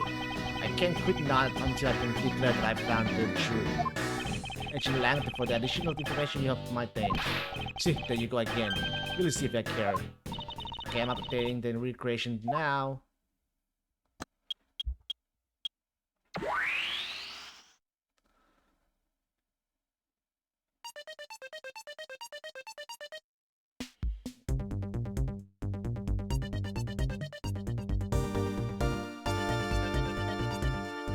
That looks really weird.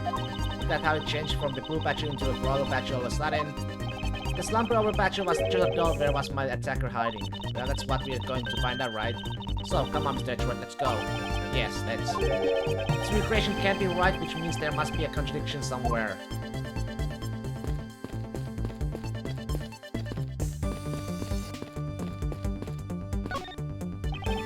Or something that respect every suspicion looking back and Granny.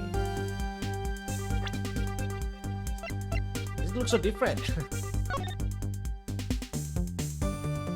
Oh wait, what the fuck? The bell is it's off. Hey.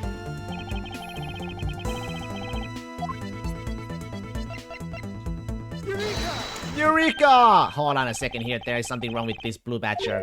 Ah, like what? The way the belt is on him is opposite of how it should be. Did you make a mistake?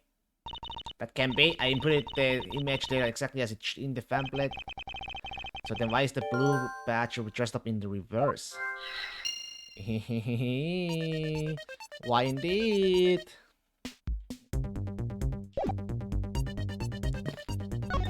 If you take a look around, it almost feels more like a house of mirrors. Indeed, who has ever heard of this many mirrors inside of a haunted house before? But at least we know this is the real crime scene thanks to these mirror shards. Hey wait, these shards, there's something different about them. Oh, the ones we found earlier are thicker than the shards from these mirrors on this wall. Look, there's some sort of design on the back too. The pieces from that costume are suddenly different from the other mirrors. What does this mean? Could it be that our pieces are not pieces of these mirrors? What? Okay, we got something new. Connect. Okay, do you remember what you said earlier? What I said earlier about what? About how this building will as well have been a house of mirrors? House of mirrors? Oh, that would explain the reversed or mirror image. Yes, this blue patch might have been nothing more than the reflected image of a real one. Then was the blue patch you saw just a reflection? I looked down this hole, I thought it was perfectly straight. But if there was a mirror, oh, then it would actually form an L shape, right? Precisely, I was deceived. The hallway was almost pitch black. There was a beam in the way that obstructed my view of the other hallway. Wait, but why build this place like that? It sounds pretty bonus to me. Okay, this is house just another attraction at an amusement park. We create a mirror wall for a very specific purpose, one I can point out to you. This is the real reason why they built a mirror wall. Why?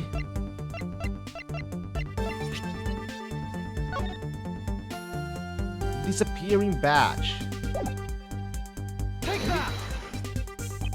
As it's written in the pamphlet, the main draw of this attraction is the mystery of the disappearing badger. You mean they built the mirror for that trick alone? But you said you saw the badge, so it was definitely still there. That's the truth at the time, however. Didn't this allow someone to make the blue badge disappear in a flash? Move the mirror wall? The mirror reflects the image, but able to move the mirror. First, the mirror was constructed so that it could be moved, and beyond where the mirror was, an empty hole had to be created. Also, so when they wanted people to see the blue badger, they would open the mirror, and when they wanted to hide it, they simply had to close it again. This explains why the other side of these fragments have a design on them. If the pattern is the same as the other walls in the hallway, but the mirror is closed, when the mirror is closed, it would have blended in with the rest of the walls. This is the mirror trick this haunted house employs, and this also proves the existence of a hiding place for the culprit. How so? Think about it, Kate. There's a place that was outside of my field of vision. The culprit kept out of sight by hiding here. Take that! There was a very large blind spot, so I could not see beyond, and it was here. But if my son hit on the other side of the movable mirror, then you wouldn't be able to see him. He didn't even need to do anything to the blue batch at all. Exactly, all he had to do was wait for me on the other side of the mirror. Wait, hold on. I just thought of something. Yes? Well, shouldn't the mirror wall be broken right now in reality? Since we have a field charge of it, we can probably assume it is. Yes, it most definitely is broken. The question is, when was it broken? If we found the keys inside the victim's costume, that would mean that the victim was there when the mirror was broken. Wait, that sound? That sound? What sound? Leave the money and go now? Ah! That sound I heard was most definitely the sound of a mirror breaking. Okay, I'd like you to input some information. Oh, don't scare me like that. Sorry, but I need you to recreate something for me. Sure, whatever you need. So, what do you need anyway? You could first recreate this hallway just before I entered the dining room. Got it?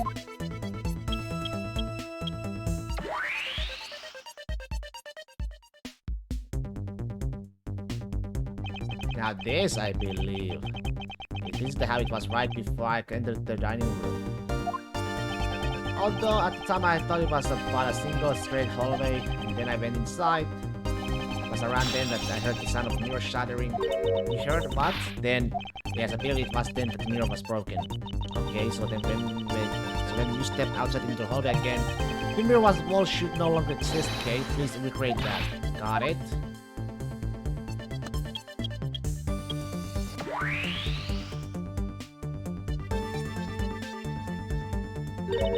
Wait, but with the mirror gone, the culprit lost his hiding spot. So where did he go in these photo batch suits, Mr. Edgeworth? Ha, that's easy enough. With the mirror gone, he used to hit himself in the branch hallway. And I think this is what wraps it up. Looks like we finally solved everything.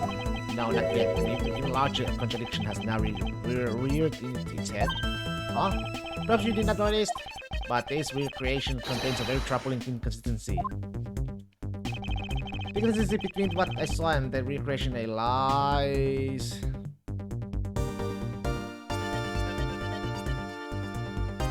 Take that! Okay, take a look at the end of the hall. Oh, there's no blue batcher there. Exactly, the blue batcher that I saw in reality is not here. This is the final point on this long chain of logic. The last remaining contradiction.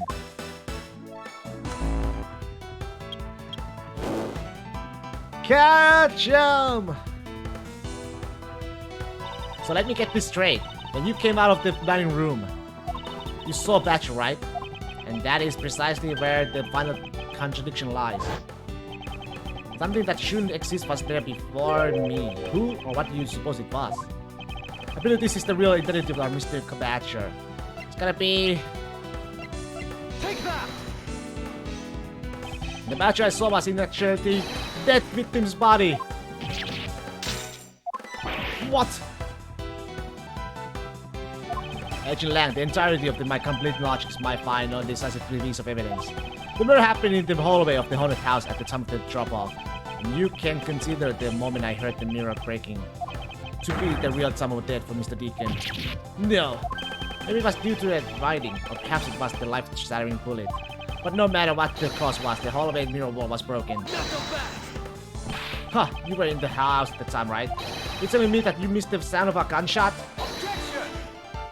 There were a variety of sound effects playing at the time. All for theatrics, I assume. The gunshot must have blended right in. Yeah. Now then, I'd like you to recall something for me. Who was it that was with the victim at the haunted house? Who was the one who had the opportunity to rob the victims of his gun and use it on him? It was you, Lance Amano! Got you! Let's go! I'm sorry!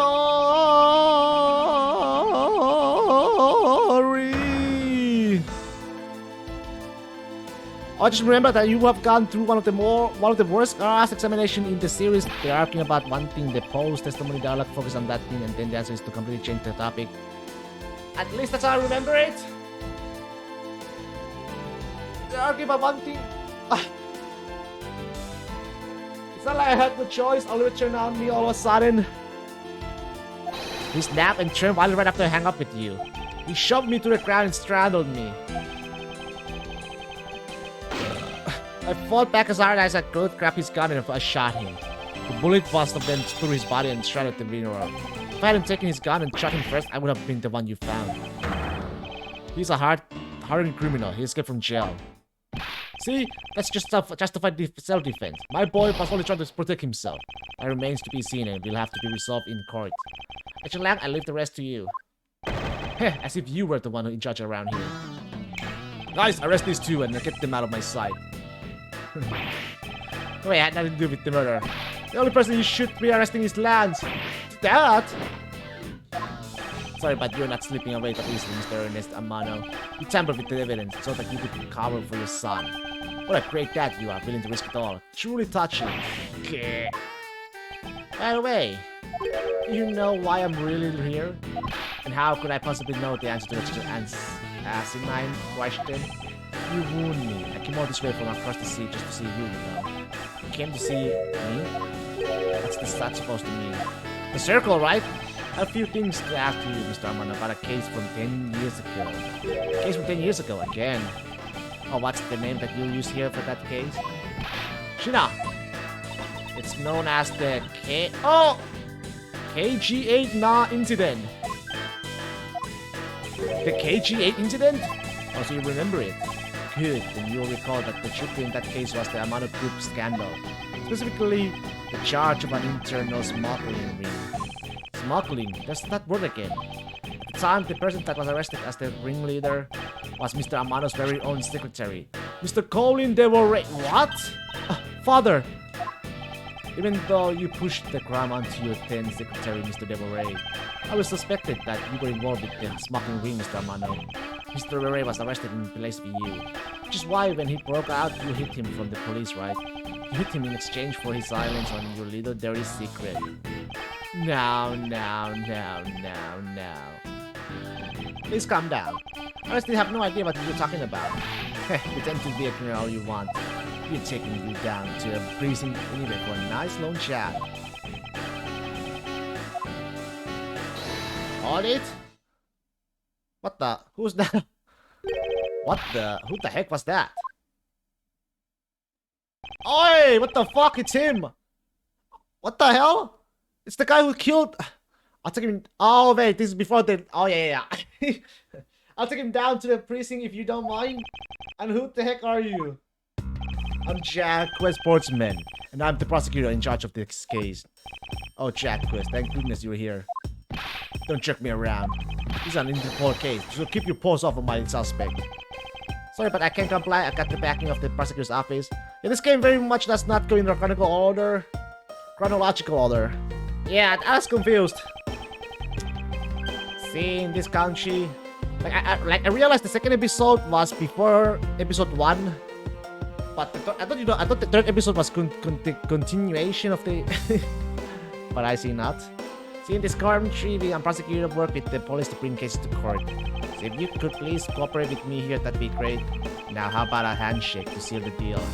Fuck off. Sorry, but I hate prosecutors, the whole lot of you. Guys, arrest the 2 suspects. Sir! Oh, I almost forgot. Prosecutor Miles Edgeworth, is it? I'd like to thank you. Thank me? Yeah, for working so hard to fulfill my goal. Hey, is that any way to thank someone? What the heck is that supposed to mean? You were so relentless with Lance that you forced Ernest to tamper with evidence. Thanks to that, I finally had a legitimate reason to arrest him. So how does it feel to bite the hand that feeds you? The hand that feeds me? I'm not sure I follow. It's no use pretending with me. You're the one, right? You're the corrupt prosecutor that's working for Mr. Amano and the smuggling ring, right? What?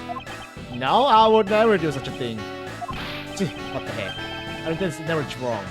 In your prosecutor's office, there's definitely someone working with the ring. So Agent Lang suspected my relation to Mr. Amano. That must be the real reason behind his antagonistic attitude. On top of that, your mentor was Manfred von Karma, right? There were non-stop rumors flying around about forged evidence with that guy. You're not twisting the truth behind those closed courtroom doors too, are you? The courtroom? Is It's a place where the truth is revealed. Well, don't worry, it's not only you. The whole lot of you can be trusted. A prosecutor who never lost in 40 years, every defendant must be found guilty. Fueled by those ideas, is it any wonder that courts have produced nothing but falsities to end lies? It seems that his disdain extends beyond just me. Prosecutors, the courts, why is this man so angry with us all? Rest assured, the next time we meet, I won't be so forgiving. So don't you forget it. Please wait. Agent Sheena. Why does Agent Lang hate all prosecutors so? Lang is the head of the long-honored House of Lang in Zhengfa. The heads of all police-related divisions in that country were all of Lang blood. Where? What do you mean by that? Aren't they still? They were revered, but that was long ago. They don't hold that sort of sway anymore. And it was all because of their courts. Lang Zi says blah blah blah. How can that be? A prosecutor once withheld and tampered with the evidence one of the Lang detectives found. That evidence purity was tarnished and cost the Lang family its honor and trust. But not all prosecutors are like that. And so Lang will never respect the court again, or any prosecutor. So Agent Lang is a man who hates all courts and is unwilling to forgive prosecutors. Man, what a piece of work that guy is. Come on, Jim. We better catch up. Yeah. We still got to deliver that thing to the old man after all. Old man? Old man, huh? Detective Gumshoe, I believe it's time we wrapped up and head home ourselves. Yeah, are you going home too, Mr. Edgeworth? No, I've done nothing but be entangled in one mess after another since my return. It's alright with you? Can you drop me off my office? No problem, sir. Excuse me? Yes, what is it? That is... Thank you very much. Oh, it's okay. No need to thank me, pal. Just doing my job as a detective. I guess I was fooled pretty badly by Lance. Oh, cool. What's a woman to do when she's been hurt by the man she loves? And the thing I never realized my father was right there. I never said anything to him. I knew it. I'm a failure. Ah, there she goes again, talking to herself. Miss Pops? Wonder if you know why your father participated in the kidnapping. No, I have no idea. Your father did die while he was trying to stop Lance, which means that from the beginning he had no interest in the staged self-abduction. Wait, then why did he... I believe it was because of your presence, Miss Pops. Me? Lance realized that the two of you were related, which is why he used you as a hostage to coerce Mr. Deveray into cooperating. Father, as a felon, he could not tell you of his real relation to you. However, as the amount of family butler, at the very least, he was able to watch over you. It's all he could do, but that was the shape of his overflowing love for you. Go on, speak your mind. That is... Thank you very much. You're welcome. Although there's no need to thank me. No, Lauren, stop. I mean, this man's so much older than you.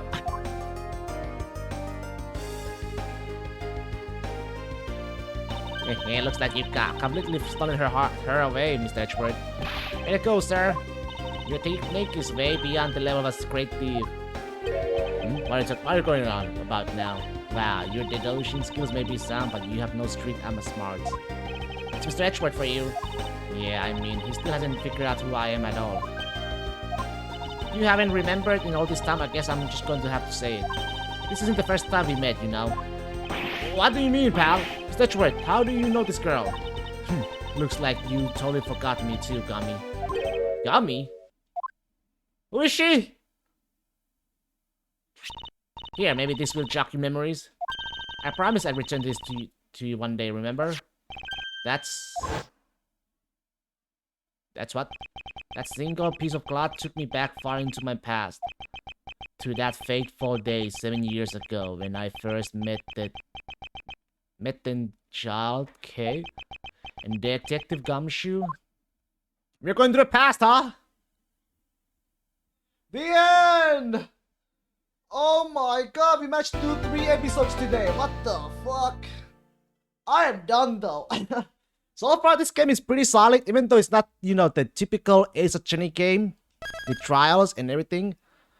But I would say I It's not a bad game, at least in my opinion. I like it. I wouldn't say it's a bad game. Very, very different for sure. Very different. But I like some of the facts, you get to move around, go around. I like this aspect of that, How do I go back? I like the aspect, you get to move around and investigate. I hope they include that in the future games. You get to go around, run around. That would be very cool. I like it. I like it. But yeah, tomorrow we shall start episode 4. And I hope you all have a wonderful, wonderful Tuesday. Catch you all around. Okay. Ooh. Oh. Bye-bye. Have a lovely one.